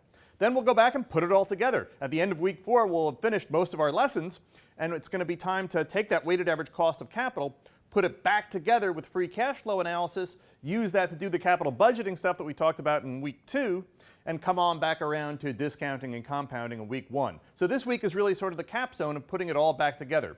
All of the discounting and compounding and free cash flow analysis, now putting that together with where discount rates come from, and we'll have wrapped up our session of Finance for Non-Finance Professionals. Hi, welcome back to Finance for Non-Finance Professionals. This week we're talking about the cost of capital. In this lesson, we're going to talk about the difference between the different sources of capital. We're going to talk about debt capital versus equity capital and how the firm finances itself with those two different kinds. Okay, so let's look at a very simple balance sheet where I've got a T account, and on the left I've got a bunch of stuff, the assets of the firm, and then on the right I've got where that stuff comes from. It could come from debt financing, or it could come from equity financing. And basically everything else in between, whether it's convertible preferred debt or convertible shares or some kind of preferred stock or common stock or all different kinds of capital, everything is really some combination of basic debt and basic equity. So we're going to base our talk really today just on basic debt and basic equity.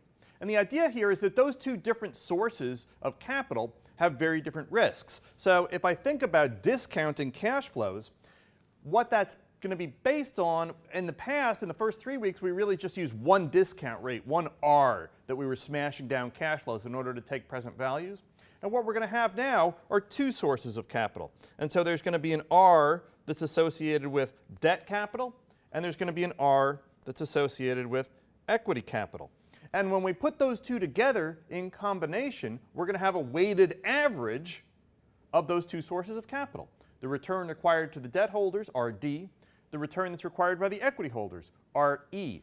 And when we put those two together, that's going to form in our last lesson this week, the weighted average cost of capital, or the firm's WACC. And that's that little balance sheet gives us sort of a roadmap for where we're headed this week.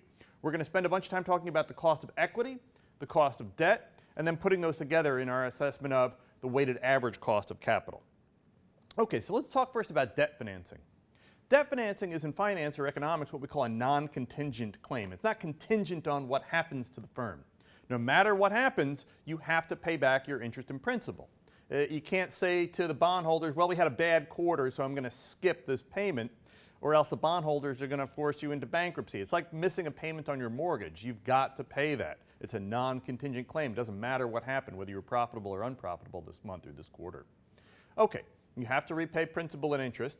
Debt financing is usually collateralized in the sense that there's some asset that backs up. If you miss a debt payment, if you miss a mortgage payment, the bank can come and take your house. Your house is collateral on the loan. Debt financing also has what we call priority in bankruptcy. If the firm ever enters bankruptcy, there's sort of a hierarchy of who gets paid first. Who gets paid first are the senior debt holders. They have first claim in bankruptcy. Junior debt holders are below them, junior unsecured debt holders below them, then preferred stock, and at the very bottom, common stock, equity. The way we sort of think about risk in terms of default and repayment in the existence of default is what we call the priority structure of claims in bankruptcy. And that's a lot of what we talk about in assessing risk for debt has to do with where you line up if things go real bad. Okay. Of course, there's also a lot of monitoring and restrictions on debt. Those are called restrictive covenants. Debt contracts are often very thick with a lot of rules and regulations on what the firm can do and can't do. If you borrow money to buy a house, somewhere in that debt contract, if you read it carefully, is you have to actually use the money to buy the house. You can't take the money from the bank that you said you were going to buy a house with and go to Las Vegas and bet it in the casino. That's against the rules in the debt contract. So debt contracts often have a lot of rules, whereas equity contracts are always like, well, here's the money, give me a piece of ownership and good luck. Debt contracts have a lot of monitoring and restrictions on them often. Okay, debt can take lots of different forms in terms of its maturity structure, the way its payments get structured with balloon payments or coupon payments. We're going to talk very simply about straight debt. Okay, where does debt financing come from? Most of it comes from banks. Most of it is straight loans or lines of credit, mortgages on commercial property, commercial industrial loans that go to support the building of machinery or shipyards or drilling rigs, commercial industrial loans. Also, if I don't raise money from the bank, I can go to the public and raise money from individuals that want to give me money through bond issues. So firms, those are the main two sources of debt capital that firms use. They either go to the bank and get a line of credit or a straight loan, mortgage, or they go to the public or private sets of investors and issue debt more broadly to a diversified set of investors through bond issues. Okay, an important part of debt financing is that interest payments are made pre-tax. That's a nice thing. In a sense, the tax code, at least in the US, creates a tax shield for debt. That's an important cash flow because really what that does means that if I'm paying 5% on my debt, but I get to subtract it before I pay my taxes, levering up, taking lots of debt, can help me reduce my tax. And if you remember from the lessons in last week, taxes are a real cash flow. So in a sense, the US tax code subsidizes debt. Debt is cheaper than it ought to be in the absence of that tax shield. The fact that we can expense debt pre-tax creates a subsidy for debt. Okay. That subsidy lowers the effective interest rate. Let's talk about equity financing. Equity financing is the ownership of the company, ownership and control. When you issue equity, you're issuing shares in the company, you're issuing ownership of the company. That's a contingent claim, meaning you get paid off when things go well and you don't get paid off if things don't go well. The equity holders get all the residual cash, everything that's left over. They get all the upside. Think about that. The equity holders, if the firm does extraordinarily well, you don't go and you don't pay the bank extra interest. You don't pay them back more than you owe. You only pay them back exactly what you said you would. All the gravy, all the residual, all the money on top trickles down to the equity holders at the bottom. But of course, the equity holders are taking all the risk. They get wiped out in bankruptcy. Okay, good. So let's talk about the difference between debt and equity. That mix of how much debt I use and how much equity is what we call the firm's capital structure. This is an important part to remember. That capital structure doesn't change the risk of the firm at all. This is something that is kind of awkward to think about, but if I lever up, if I take a lot of debt, if I really take on a lot of debt, people think that that makes the company riskier, but of course it doesn't. All it really does is shift the risk. The firm is risky enough as it is. What the capital structure does is slice that risk up into different pieces. If I take on a whole lot of debt, that doesn't make the company riskier. What it makes is the equity riskier. So really, the underlying capital structure doesn't change whether things are good or things are bad. If I'm running a fast food chain, if I'm running a McDonald's franchise, does taking on a whole bunch of risk make people want to buy my French fries? Does it make them not want to supersize their Cokes or their burgers? Of course not. It doesn't change the underlying business risk, but taking on a lot of debt does push the risk over to the equity holders. Capital structure doesn't change the risk of the firm. It changes how that risk of the firm gets sliced up among different investors. Okay, that's an important concept. Moves risk between investor classes. The debt gets none of the upside risk, but it gets protected on the downside through its collateralization. The equity gets all the upside, but gets wiped out in the existence of bankruptcy. So what we're doing between debt and equity is taking all the outcomes of the firm that had sort of a distribution. Maybe the McDonald's franchise does really, really well. Maybe it goes under and can't service its debt. What we're doing is slicing up all those different possibilities and selling those risks to different classes of investors. And the way that we sort of slice up the debt contracts and the equity contracts is what we call the firm's capital structure. And what we're going to do is think this week about how we slice up that risk and how we put discount rates on the different kinds of risk. Okay, equity has ownership and control. Debt is a safer bet than equity. It's got a lower cost of capital. And how we mix up those two is called the firm's capital structure. And what we're going to do for the rest of the week is try to figure out how that risk, how those different classes of risk are related to the different returns that investors require for providing debt and equity financing. Hi, welcome back to Finance for Non-Finance Professionals. This week we're talking about the cost of capital, and our discussion of the cost of capital is going to start at the very base, what we're going to call the risk-free rate, and that's what we're going to talk about in this lesson. Okay, if you think about what is the safest possible thing you could do with your money, you've got some money, you're not going to use it right now, you want to use it maybe in a year, 3 years, 5 years from now. How do I get that money into the future? What's the safest possible thing? I just want to make sure I have that money 5 years from now. What's the safest possible thing I could do? Well, I could put it under my mattress.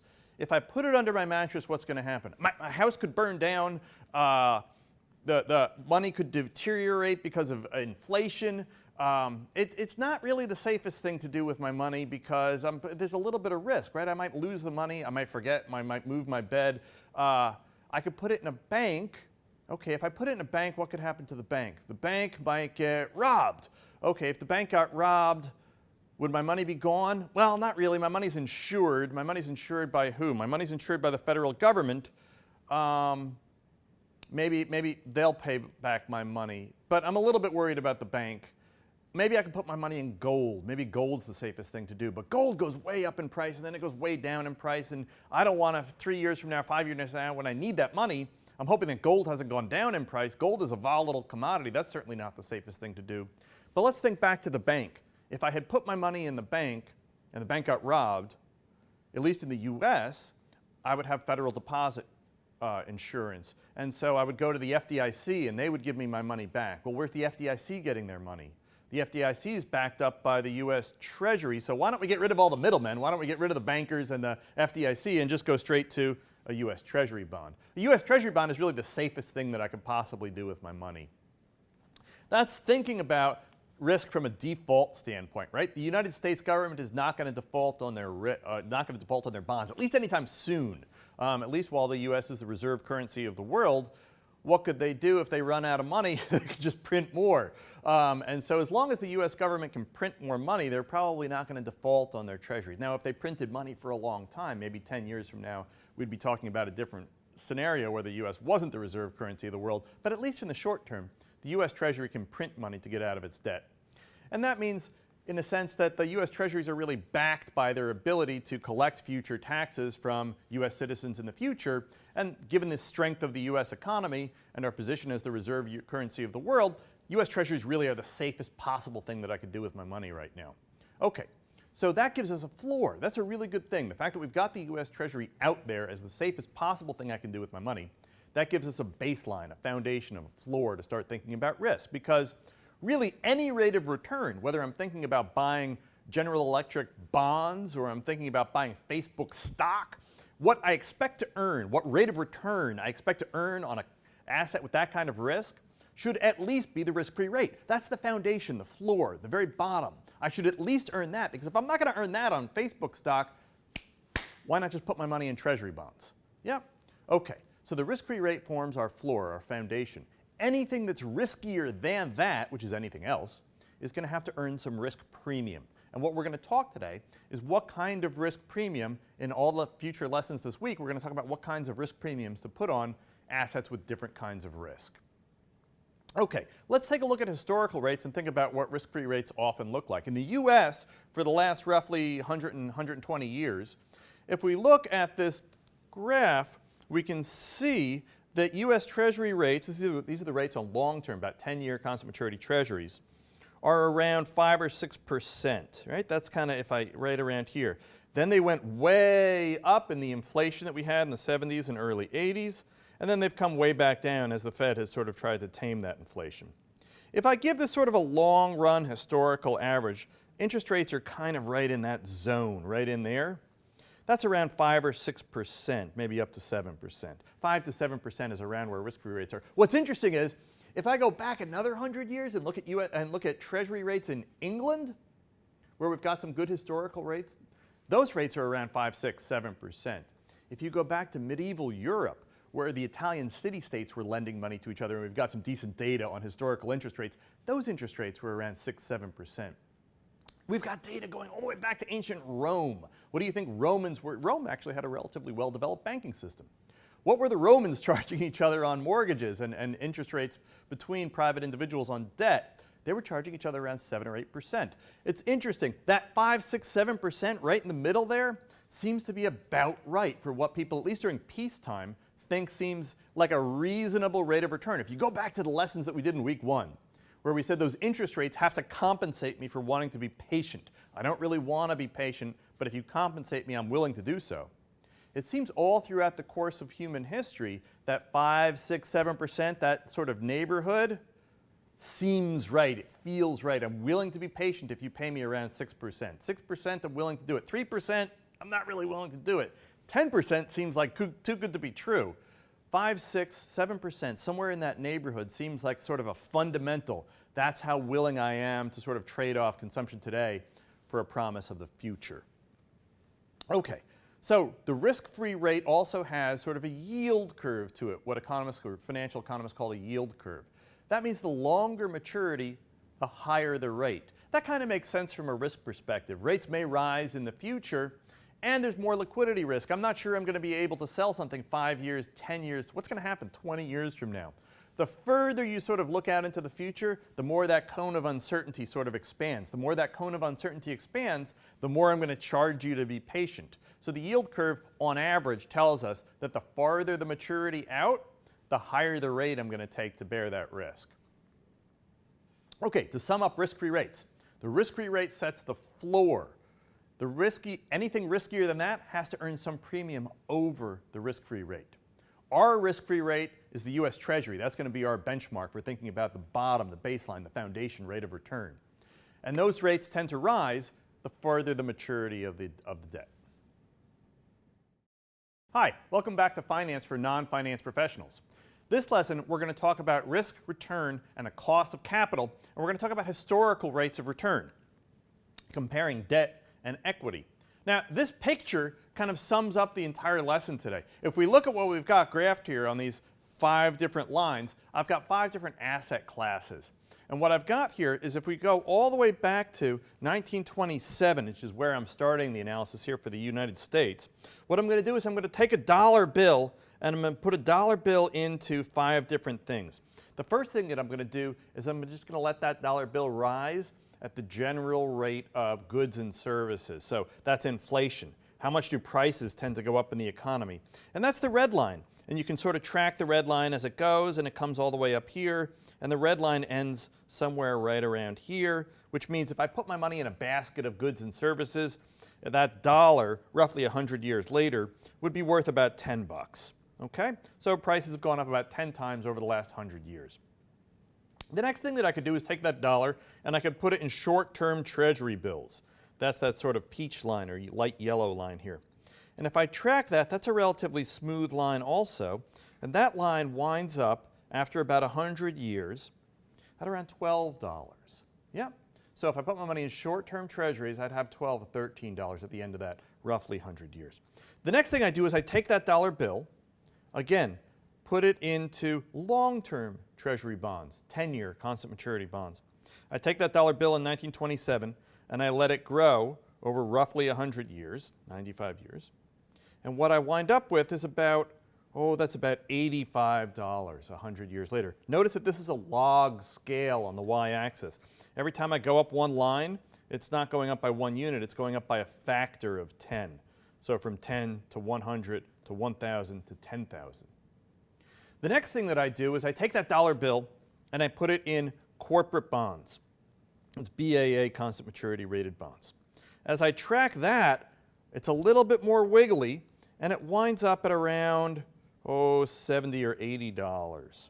No, more than that. Around, $150 at the end of 100 years. Okay. The last thing that I do is I take that $1 and I put it in the stock market, the overall stock market, so like the S&P 500 or some big index, all stocks. I take that dollar, put it in 1927, and just let it rise and fall with the stock market overall. Well, that line's a lot wigglier, right? Sometimes it goes way down, sometimes it goes way down, but it wiggles around a lot. Sometimes it has big crashes, sometimes it has big peaks. But overall, over the long run, over that 100 years, it goes up. It goes way up, and I would have roughly $1,500 by the time that 100 years is finished. So what do I learn from this graph? What I learned from this graph, right, is that as I increase the risk of what I put my money in, I wind up with more money later. In other words, the riskier asset I buy, the greater my return. Now, one of the amazing things about just looking at this graph for the US economy over the last 100 years is nobody made it be that way. The Federal Reserve didn't make these graphs line up. The government didn't make these graphs line up. All these assets, stocks, bonds, corporate bonds, goods and services in the economy, are being traded by private individuals in a free market. What happens is, or at least in the US over the last 100 years, as people buy and sell those different assets, they buy and sell them through discounting so that the assets reflect a return to investors who put their money in stocks or put their money in corporate bonds or put their money in treasuries. They wind up earning a return, right, based on the prices that they paid, that lines up almost exactly with risk. The more risk I take, the more return I get. Nothing made it that way, it just worked out that way. It should, right? It should. In the capital markets, the whole idea of capitalism is that capital markets direct capital from bad companies to good companies. If that works out right, then investors ought to be compensated for taking more risk. It turns out, at least through this simple graph, that they are. If I take this graph, this pictorial, and turn it into data, in other words, take this picture and make a data table out of it, that's what we're looking at here. So if I think about that line where I put that dollar into the basket of commodities and let it grow at inflation, average inflation along that line was around 3%, plus or minus 4.2%. So at one point, prices went down 10%, but most of the time, 75% of the time, they were going up. Okay, with a maximum inflation of 18%. That was in around 1980. Treasury bills, short-term treasuries less than a year, offered around 3.5%. Treasury bonds, 5.2%. Corporate bonds, 7.2%. And stocks, around 11 or 12%. Okay, so what we've learned from this is that on average, the stock market over the last 100 years in the US goes up by around 11 or 12% a year. That seems great. Why not just put all your money in stocks? That's going to give you the best return. Because if I look at the standard, the answer is because if I look at the standard deviation, which is a measure of how much that line wiggles, those lines wiggle, plus treasury bills plus or minus 3%, bonds plus or minus 8%, stocks plus or minus 20%. That's a huge variation. That's a lot of risk. In fact, the minimum 1 year, the stock market went down minus 43%. That's a big, that was at the start of World War II. That's a really big hit. In fact, 25% of the time, the stock market was way down. The maximum return was 52%. The minimum return, minus 43%. Those are terrible returns. That stock market line wiggles an awful lot. So if I think about the trade-off between risk and return, stocks have an awful lot more risk than do treasury bonds. Okay, in the long run, stocks tend to do better, but you might have to wait 10, 20, 30 years for them to do a lot better because they wiggle so much. They have a huge volatility. That means that if I put my money in stocks as an investor, I'm going to require a higher discount rate. I need a better rate of return. Otherwise, why not just put my money in treasuries? Okay, to think about risk of return, remember that risk of return of any asset was the risk-free rate plus some risk premium.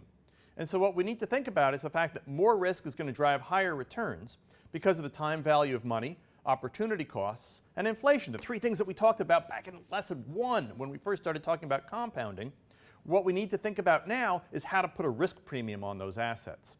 Okay, to sum up, stocks returned around 11 or 12%.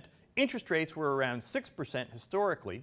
Stock volatility is much higher, and long rates tend to be higher than short rates. We're going to use that information now to try and put actual rates on equity and debt in the next lesson.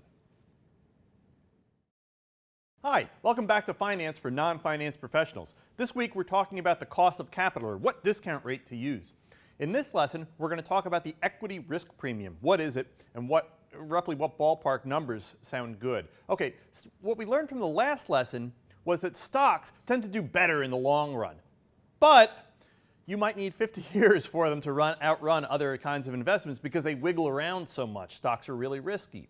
They have huge volatility, and so there are lots of periods where I would go 5 years, 10 years, sometimes 15 or 20 years where the stock market actually underperformed bonds, and I might have to wait a long time. Okay, that tells me that if I'm an investor and I'm thinking about putting my money in the stock market, it feels risky to me. I'm not as willing to be patient, not knowing sort of what's going to happen to my money over the next 5, 10, 15, 20 years. If I could live 200 years and do that 1,000 times, I would always put all my money in the stock market. But since I'm only doing it one time, I'm worried that that 5 years or that 10 years is going to be the one where the stock market goes down.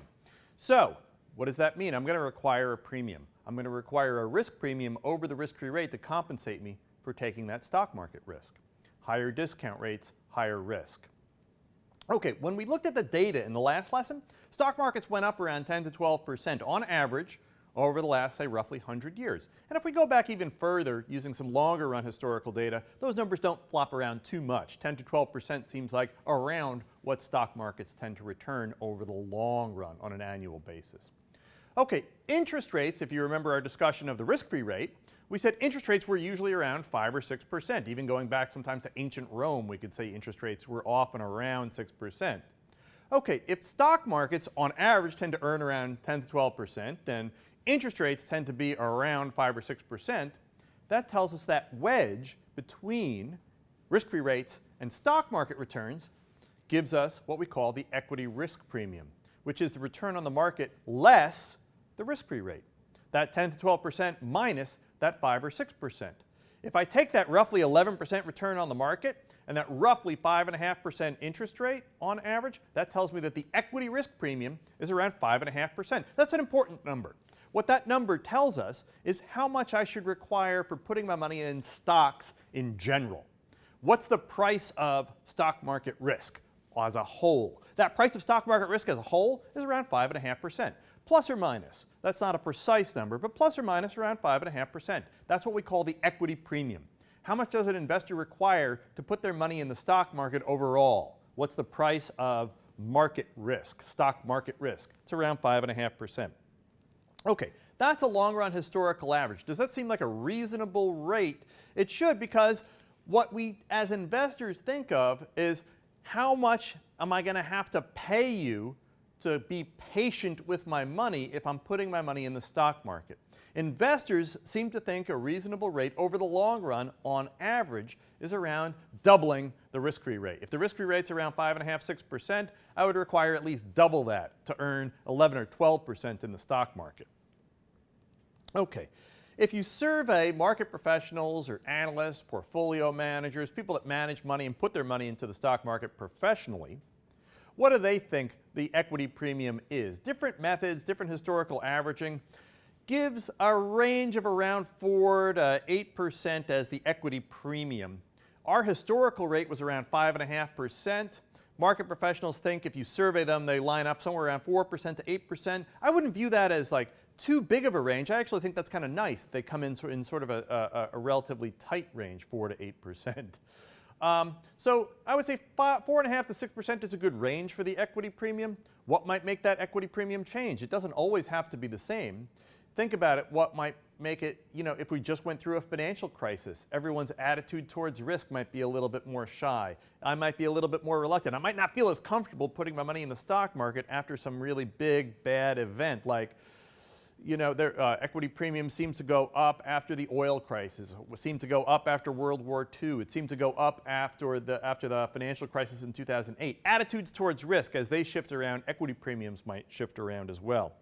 All of those change the price of equity risk, and they sort of move it from that lower part of the range, 4.5%, up to that higher part of the range, maybe 6.5, 7%.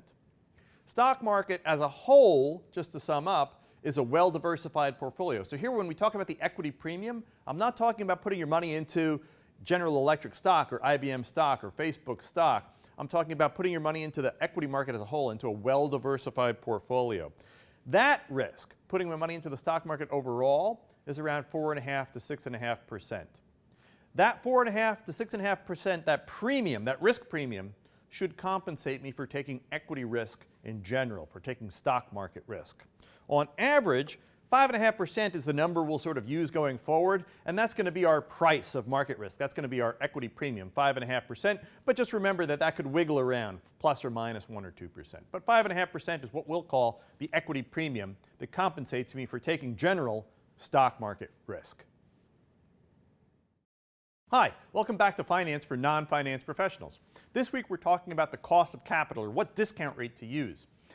In this lesson, we're going to talk about companies' betas and their cost of equity, and we're going to figure out how to calculate an actual cost of equity for individual firms. Okay, if you remember back to our lesson on stock riskiness, the equity premium we said was around 5.5%. That compensated us for putting our money in the stock market overall. But what if I put my money in one single stock? What if I put my money in one share of Google, or one share of Chevron, or one share of IBM? What kind of a return should I expect for putting my money in a single stock? Well, that seems riskier potentially than putting my money in the stock market overall. So what would the premium for that be? How should I measure how risky an individual stock is? If the overall stock market should return 5.5%, how much extra risk premium should I get for putting my money in one specific stock? And how would I measure how risky that stock is? Well, let's think about what makes a stock risky. It wiggles a lot, right? That's probably my most sort of intuitive measure, is that it just moves around a lot. I never know what's going to happen to it. Maybe it jumps around too much. Maybe one day it's up 10% and then goes down 30%. How has it done in the past? Has it been going up over time? Does that reduce the risk? Has it been going down over time? Those are all what we call stock-specific risks. If I look at that one stock, I can see that one stock wiggles around a lot, or that one stock has big jumps up and down. Okay, but I don't have to buy one specific stock. I could buy lots of different stocks. And as I buy lots of different stocks, that diversification might reduce my risk. In other words, if I would require 20% to hold a stock that risky, but some other investor says, well, I'm not going to charge you 20% extra return because I'm going to put you in a diversified portfolio, the company's going to raise money from that investor. So we have to think about diversification and how that diversification sort of plays into the risk of individual stocks. Let's put this through an example. I've got a graphic here where I'm showing you the returns, historical returns for the roughly 5 years on 3 stocks, IBM, General Electric, and Apple. Apple is the purple line that goes up the most, and you can see that line goes up at around 21% a year, plus or minus 27%. That's a lot of volatility. General Electric is the red line that kind of cuts the middle, and that one goes up on average 15% a year over 5 years, plus or minus around 19%, wiggles a little bit less. And then IBM is the blue line that's done kind of meh over the last 5 years, kind of hasn't had great returns, but has gone up on average 5% over the last 5 years, plus or minus around 17%. So you could say, okay, well, I should charge Apple sort of the most, I should charge GE in terms of risk premium the middle, and charge IBM the lowest. But what if I put all 3 into a diversified portfolio together? On average, what would I charge that portfolio? If I did that, that's that black line that I've got now cutting sort of through the shadow of those 3 lines. That's a much smoother line. That line goes up at around 14%, plus or minus only 12%. That's the smoothest of any of those lines. In other words, putting those together into one portfolio, those wiggles, those little, I think of stock charts as like little butterfly wings, yeah? As they kind of fly through time, the back of their wings sort of leaves a trail of stock returns. As I put those into a portfolio, those butterfly flaps cancel each other out. That diversification, sometimes Apple goes up a lot when IBM goes down. Sometimes GE goes up when IBM and Apple go down. And those cancellations of each other's variation smooth out that line. From an investor's perspective, that's what I'd love. I'd love to just sit back and smoothly earn 5.5%, 6%, 7% and not have to worry about the ups and downs of the market. The more I diversify, the more comfortable I can get about putting my money into risky securities like stocks, because those variations cancel each other out.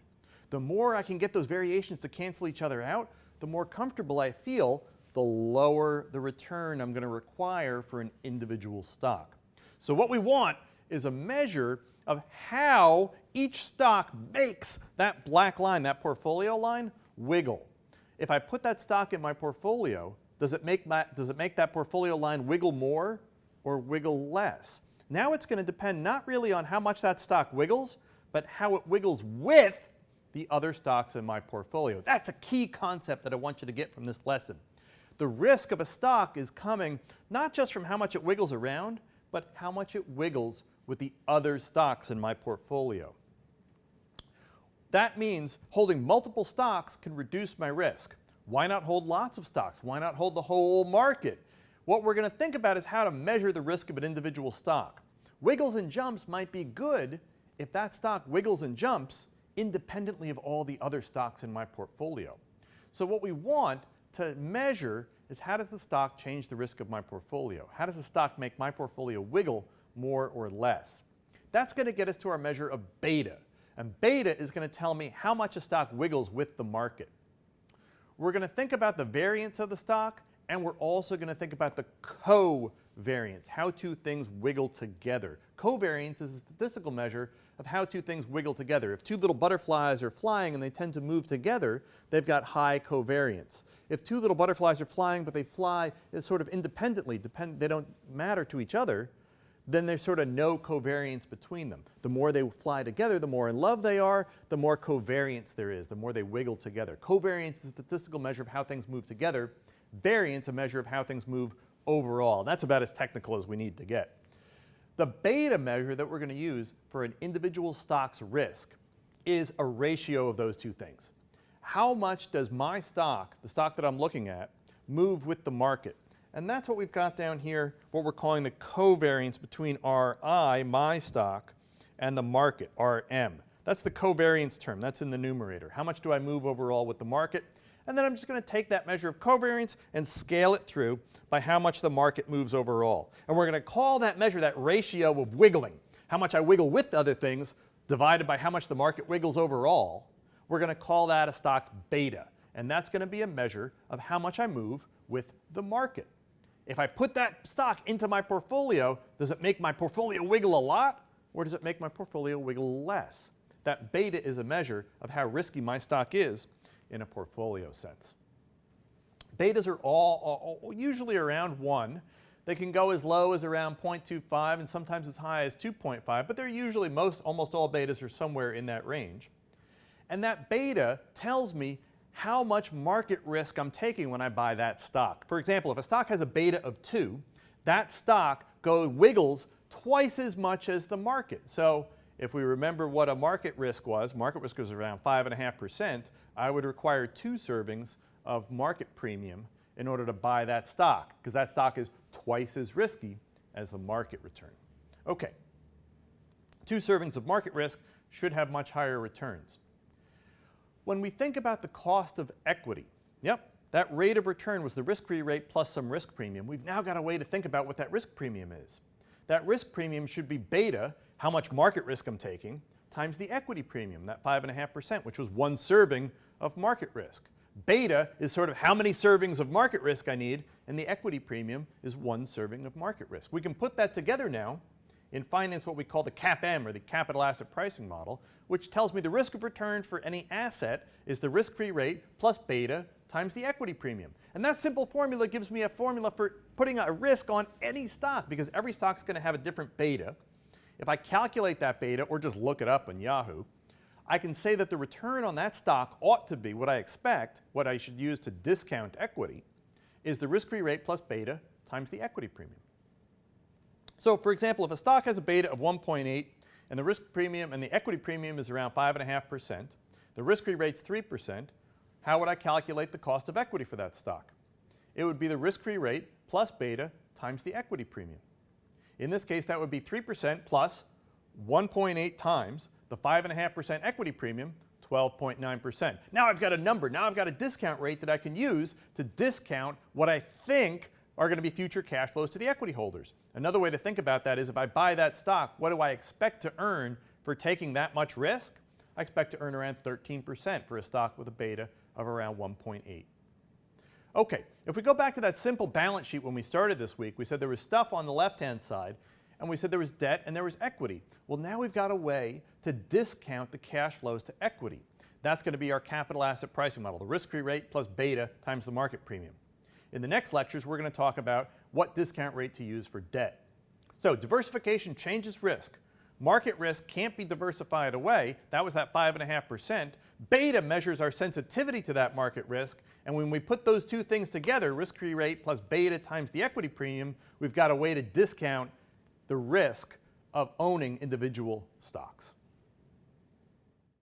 Hi, welcome back to Finance for Non-Finance Professionals. This week we're talking about the cost of capital, or what discount rate to use when we're discounting future cash flows. In this lesson, we're going to talk about the cost of debt, and to sort of give us a basis for that, we're going to talk about credit ratings and quality spreads. Okay, so what makes debt risky? Well, when I think about a rate of return, any rate of return, that was the risk-free rate plus some risk premium. What should the risk premium be when we think about debt, when we think about bonds or bank loans, lines of credit?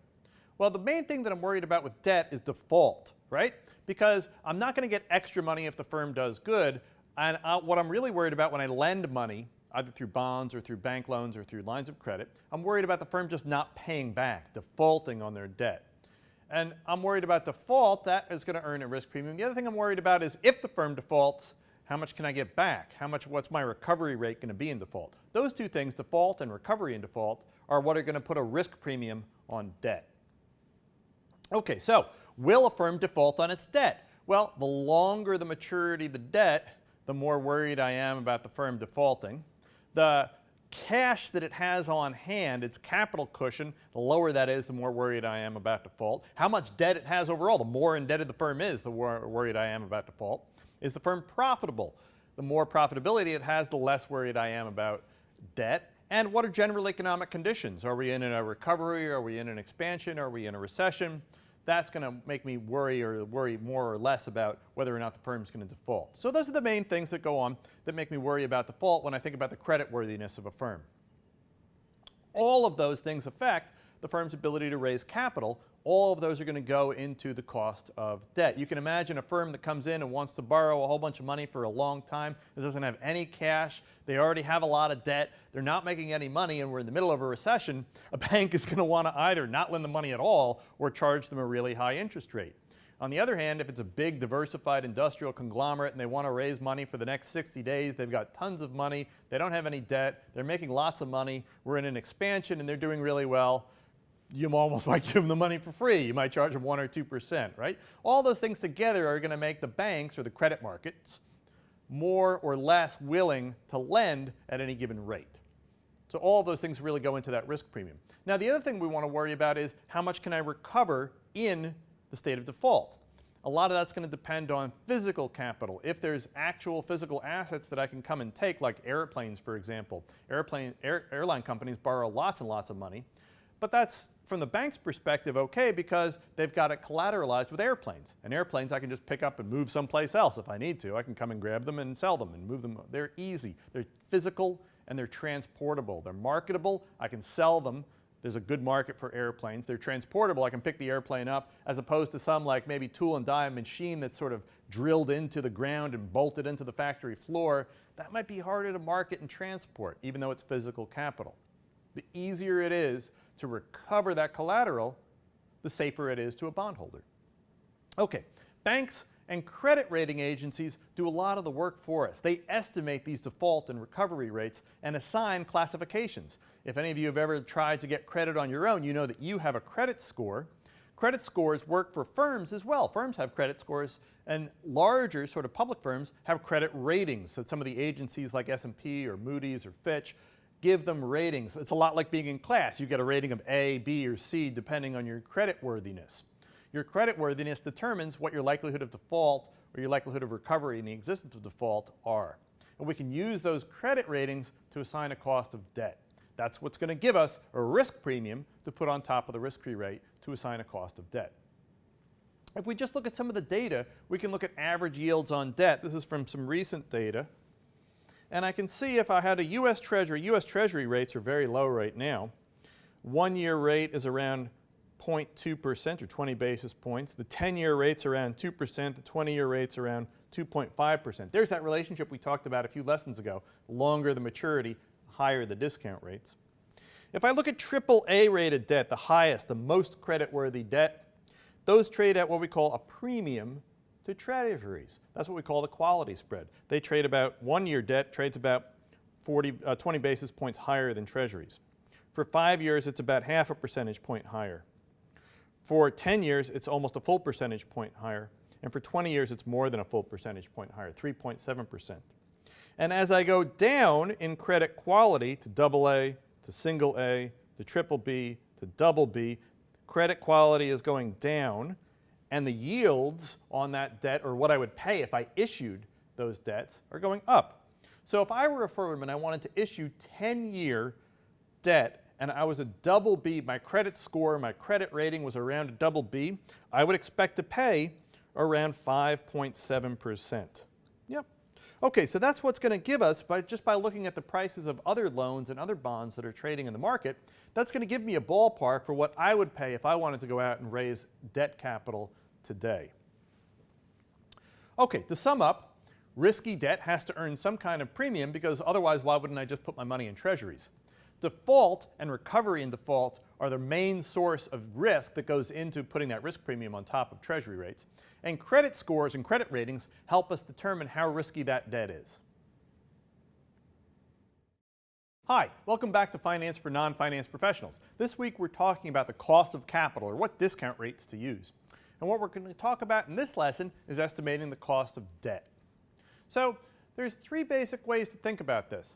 Of course, any rate of return is going to be the risk-free rate plus some risk premium.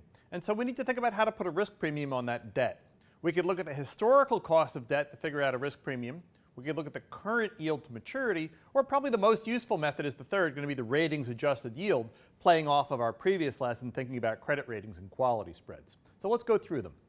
The first, historical cost, means what did the company pay the last time it issued debt? If I issued debt 3 years ago and I was paying 4.5%, maybe that's the best guess for what I've got. Maybe I would pay 4.5% the next time I issued. So I look at the interest expense that I'm paying on my current outstanding debt, what's the coupon rate or the interest rate that I'm paying on my most recent bond issue, and I say, okay, that's going to be my cost of debt. That's an okay method, but it's not a great method for estimating the cost of debt. If I've got nothing else to go on, that's what I'll use. But that may not reflect current market rates. Prices change in markets, interest rates go up, the Fed comes out and does something, interest rates go up and down. Historical costs don't always reflect the going forward or forecasting of what my cost of debt might be. So that's something to be careful of. And rates may have changed in the meantime. My creditworthiness may have changed in the meantime. So historical costs are an okay method for estimating the cost of debt, but not the best. We have to be cautious about doing it and understand that we're looking backwards, we're not looking forwards using historical costs. Probably the best thing to do is use the current yield to maturity. If I've got outstanding debt and that debt is traded on markets, that would be great. I could go and look at what investors are currently trading my debt at and see what the yield to maturity is, and that's what I would issue if I was going to issue debt today. The trouble is, that really only works if you've got current market prices for the debt, which is really only going to be relevant for large public companies. So if you're thinking about putting a cost of debt on General Electric, I could go look at General Electric's bonds that are trading most days, see what the yield to maturity is, see what the interest rate is currently being discounted on General Electric's bonds, and that's what they would pay if they issued debt today. If I don't have large public companies, if I don't have good market prices on firms' debt, what am I going to do? The other thing we could do is go back to our previous lesson and think about a ratings adjusted yield.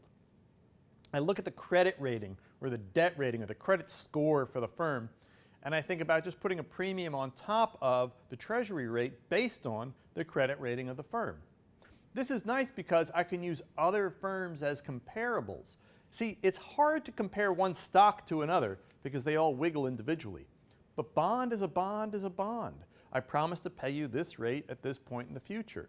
Well, whether that's issued by General Electric or IBM, outside of minor variations in creditworthiness, which is what the credit score is going to tell us, within a credit score category, the bonds are pretty much interchangeable. So if I see the price on another bond from a different firm, I can use that comparable to sort of infer what I would pay if I was going to issue debt. And so the ratings adjusted yield is a really nice method for doing that. We're going to adjust the treasury rate by the credit spread, which we talked about in our previous lesson. So let's do an example of a ratings adjusted yield. What would be my cost of debt if I was going to issue 10-year maturity for an A-rated firm, if my credit score or rating was around single A? We could go right back to that table that we talked about in the previous lesson, where I've got U.S. Treasury rate, so the 1-year Treasury rate was around 20 basis points, the 10-year was around 2%. And I've got here, these are coming from other firms where I can see bonds trading over time.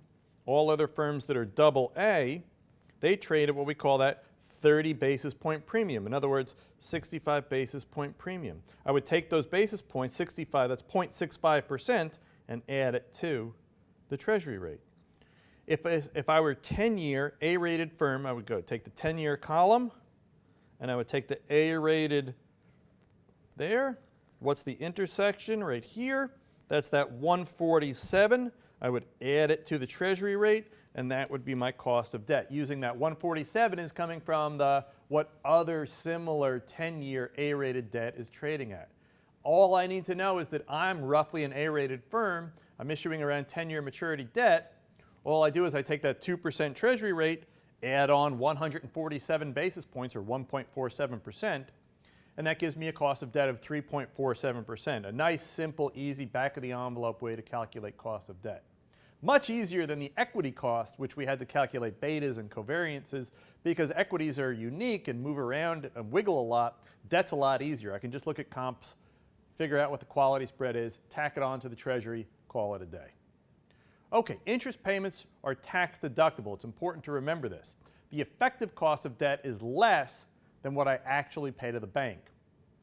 In fact, our effective cost of debt is going to be 1 minus the tax rate times whatever my nominal interest rate is. Let's walk through an example. I think it's easier to see. If you pay 5% on your debt and you've got a 20% tax rate, you're going to make an interest payment of $5 to the bank for every $100 of debt. Your taxes, though, are going to go down because I get to subtract that $5 from in the income statement. My taxes are going to go down by $1. So net, I'm really only paying $4 because I'm paying $5 to the bank, but I get to collect $1 back in taxes. My net's really only $4. My effective cost of debt is 4%, which is 5% times 1 minus 20, or 80% of 5% is 4%. Okay, to sum up, the cost of debt reflects the premium of default and recovery. We could use the historical cost of debt, the current yield if I've got some good market prices, or I'm going to use the rating adjusted yield, which is probably the most popular way to estimate the cost of debt. And always remember that interest is tax deductible. My effective interest rate is lower than what I'm actually paying. Hi, welcome back to Finance for Non-Finance Professionals. This week we're talking about the cost of capital and what discount rate to use. In this lesson, we're going to put together the cost of equity and the cost of debt. We're going to put it all together in what we call the weighted average cost of capital. Okay, so if we go back to that very simple balance sheet we did in the first lesson this week, we said that there was stuff over on the left-hand side of the balance sheet and debt and equity over on the right-hand side of the balance sheet. Well, now we've talked about the cost of debt and we've talked about the cost of equity. We said the cost of equity, where we're going to use the capital asset pricing model, that was risk-free rate plus beta times the market premium. That gave us the discount rate that we should use depending on the riskiness of an individual stock. The debt, we were going to use either historical or yield to maturity, or more likely the ratings adjusted yield to figure out what default and recovery premiums we should put on debt, risk-free rate plus the risk premium. Different firms have different kinds of capital structure. Some firms have no debt at all, they're all equity. Other kinds of firms, like maybe an airline company, has lots of debt. So what their average cost of debt is depends on how much debt and how much equity is financing all the stuff on the left-hand side. And that's ultimately what we want. What we want is that discount rate to apply to the assets of the firm overall. So that balance sheet, which balances, right, assets have to equal liabilities plus equity. The balance sheet of risk has to balance too. And the way that's going to happen is to take a weighted average of the debt and the equity that make up the capital structure of the firm. We're going to call that discount rate the weighted average cost of capital, or WACC, which you can see written under the stuff. And that's going to be the weighted average of RE, the cost of equity, and RD, the cost of debt. We can think about that. It's kind of a long formula, but it's relatively simple based on what we've talked about. Okay, what we've got is the proportion of the firm that's equity over equity plus debt. How much of the firm is equity? That's the weight on equity. And I'm going to use that weight on the cost of equity. Now, if part of that firm is equity, the other part must be debt. How much of the firm is debt relative to equity plus debt? How much of the capital structure is debt? Times RD, my cost of debt. So there's a weighted average here, the weight on equity, the weight on debt, and I'm going to use those to weight RE and RD. Of course, also here we remember that debt is after tax. So I've got that 1 minus T in there to adjust the cost of debt to reflect the effective cost of debt. When I put those things together and take a weighted average of RE and RD, those weights come together to form the weighted average cost of capital. Okay, the easiest way to see this is to work through a real example. The cost of capital for the overall firm reflects that balance between debt and equity. Okay, let's work a simple example together, and I think it'll be a lot more easy to see once we sort of do it in practice. So let's take the Target Corporation, the large department store. They've got an equity value, let's say, of around $40, which is roughly where their stock price is. And they've got about $15 billion in outstanding debt at the end of 2015. Okay, so $40 billion in equity, $15 billion in debt, that gives us a rough sense of their capital structure. Let's say they pay about 35% corporate tax rate, which they do, and their market beta, that measure of how much they co-mingle, they co-vary with the market. If I look at some of their published betas from Bloomberg or Yahoo or Reuters, or if I calculate one myself, they all come in around 0.6. So let's call their market beta 0.6. Let's also assume that Treasury rates are around 2.5%. It was about the yield on a 10-year Treasury right now. And the equity premium is 5.5%. Let's use those numbers. They're A-rated. They've got a credit rating of around A. And that's going to give us a quality spread of around 120 basis points over the Treasury rate of 2.5%. Using all that information, it's like a list of ingredients, right, when you're cooking. And now we're going to take that list of ingredients. We've got all the ingredients that we need, and we're going to cook a weighted average cost of capital for Target. What we get, that weighted average cost of capital, that's the discount rate that we would use for evaluating things like, should Target open new stores? Should they expand into Canada? If they think about weighing those capital expenditures, like in the lessons that we did in weeks 2 and 3, we can use now a discount rate, their WACC, their weighted average cost of capital, as the right discount rate for Target Corporation. So let's go to the Lightboard with those set of ingredients and work the example together. All right, let's bring it all together, our analysis of the weighted average cost of capital, and let's do a practical example of calculating the WACC for the Target Corporation. So let's start with writing down our formula for weighted average cost of capital. The WACC is equal to equity value of the firm over debt plus equity, so the total value of the firm, the proportion of the firm that's equity, and the proportion of the firm that's equity times RE, the cost of equity, plus D over D plus E, the proportion of the firm that's debt, how much of the firm is debt. So these two weights here, equity over debt plus equity and debt over debt plus equity, those two should add to 1, times 1 minus the tax rate, the corporate tax rate. We remember that the cost of debt is after tax, times RD, the cost of debt. Okay, so this is a big formula. We've got a lot of things to cover. So let's start by writing down our ingredients, everything that's going to go into this for this example, and then we'll think about cooking. We'll put it all back together and calculate our weights and our RE and our RD. We'll do everything sort of step by step. So the first thing that we'll do is write down our ingredients. Equity value of the firm, equity value of Target Corporation was around $40 billion. The value of their outstanding long-term debt was around $15 billion. Okay, so that gives us enough information to calculate our weights. What else are we going to need? We're going to need a risk-free rate to calculate our R's, and that's going to be 2.5%. We're taking that as the ballpark Treasury yield on 10-year U.S. Treasuries. What else do we need? We're going to need an equity beta. If we go to Yahoo Finance or a Bloomberg Terminal or any of the people that sort of publish betas, or if we calculate one ourselves, we'll see that Target Corporation's beta is around 0.6. So about 60% of one serving of the market premium is what an investor in Target's shares would want to earn. And that risk premium, that equity premium, which we talked about in one of our lessons this week, we'll use just 5.5%. All right, so far so good.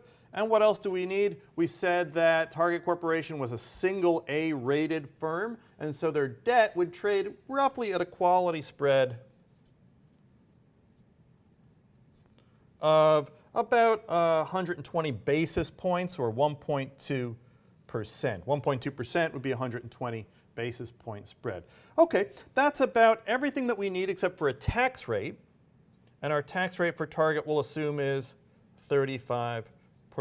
Let's make sure we've got all of our ingredients. I've got an E, I've got a D, I'm going to calculate my RE as risk-free rate plus beta times the market premium, check.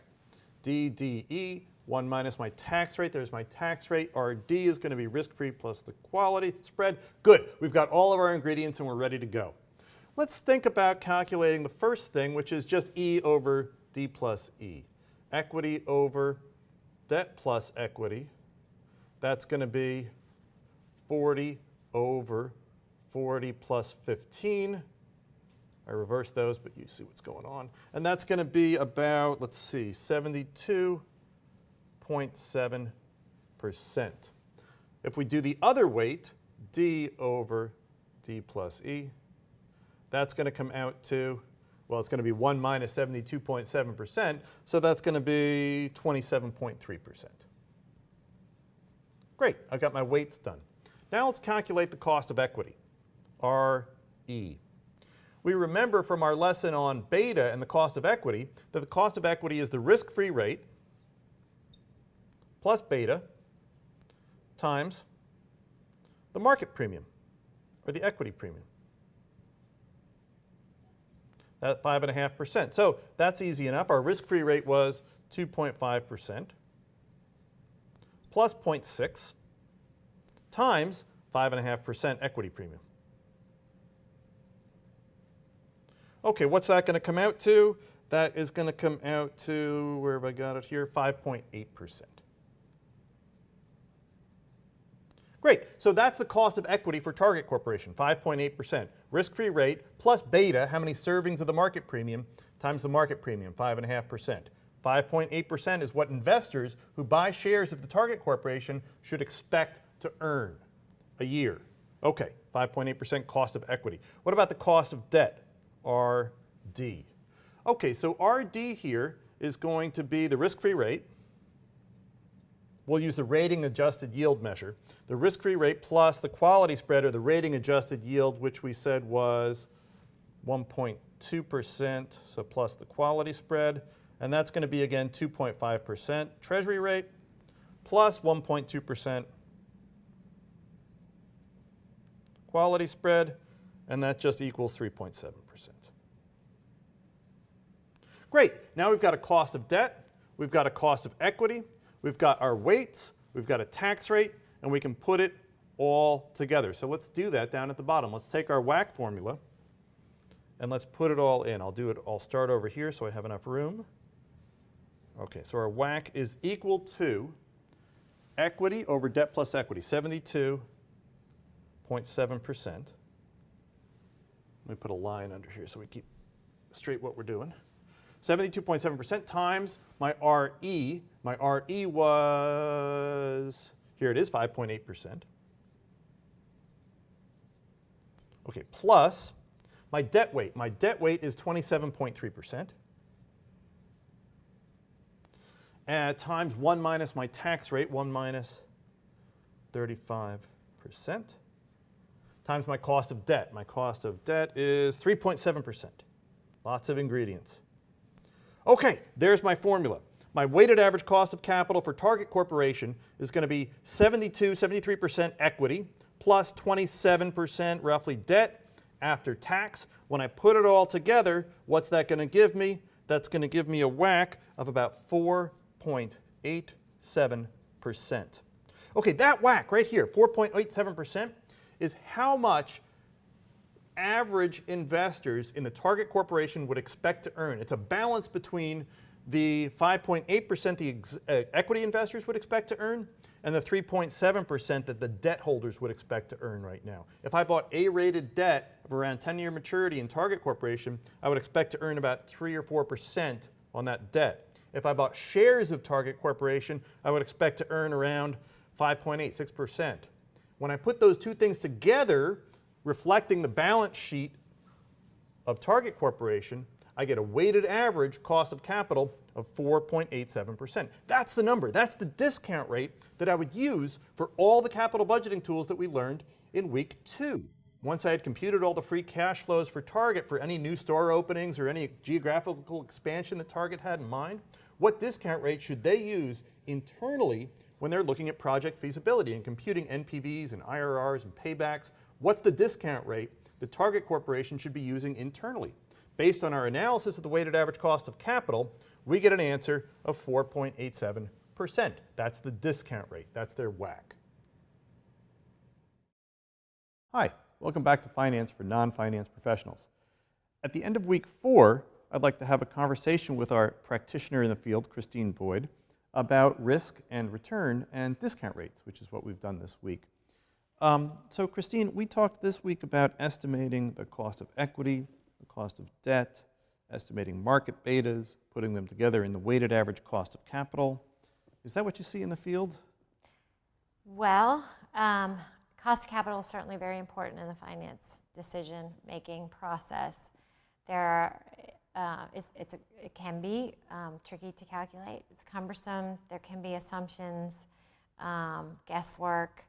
So, I have seen firms feel the tendency to just grab a ballpark estimate. Yeah. Why not just use 10%? Let's just use 10%. Yeah, so Right. that's something I've certainly seen a lot, which is you go through this calculation of a beta, a guesstimate of what the equity premium is, you put it Right. together with where you think treasury rates are going, you Yeah, put that together. right.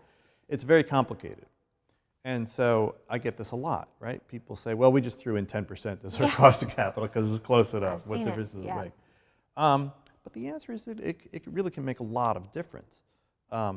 If you think about two different kinds of firms that have a very different kind of risk,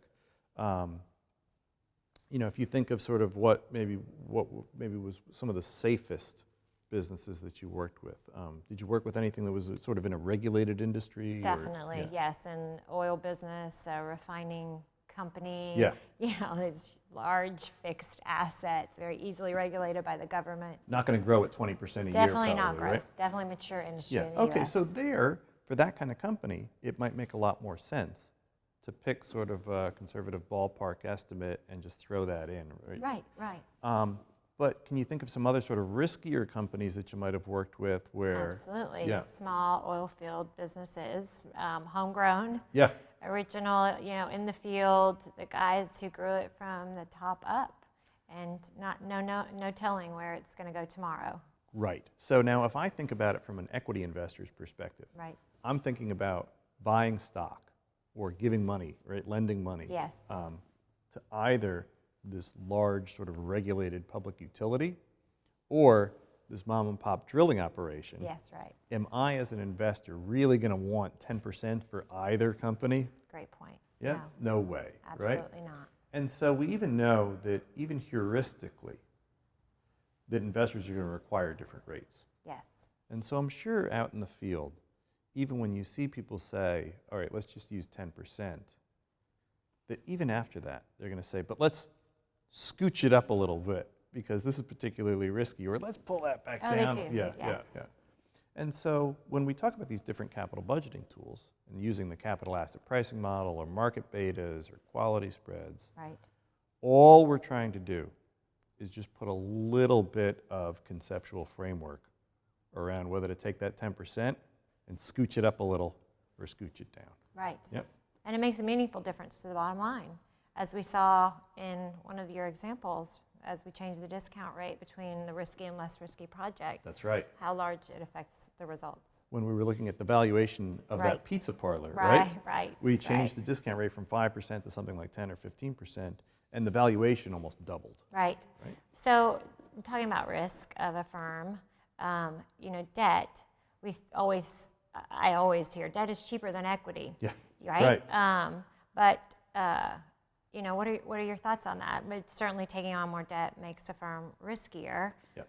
Why wouldn't a company lever up more? I will say sometimes I think we get a lot of pressure from the street to possibly do that if we have a lot of cash on hand. And why wouldn't a company use their cash, lever up? That's a great comment, because I see the same thing. I see pressure from external investors for the company to lever up. Right. And I see reluctance on the part of the firm sometimes Yes. to take on that debt. Yes. Okay, so let's talk about those trade-offs. Okay. So as the firm takes on more debt, it doesn't really make the firm any riskier. It just pushes that risk in different places. So think about it. Let's say we opened a Whataburger franchise, yeah? And what makes the Whataburger risky? It's, you know, labor costs, the cost of beef, how many people are going to come through, what we're spending on advertising. Right. Would our Whataburger, if somebody was driving down the street and saying, hey, let's pull into James and Christine's Whataburger franchise, would somebody stop them and say, no, we better not go to that location? They have a lot of debt in their capital structure. Nobody would say that. Nobody would say that, Yes. right? So our capital structure doesn't make the cost of running our Whataburger any riskier or less riskier. Right. Right. What it does is push that risk around. Okay. So if we take on a lot more debt, it makes the equity riskier. Okay. It doesn't make the overall firm riskier. Okay. Good point. So now as we think about making that trade-off, what's the benefit that we get from debt? The benefit that we get from debt is that it's tax deductible. So we get a nice big tax shield from that. Right. And like we talked about in week 2, that's a real cash flow. It is, definitely. But what's the worst thing that can happen if we take on debt? Yes, right. You're getting to what I was thinking exactly. I mean, you're committed, those debt payments, you're committed every quarter. And so if we have to, in the worst case scenario, if we can't make good on our Yes. debts, we're bankrupt. Right. And in the field, do you see this trade-off? Do you see CFOs talking about financial distress, their inability to raise cash, what happens in the bankruptcy process? Absolutely. Yeah. Absolutely.